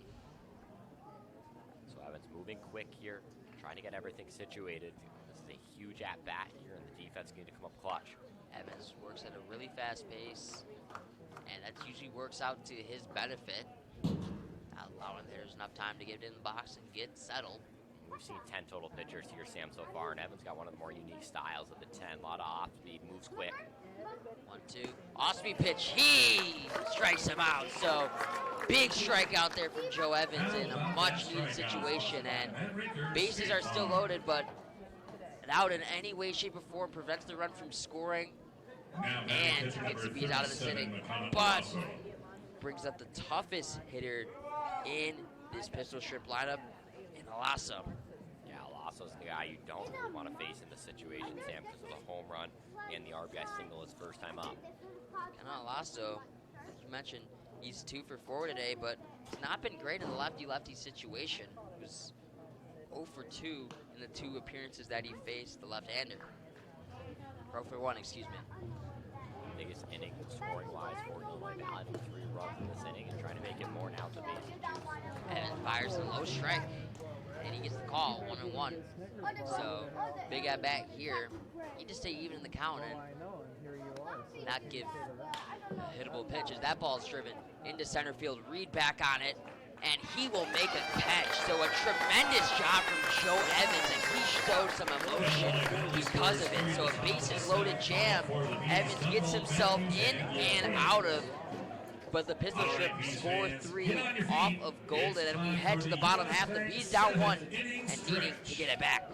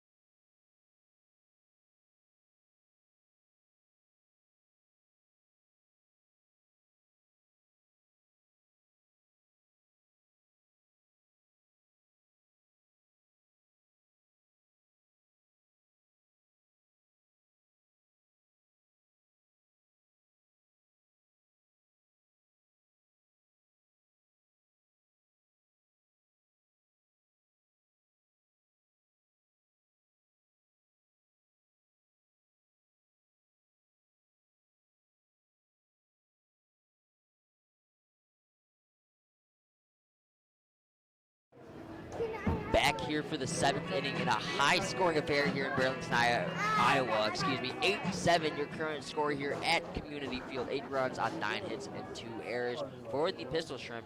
7 runs on 8 hits and 3 errors for the Bees. A big situation for the Bees here as they face Daniel Castro in his 2nd inning of work. And after a huge inning of work from Joe Evans to get out of that jam, he showed a bunch of emotion and took it to the dugout and was trying to fire up his teammates and really get his offense going to get a couple more on the board. You know me, I love the emotion, Sam, and I love seeing Evans do that. Walked into his dugout, met his pitching coach, big old fist bump. Actually met Chase Golden out there too, big old fist bump, went in there and created some havoc. You just love to see it. That first pitch on the inside to Dunwald to begin the 7th, and Castro picks up right where he left off and fires in a strike. Second pitch off Dunwald and gets weak contact. I guess it didn't hit the plate, and Dunwald beats it out for an infield single. But we'll see if they call it back, because it looked and sounded like it hit the plate. And he's taking his gear off, Sam. Next up for the Bees, first baseman number 25, Merrick Matthews. obviously no review in the Prospect League, so whatever the call on the field is will stick. So we'll see what the call is, and it's indeed ruled a hit for Dunwald. So big knock here. A weird day for him, Sam. He's 2 for 3 with a bunt single and then that and a walk. Like just a very strange stat line for him, to say the least. But however you get on base and get it done, it works. And a conversation between James Cottrell and someone in the Pistol Shrimp dugout. So they seem to disagree with the call. And I mean, it sounded like it hit the plate. It definitely sounded like the ball hit something. And no matter though, as Dunwald is on first base, and nothing you can do now but try and get out of it if you're the Pistol Shrimp. You talk about those what ifs, Sam. Runner on third, and Matthews gets hit in the head last time. That could have potentially scored a runner, and it ended up not mattering, but had to see that inning gone a different way. That's a play we could have looked back on. Now Matthews with an opportunity instead, and you know he's looking to get a big hit after getting hit like that. Most hitters, they don't like getting hit, and In the head, too. especially getting some chin music like that and having to respond. Some guys, you know, it's tough after getting hit in the head, but other guys, they just react and hit the ball hard. Big cut on that one to keep it 0-2. Another one that was high and in, so obviously trying to make him uncomfortable earlier, attacking him high and in. Got a little too high and too in. It's a pitch that Matthews hasn't been too big of a fan of, but get one on the outside here is looking to hit one the opposite way. Got it outside, but too far outside, and a great lead for Matthews, so it's 1-2 after he's fouled off a couple pitches. Dunwald on first. Matthews has reached twice, both by the free pass. Takes a pitch there, and it's 2-2. Yeah, hit by pitch and walk today for Matthews, but it was his hit by pitch that really was a big, almost spark plug in that 6th inning rally the Bees are coming off of. So swiped a bag back in the 2nd inning. Matthews got one on the outside, fouls it the opposite way and towards the housing behind Community Field, excuse me. Cars and houses are safe. There's a lot to go. How tight it is here at Burlington Field, or Burlington, Iowa, here at Community Field. 2-2 count. Matthews having a great at-bat here. Another pitch, and that one's fouled off into the bleachers, so rolling around, and it's gonna be a souvenir for a kid. One of the hardest working 2-2s I've seen. These two are just fighting here. It's Castro out in his 2nd inning of work and 1st full inning of work. Love to see a young fan gets a souvenir. It's what you come to the ballpark to see, and just a great thing to see here today at Community Field. Always love to see it. Matthews, like you said, in a great at-bat, continuing to fight in a 2-2 pitch. That one right down the middle, and Matthews just could not catch up to the heat, and there's one away. It's a big strikeout for Castro here. It's been a bit shaky, and obviously had to deal with the tail Next end of up that for the last Bees, round. designated hitter number 7, Jackson Lindquist. Lindquist, who had a huge base hit in his last at-bat, and he's looking to continue the momentum and get that hot bat back to where he was in his collegiate season at Rock Valley. Checking on the runner at first base in Dunwald, and He's able to get in there rather easily. He's a tough guy to face here. He's been really having a solid day today. Sacrifice fly and the RBI single, that was the definite spark plug of that rally. Got the Bees on the board in the last inning. Lindquist takes the first pitch, called strike on the outside. Right side of the infield is open. We'll see if he tries to go there or attack the field somewhere else.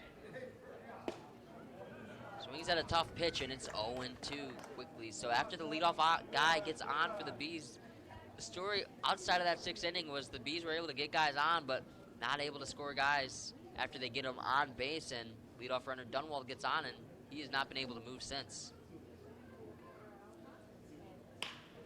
Lindquist grounds one third. Second for one, wide throw, but they say he somehow had the bag at second.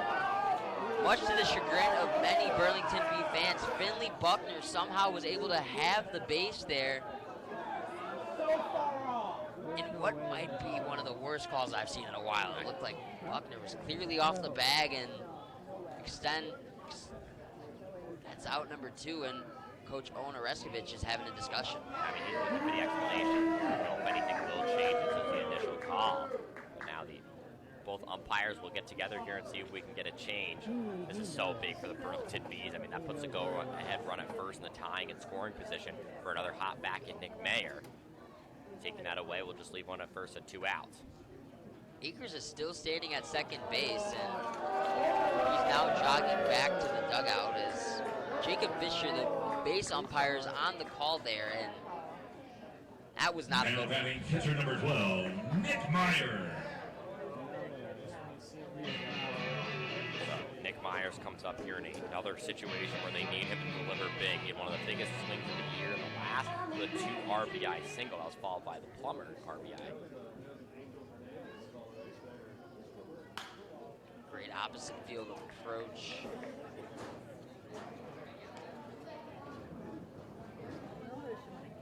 And with 2 outs, the runner's going to be moving on contact, so you feel like if Mayer gets one that he can hit, it'll probably play Dunwald if it gets into a gap.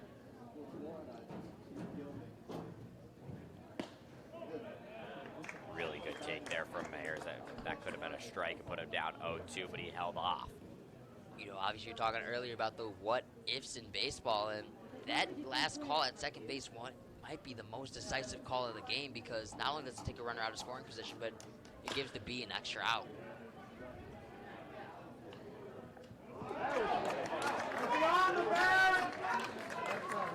As a wide throw there on the play, and that one will not be off the bag there, as some fans are definitely heckling second base umpire Jacob Fisher. So a couple of tough plays there from his swivel, and he's made a couple of errant throws, and only one of them have come back to bite him, but the Bees get that runner back from the last batter, and this brings up a huge at-bat to Ty Plummer, who had a clutch at-bat in his last AB. Zach Bryan walk up here, like you said, the RBI single last time he was up. Man, did the Bees need that here. Runner in scoring position. That would definitely score Dunwald as Plummer hits one the opposite way towards the seats, and a catch. Wow. What a tough play on the bleachers towards the left side there. Someone in the second row, I don't know if they made that play with their hat or just made the catch. It's kind of out of our vision, but great play nonetheless.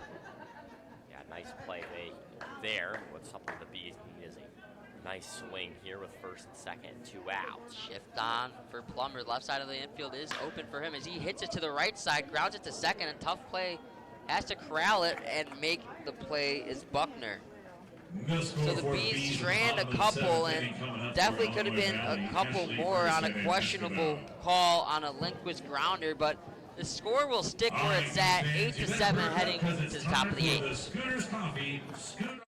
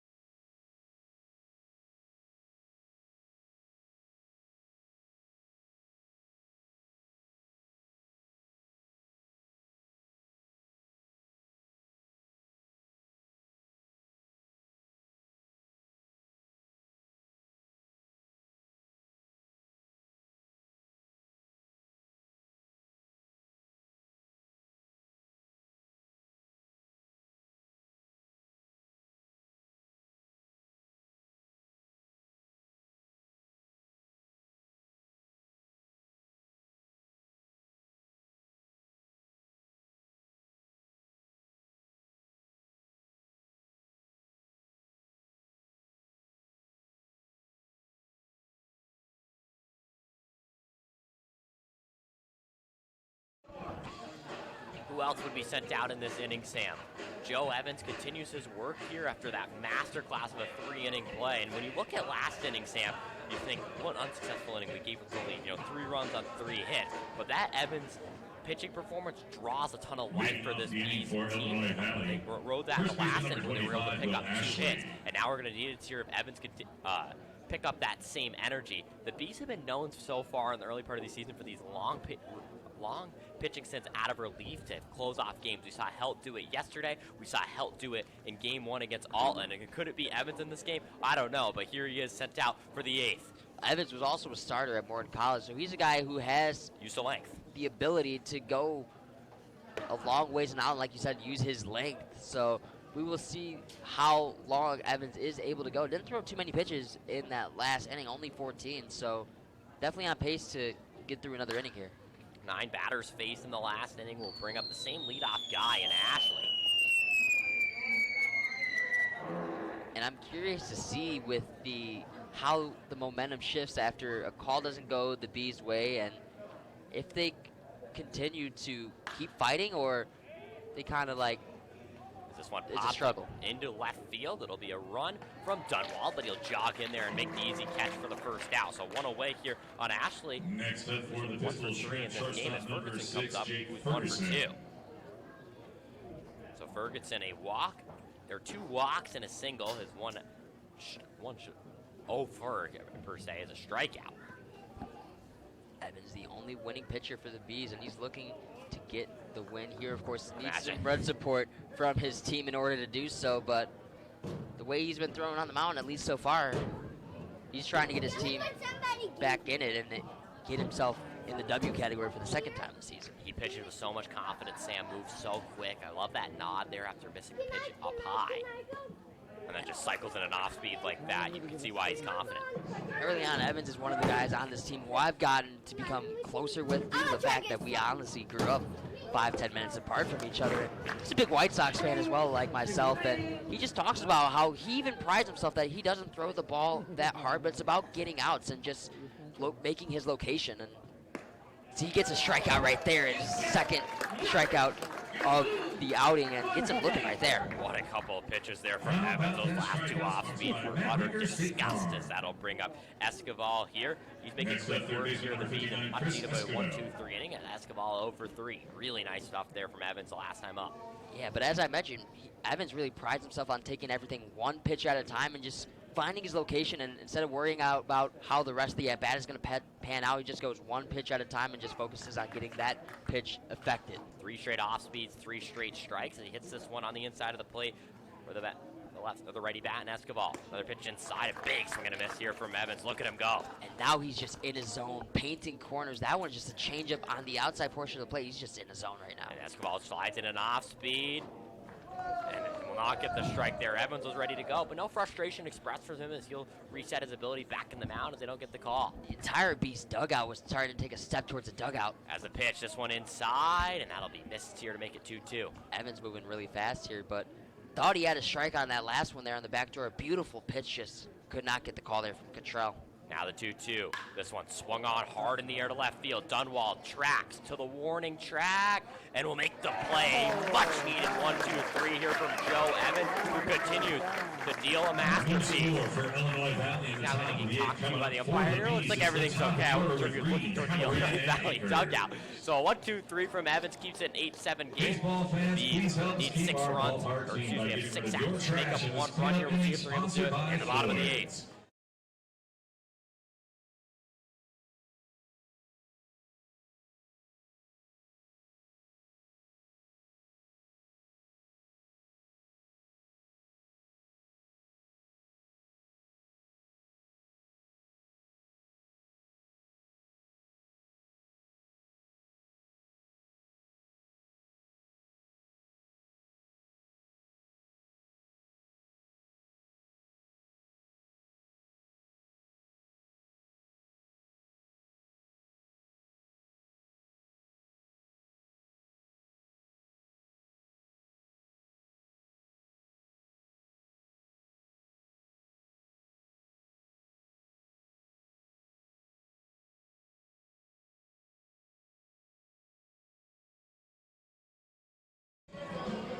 Bees fans, experience the power and excitement of live events with TicketSmarter. You can find seats in more than 125,000 live events ranging from sports to concerts and theater shows on TicketSmarter.com. TicketSmarter is proud to be the official ticket resale marketplace partner of the Burlington Bees, providing a safe and secure way to buy and sell tickets to your favorite events. And I think next time you need tickets, think smarter, think TicketSmarter. And boy, has it been showtime here in Burlington, Iowa. A 6-run bottom of the 6th, and then a 3-run top of the 7th brings us to an 8-7 game here as the Bees with 6 out to try to make up the run. It's going to be 9-1-2 due up here for the Burlington Bees, 1-2-3. As Jackson Reed will lead it off. Reed got on base as part of that rally. As Castro remains out here. Both these relievers going for a bit of rank as Reed hits his first pitch. That'll be sliding away from the glove of Ferguson. And it's a leadoff single here from Reed, the tying run now on base. So Ferguson made a couple highlight reel level plays at short split after that one just snow-coned out of his glove. As Boston Halloran, who's 0 for 4, comes up. And now with obviously the struggle of the day Halloran's had and the speed on first base, do you bunt here in the situation with Boston Halloran? Nah. I'm a softball guy, Sam, so I would say yes, but you also do need to get a hit here at some facet. And the umpires will call time, maybe give Coach O for further time to further that decision. So that is the 10th hit of the game here for the Burlington Bees. They now have more hits than the Pistol Shrimp in what's been an all-time game. There's the bunt signal. Halloran's goes straight up, and luckily that's going to hit foul netting. Luckily for Halloran, that one went straight back and into the netting. Otherwise, that could have been a disaster of an at-bat for Halloran. Halloran's already struck out looking and has grounded out 3 times all up the middle, so a little bit of unluckiness for him and a little bit of an inability to get that ball in the outfield, so not a better time for him to lift one in the outfield than right now. Just one of 2 Bees to not have a hit today. The pitch inside will go off the inside of the bat of Halloran. All of a sudden, the count 0-2 here. Great pitch there to try and jam Halloran there by Castro. Castro only has 1 strikeout on the day, so he hasn't really had too much swing and miss stuff and has been forcing these Bees hitters to make contact. You're now in an 0-2 situation in a prime position for a strikeout. Look and see what Halloran does in this opportunity. On deck is Landon Akers, who's 3 for 4. Castro deals. This one swung on into right field. That'll drop it for a base hit. Reed will be set to third. Halloran will stop at second. That is a huge single for Boston Halloran, his first as a Burlington Bee. I absolutely love that approach from Halloran there. Just to hit it the opposite way on a 2-strike count. He knew that he just had to choke up on the bat and just try and get that ball in play, and he does an amazing job of doing so, just poking it the opposite way. And like I said, he's just trying to find something to lift in the outfield and fall for a knock, and he was able to do so there, and because of it, the tying run's 90 feet away. So first and third here with nobody out. Halloran with a huge hit. Now 8 of the 9 Bees in the starting lineup all have hits, and I believe everybody has reached. So what a great day for the Burlington Bats, who needed this more than anything. And it's Akers who's 3 for 4 now on deck, as they're going to take a second to discuss this one over. They've already used 5 pitchers today.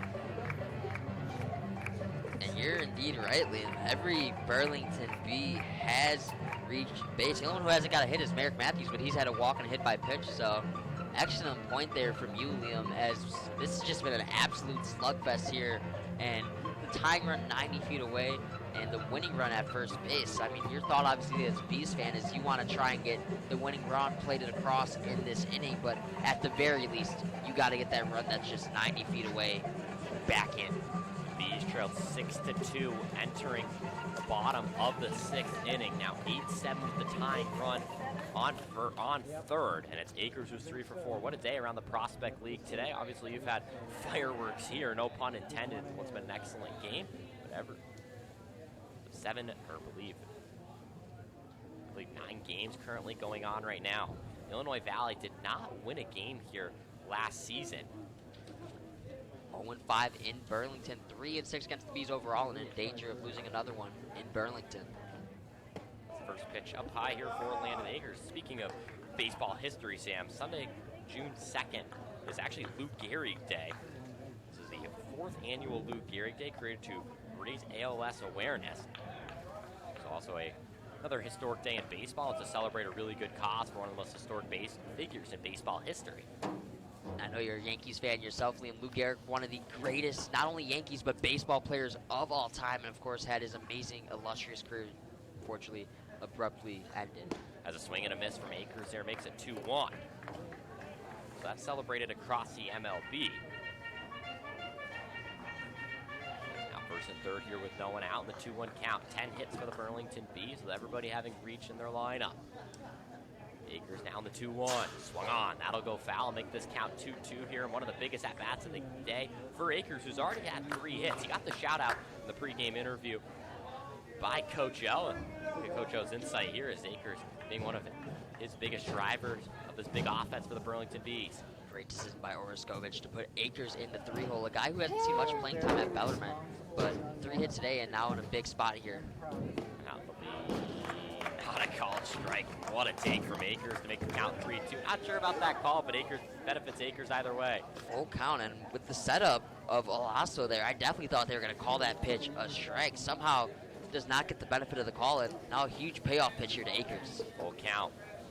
Tying run on first, tying run on third. Akers grounds this one to short. Throw to second will be in time. Throw to first will be not in time. So Akers able to reach on the fielder's choice, but an RBI for him, and we are tied here in the bottom of the 8th. You will take that every day of the week. Not only does that score the run, but the speed of Akers not able to get doubled up. So pretty much in the same situation now, just with 1 out, and tie game. Got a huge, you get that run across, and not only that, but you get a guy in Cooper Donlin who's been a really hot hitter for this Bees team.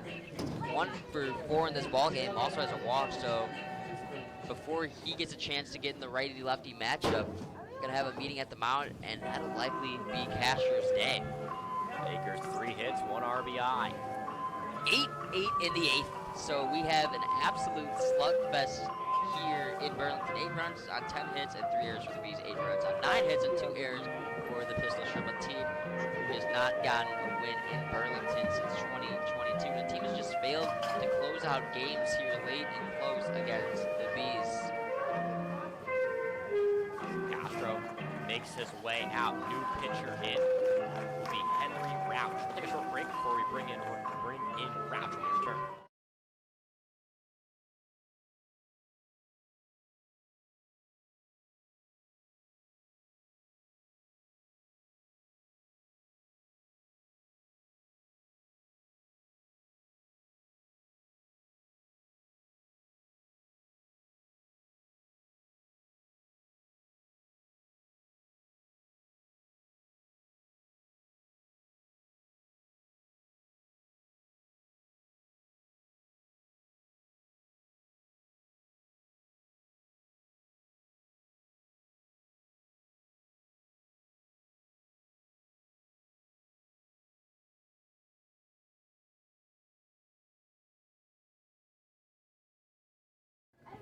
Back here in Burlington, Iowa, what has been an absolute thriller here to open up division play for the Bees. 8-8 here in the 8th, and runner on first base for the Bees, and they absolutely need this game after dropping the last 3. They'd only be half a game back of the Jumbo Shrimp for second place in the division, which right now, obviously early in the season, you don't want to be standing watch so early on, but in a 60-game season, you always have to keep a close eye on the standings because one team off to a really hot start, such as the Clinton Lumber Kings, could easily just run away with the division by mid-July.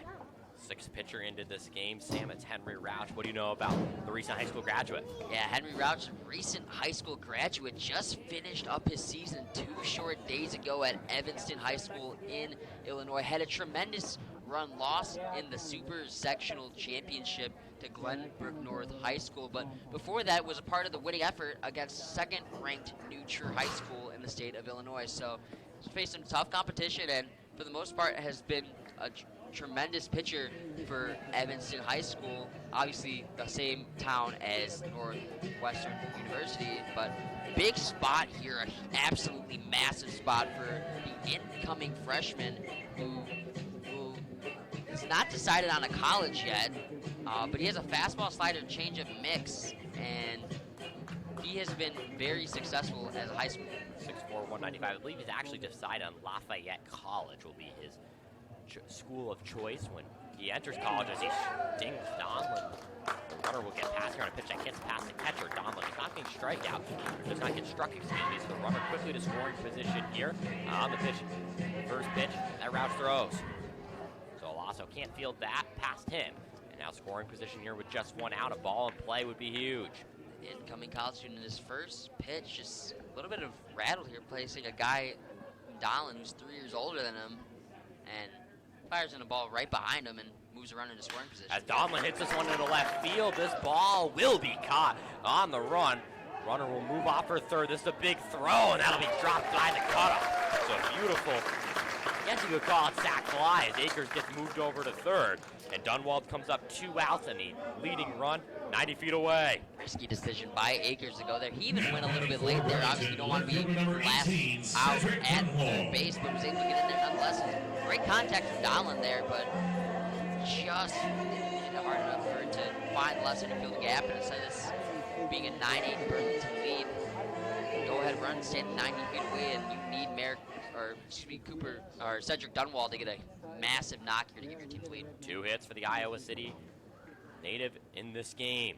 Pitch outside, good block there from Alasso, who lassos that one in. 3 hits entering today's game. That includes a double, 3 strikeouts, but does not have an RBI yet in this game or in the season. Absolutely huge stop from Alasso, and that ball gets away. This game's no longer knotted up. He's led in the bottom of the 5th by 2 runs. Have trailed by as many as 4. The 2-0 here, the leading run on third. Pitch inside will be called strike. Couch making this Prospect League and Summer Ball debut.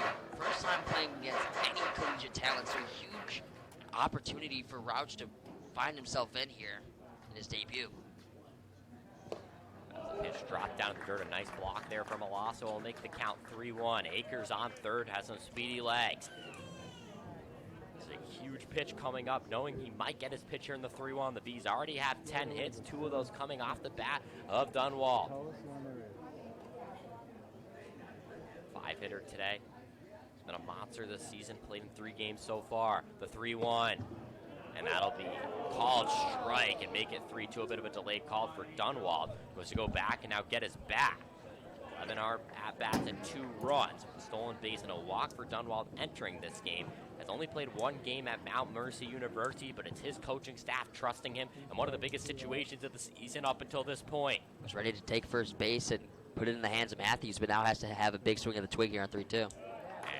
It'll get his walk either way as that one drops down to third. Dunwald works a walk. Now it's made 3 times today, and that'll bring up Matthews. The only B without a hit, but has reached twice on a hit by pitch and a walk. Matthews entered today with 2 walks on the season, so still looking for his first hit as a B.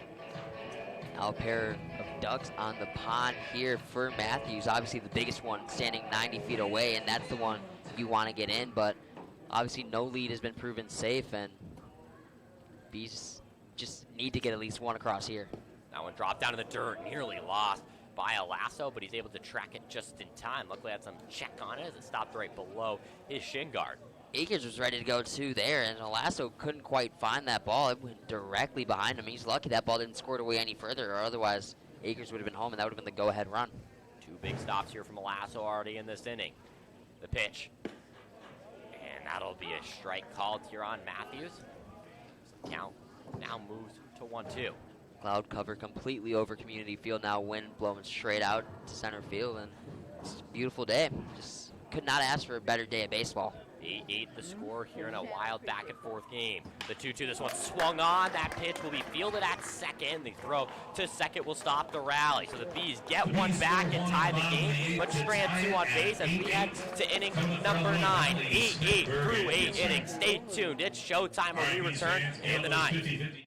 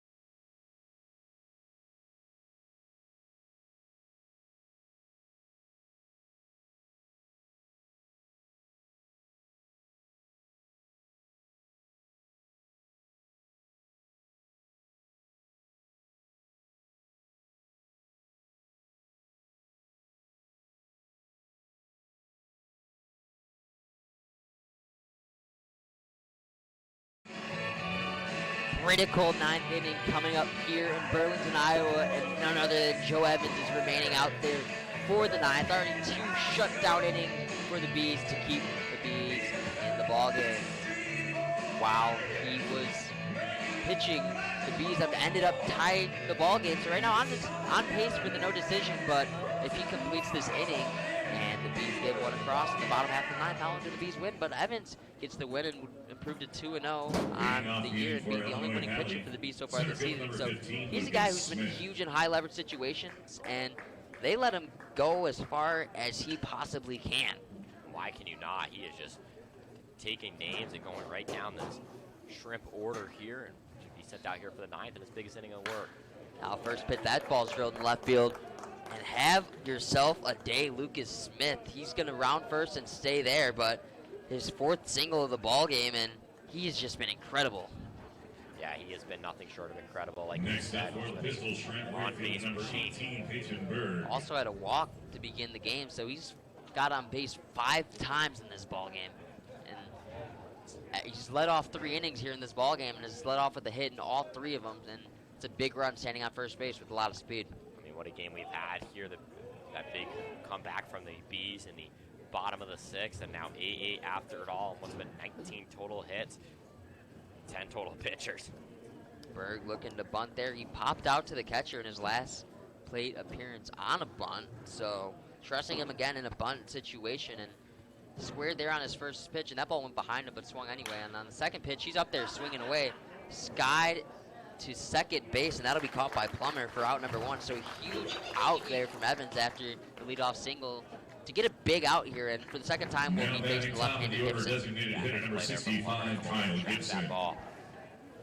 Almost a clutch play there from Plummer. If he continues his career at the University of Iowa, you might have a lot more of those clutch pop-outs to catch at second.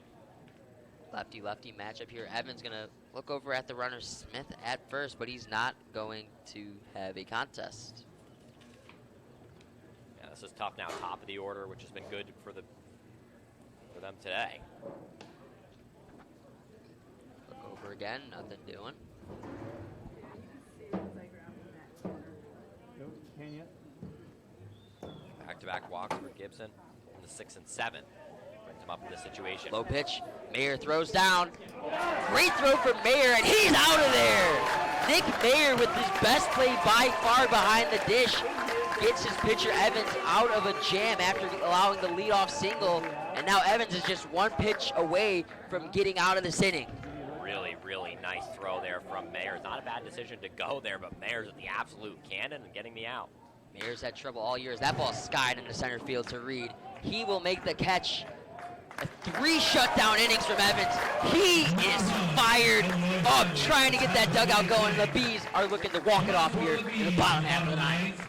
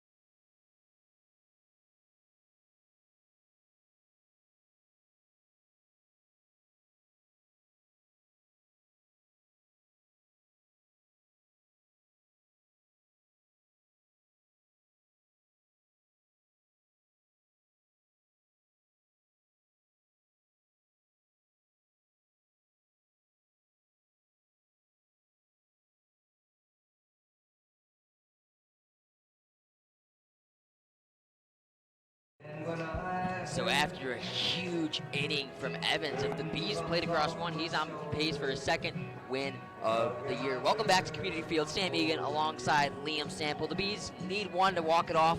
8-8 heading to the bottom of the 9th inning here in what has been an absolute thriller here in Burlington. A reminder, the Bees win this game. They're only half a game back of the Pistol Shrimp here early on. So after being down 5-1 in the 6th inning, the Bees came back and stormed for a 6-run inning in the 6th, make it 7-5. Pistol Shrimp immediately responded back with 3 of their own in the 7th, and the Bees with some clutch hitting got one back in the 8th. So that's where we stand right now, heading to the bottom of the 9th. It's 7-8-9 for the Bees, but this part of the order has been really effective for the Bees, and they need this bottom half of the order to get it done here. Jackson Lindquist, who already had 10 homers this season at Rock Valley Community College, looking for a big one here to end the ball game. Takes a big cut to miss at strike 1. Yeah, nice play there to take that cut.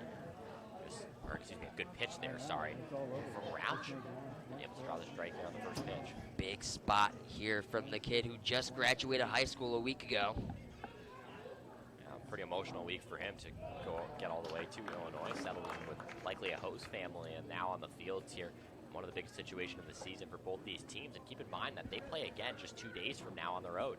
Graduated from high school just a week ago, and then had his high school season ended. A lot of emotion in just a short week from Rouch, and now an opportunity to maybe extend this game to extra innings here. Yeah, these two teams play twice more this week on Wednesday, home or on the road in Illinois, and then Thursday here at 6:30. Pitch heads up and hits Lindquist by the pitch, so usually you don't love that as a batter, especially in that location, but with him being the go-ahead run, you're not going to complain about that with nobody out. Yeah, he was looking at the dugout, and they were just letting him, so he feels good about himself, despite as not good that feels to take that pitch in the situation. Sure, plenty of heckles of "we got ice" from the dugout, and now a huge run standing 270 feet from the plate, and what would be a massive win for the Bees. What a day it's been for the guy coming up to the plate for Nick Mayer. His hit that scored 2 RBIs. It's already 2 for 4 today. Looking to help the Bees complete the come-from-behind victory, a game that started 30 minutes late due to the field conditions. Looking at 2 hours, 15 minutes so far, or 3 hours and 15 minutes so far of game time, and the Bees looking to end it here. I mean, 8-8, 10 different pitchers. That is called for a long game, but it's not disappointing short of the action. Mayer looking to lay down a bunt with the go-ahead run at first, and first pitch misses for a ball from Rouch. So like you mentioned, these teams are going to be playing each other a lot in the upcoming week. This team was a team that the Bees handled really well last year, as pick throw back to first, not in time, but a lot closer than it needed to be there for Jackson Lindquist, but he's back nonetheless in a 2-0 count for Mayer. 2 RBIs already in this game. 1 here could make him the hero. But as you mentioned, these teams playing each other a lot. Bees went 6-3 against the Pistol Shrimp last year, as Mayer still laying down bunt. Field all the way in, runner on the move. Bounce throw, and he's safe.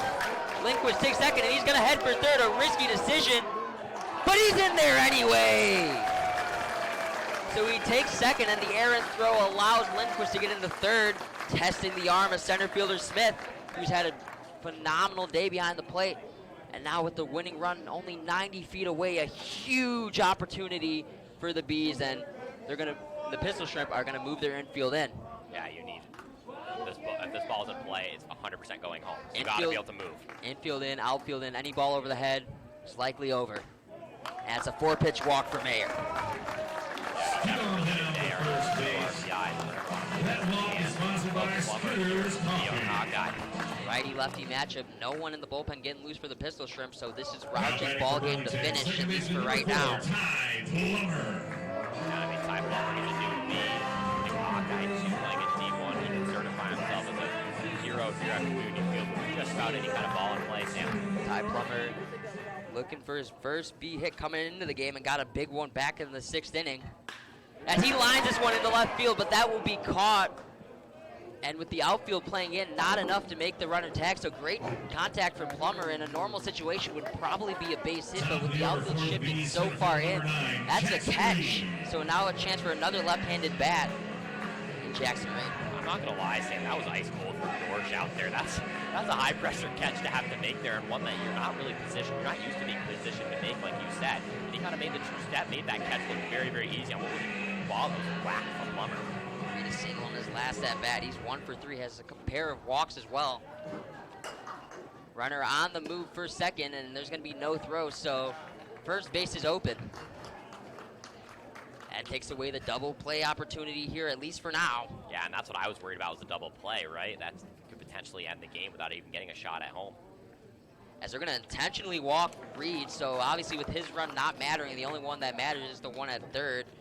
But an interesting decision here to face Boston Halloran, who has not had a great day. He's grounded out 3 times, but got a base hit his last at bat. But even if Halloran, unless he hits into a double play here, you're going to bring up one of the hottest batters right now in Landon Akers for the next at bat if it gets there. Halloran looking to end it here, though, right here, right now. Bases loaded, 1 out. Got the single his last time up, too. While it's been a rough day for him up until that last at bat. It was a big single that led to that mini rally in the 8th, and now an opportunity to put this one away for the Oakland kid. It was Halloran's first hit as a B, looking for his second and his first walk-off as a B.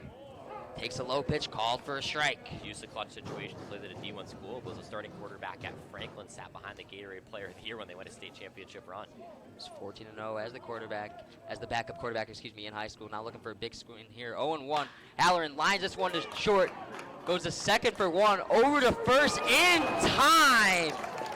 Huge double play on Halloran, so the Bees had a chance to win this ball game, and Halloran rounds into a double play, and the best chance the Bees have had all day, and we're going to go to extras.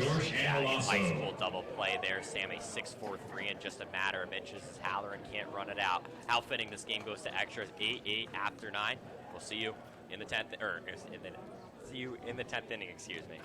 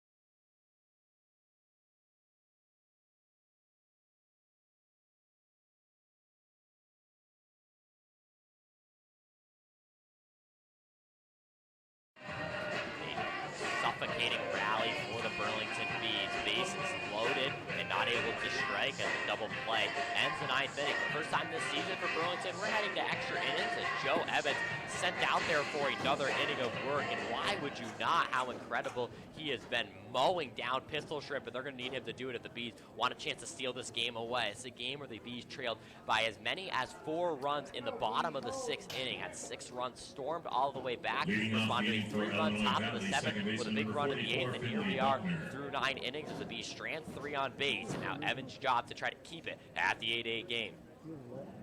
There's an interesting decision in the last half of the inning to intentionally walk Jackson Reed, but winds off paying up for the Pistol Shrimp, and they extend this one to extras. So they start with the runner on second with the rule. They're going to try to get him at third, but the throw high from Mayers, and he's able to protect that ball here as Akers made a good catch and could have scored the run. So the runner starts at second, like we mentioned.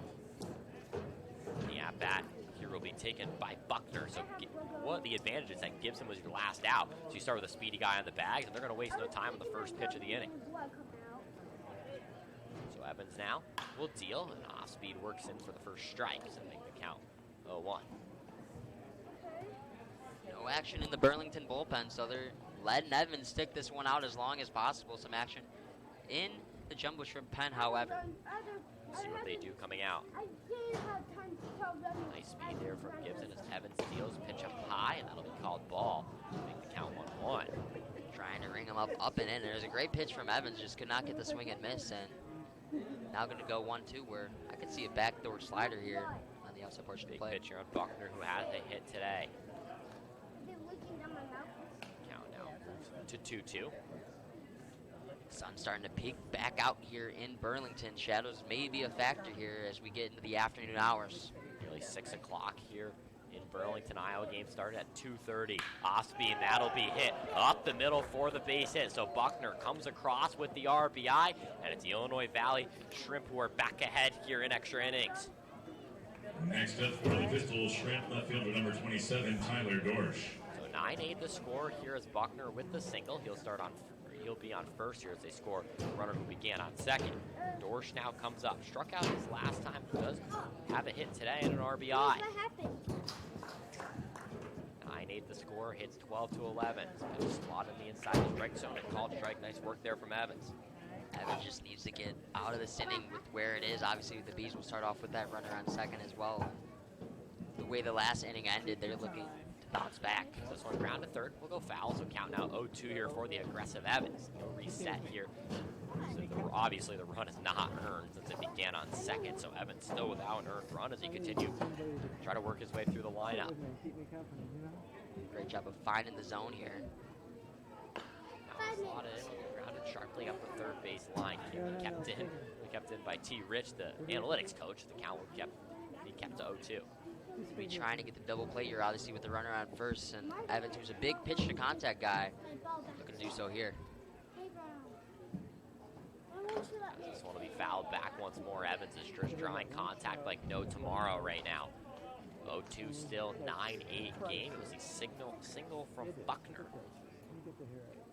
Made it 90 on the runner that begins on second. He's now 1 for 4. Excuse me, 2 for 5.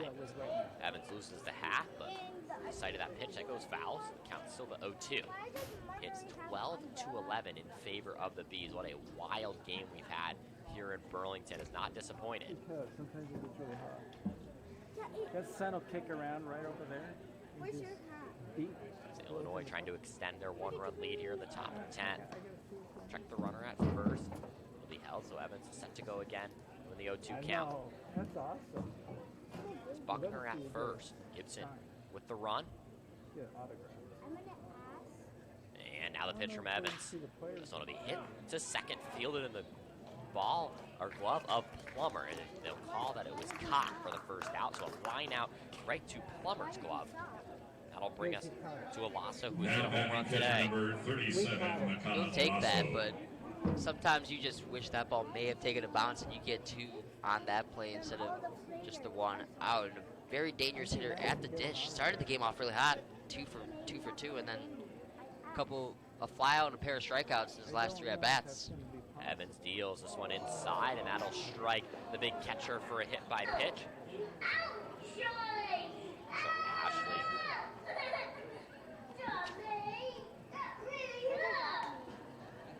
So Ashley now comes up here. Next up for the Pistols, shrimp first baseman number 25, Will Ashley. Well, Ashley's had a solid day here. He's 1 for 4 so far. Yeah, as first baseman up here with first and second and 1 out. Why did you say out, Johnny? Some kind of delay here as the head coach, Jacob Mack. I think he was going to go check on Alasa, but he told him, I'm fine, I'm good. So, in his actual bio for Jake Mack, he considers himself one of the country's leading educators of white-tailed deer and ducks. So just getting all of his ducks in an order on that last play. As the pitch up high will be called strike. Nice work there from Evans on the first pitch of the at-bat. On Ashley. Ashley, a pair of hits in this ball game, 2 for 4. So, guy who's definitely dangerous of getting knocked here flew out in his last at bat. Another nice pitch on the upper side of the zone. Evans just slotting him in here and 1 pitch away from the second out of the inning. So Evans has been going inside and outside and needs to put away pitch here. What would be a huge strikeout. For a guy with not a lot of velocity, Sam, man, can he locate? The 0-2 swung on. This will go foul, and he throws a lot of fastballs. You get that preview, and you're like, he's not like a high-throwing guy. You're surprised how many fastballs he throws in there, and he's locked them in so far today. Sometimes it's just the ability to locate it. If you can put it on the corner, it's better than maybe having a 95 fastball that's right over the middle of the plate. Softball style, Sam. Now the 0-2 from Evans. Now an inside will just miss his spot, so the count goes to 1-2. Good idea from Evans there. Just missed the zone there and couldn't get him to swing. So see if he tries to go with the pitch on the outside or keep attacking the inside portion of the plate. Arvin, Lucian, Scholl, Golden, and now Evans. 5 pitchers used for the Bees as he'll go up high and make it 2-2. Still has a pitch to waste here and a big pitch coming up. Tried going outside there and good waste pitch there going low and in to high and out. So we'll see what he goes with here on the 2-2 pitch. He'll step off and take his time to think about it. Testing down there. Someone was doing it. Oh my Movement God. inside the Illinois Valley dugout with the assistant coach and Justin Friday. went over to the dugout. Now he'll make his way back towards the first base line. So Evans now set up here the 2-2. Biggest opportunity gets him all day. Gave up the run earlier. That'll be unearned. The automatic runner on second. Now the 2-2. Swung on, and that'll go into the netting, so keep the count foul. Keep the count alive, excuse me, with a foul ball. Here for Ashley. Ashley, a Middlebury College attendee, had 2 wins in the NCAA tournament where he played in 6 games. He's got some experience in some big moments, being a part of the decorated squad as he hits this one hard into left, and that'll be caught by Dunwall. Good play out in left field. Dunwall, the well-struck ball from Ashley, and now 2 outs Now here. batting shortstop number 6, Jake Ferguson. Back-to-back hard-hit flyouts to left field for Ashley, so he's seen the ball really well here in this ball game. Unfortunately for him in his last 2 appearances, just has not gotten it done. Fortunate when you hit balls hard that they end up in the glove of Dunwall. That's 2 straight for him. So Pinch runner coming in. the catcher being shaken up, I think that might be the pinch runner or the, can't tell who that is. It's Johnny Riva, the left-handed pitcher. Pinch running for Illinois Valley number 20, Johnny Riva. So Riva actually has an incredible story. He began his career as a basketball player. You're talking about North Central College being a football powerhouse. He used to play basketball over there, and then he started playing 16 in softball with his buddies just back home during the summer, and that's when he really found his love for baseball and came to the coach at the local community college in Peru, and he saw a 6'5" left-hander. He's like, absolutely. And he also had 20 runs there, so he's shown some ability to get it done on the bag, Sam. And now they're trusting that ability here, so coming at first for the shaken-up catcher. So a substitution will likely be needed for one of the best hitters in Olaso. He was communicating with his assistant coach the whole time. Now out of the game. The 0-1. Great block there from Myers. He's able to hold that one in front of him. We'll get a new ball to make the count 1-1. And we'll see the impact that it has on the catching position, because although there may not be another at-bat for Olaso in this ball game, It's been locked down. he's been locked down behind the dish, and having to try a new catcher out there, we'll see if there's any issues with pass balls or anything along that nature with pitch calling. Buckner on second, the leading run. Osby from Evans misses his spot. Another ball there. Great. A little bit of a slurve there from Evans, and that one just could not catch enough of the outside portion of the corner plate, and it's now 2-1. Ferguson at the plate. 4 hits entering today's game. This one swing and a miss to make it 2-2. A big old cut from Ferguson, but a big old pitch from Evans will drop a huge situation here. A pair of strikeouts, a pair of walks, and a base hit for Ferguson so far. He struck out looking in his last AB, so Evans just trying to get some damage control here and get out of this inning with 1 scathed. As that off speed will be just missed high, and of course to a 3 count. Does that the fitting nature of this game has to be a way to dramatically close out the top of the 10th. 3-2 count here on Ferguson. Big payoff pitch from Evans after not being able to get a couple calls on the outside portion of the plate, so let's see where he attacks here. Buckner on first. New runner on first, and Evans will back down here. It's Johnny Riva who's on first. Like I said, Buckner on second, who had the RBI that brought home the runner in Gibson. Would be shocked to see a change here from Evans. As a 3-2 swing and a miss for the strike 3. 2 left on base from Joe Evans. Man, can the kid deal. 9-8 as we head to the bottom of the 10th. The Bees trying to pull the 1-run comeback, and we'll see if they can when we return.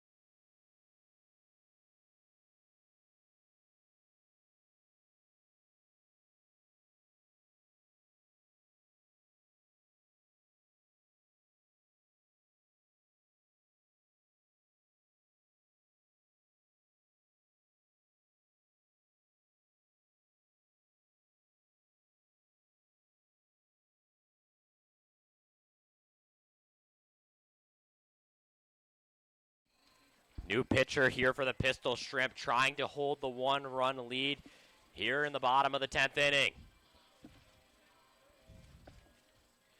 It's number 10, Anthony Solis, the Beach Park, Illinois native, comes in. The Eastern Illinois University attendee. Pitch in 16 appearances with an 0-2 record, a 9.12 ERA, and 3 games started at 24.2 innings of work for the Panthers. Comes a note, Boston Halloran out of the game. Scotty Savage, pinch runner, now at second base, so he will be in place for Boston Halloran, who had the double play to end last inning. Bees need 1 to tie, 2 to lead. Akers, who already has 3 hits in this ball game, is coming up with that runner on second. So it's Savage who comes in to run here as Akers trying to move him. We'll see if they send him here, similar to what the Pistol Shrimp did. Bottom of the 10th here, a 9-10 game. Here's to see if Akers throws down a bunt. As the first pitch, she'll be dropped in the dirt. And that'll be called the ball here to make the count 1-0. So runner on second here is Savage. Like you said, Halloran is out of the game. Akers having an unbelievable day, 3 for 4.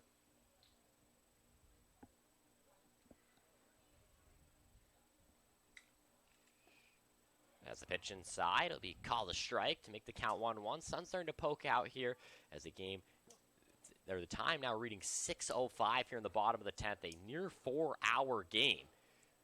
Eastern Illinois Panther and Solis, 28 strikeouts, 18 walks on the season. As this one dropped to the dirt, we'll get away from the new catcher here, and that'll be Savage able to run this one in. So we mentioned with the catcher substitution due to the injury of Olaso, what kind of effect that may have, and already a pass ball in the first batter here in this 10th inning, forcing this Pistol Shrimp defense to have to come in. So Akers just needs to put a ball in play and potentially tie the game. Here's the pitch. Inside, and that'll be called strike. So the count now to 2-2 here with the runner on third. 2-2 counting here. Left-hander Donlin is on deck, and Akers choked up on the bat. He's just looking to do anything he can here. He's already had a couple hits with two strikes on him. 2-2. Solis outside to make the count 3-2 here. Akers having such a good day at the plate here out of the 3 spot. It's definitely secured a spot. Hopefully we get to see him tomorrow, Sam. It is an exhibition game as the Bees take on Springfield tomorrow at 6:35. The 3-2 swung on this one just in front of home plate. Catcher fields for the first, and that'll be in time. So Akers down, a nice play at home.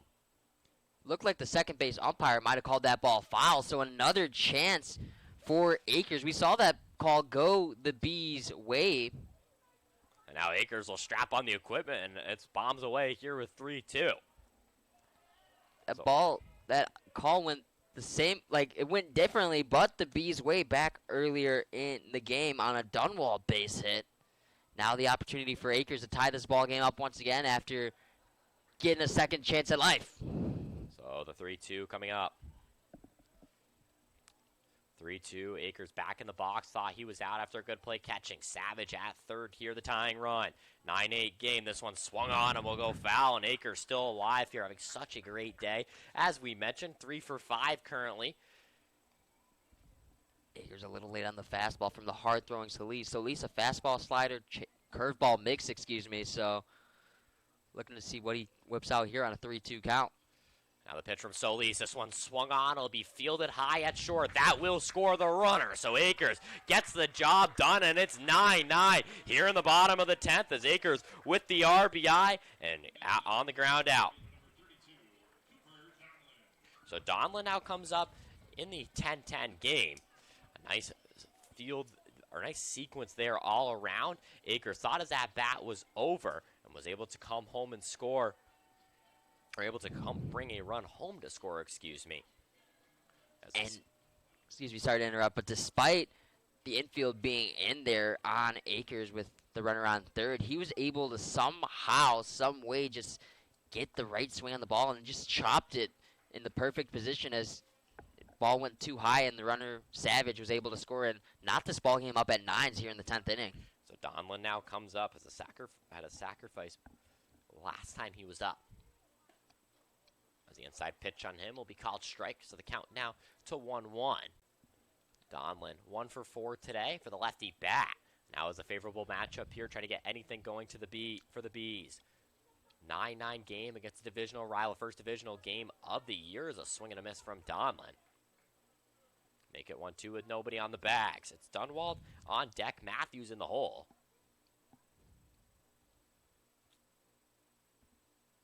Dangerous part of the Bees order coming up right now. Looking to walk it off. And that one inside, an excellent take there from Donlin. And that'll make it 2-2, a gutsy one to say the least. So with the Bees bullpen getting loose, obviously Evans a known, proven starter. Do you think he can come out for the 11th inning if it gets there? I personally do, but we'll see what happens as another good take from Donlin now goes from 1-2 to 3-2. I'm obviously not the coach, though, so we'll see what happens if we get there as Donlin trying to put this game more into B's hands. 3-2 count. Solis gets ready to deliver. The pitch. Swung on. That'll go foul as strikes Donlin in the back, and he somehow stays alive here from the 1-2 count all the way to full plus a foul. Quality at bats to start the 10th inning here for the Bees. A couple of full counts to start off, and although it hasn't produced a base runner as of yet, you think with working Solis's pitch count up, wonder how long he can go, and the Bees seeing all these pitches from him, getting a good feel for him. As this one swung on, that's a base hit for Donlin from 1-2 as he'll take off for second. The throw will be not in time. Donlin to scoring position for a count that felt over.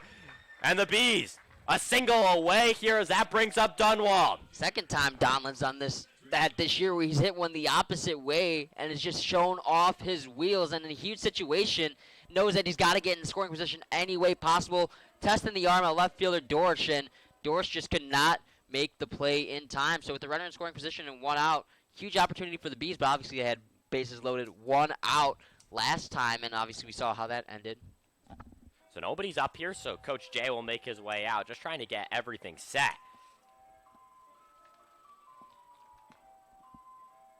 Dunwald coming to the dish, then Matthews and Lindquist if it gets there. Dunwald has reached base 3 times in this game. 2 for 3 with 2 hits, fly out, sack fly, and a walk. So with Dunwald being able to get on base, everyone on this team has seemingly been able to get on base all day in what has been a slugfest of a game. But Dunwald, who's been swinging a hot bat, especially recently, do you walk him and try to put the double play in order? We'll see what Coach Jay opts to do. It could have been why he went out there to get the whole situation set with the the infield here. Corners are in. So it's Dunwald who steps to the plate.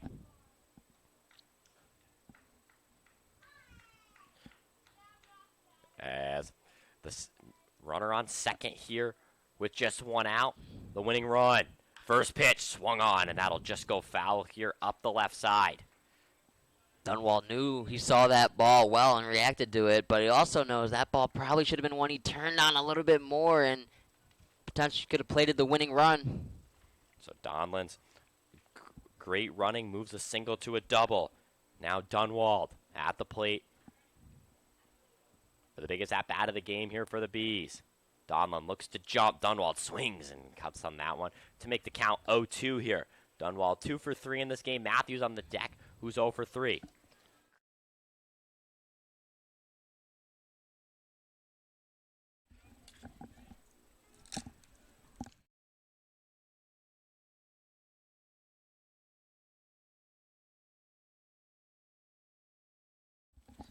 Now the 0-2. This one up high, check swing, and that's a great take there from Dunwald, who stays alive. Count now to 1-2.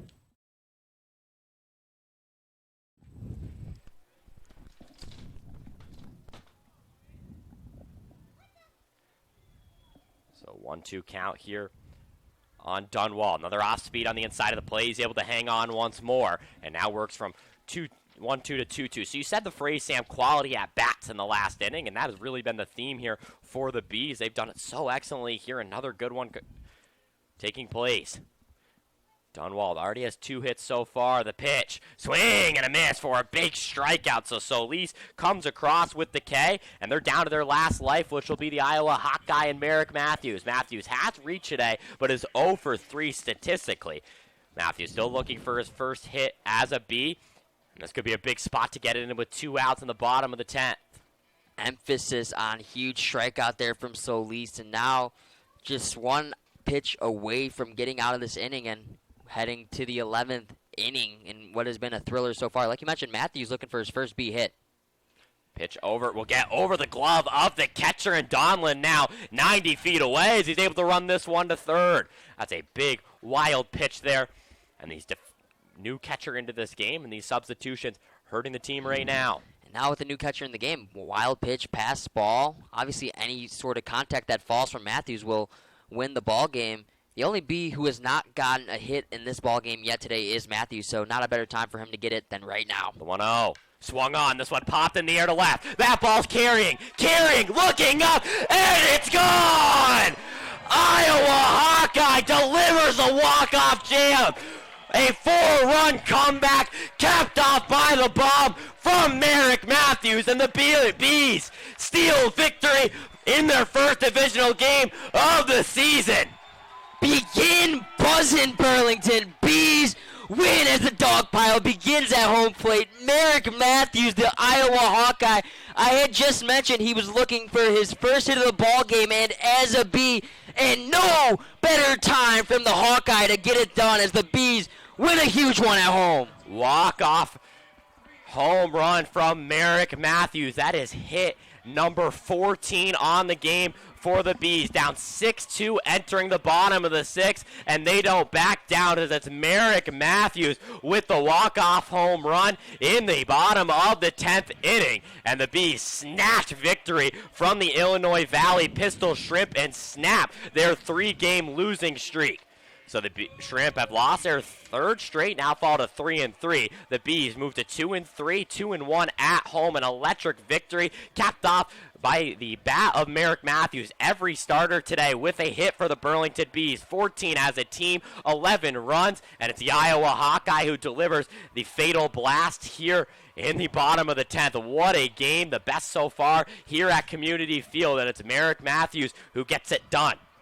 You could not have asked for a better baseball game. Bees come from behind for a victory. You get a comeback victory, some clutch pitching, and this game is not possible. This victory for the Bees is not possible without the pitching of Joe Evans. He was beyond phenomenal. Came into a tough situation in the 7th inning with the team already down a run, and he comes in and completely shoves for 4 innings. 1 run allowed, and that's, of course, on the unearned run in the automatic ghost runner that starts the inning at second base in the 10th inning. But his offense really came to life for him and picked him up, which was fantastic to see. And you could see the momentum from him, the energy from Evans really started to pick up that offense. And that one swing of the bat from Matthews, I had just said that he was looking for his first B hit, his first hit of the game. And like I said, it wasn't going to come at a bigger time. And indeed for Matthews, all he needed was a solid swing of the bat and some contact, but he got a big,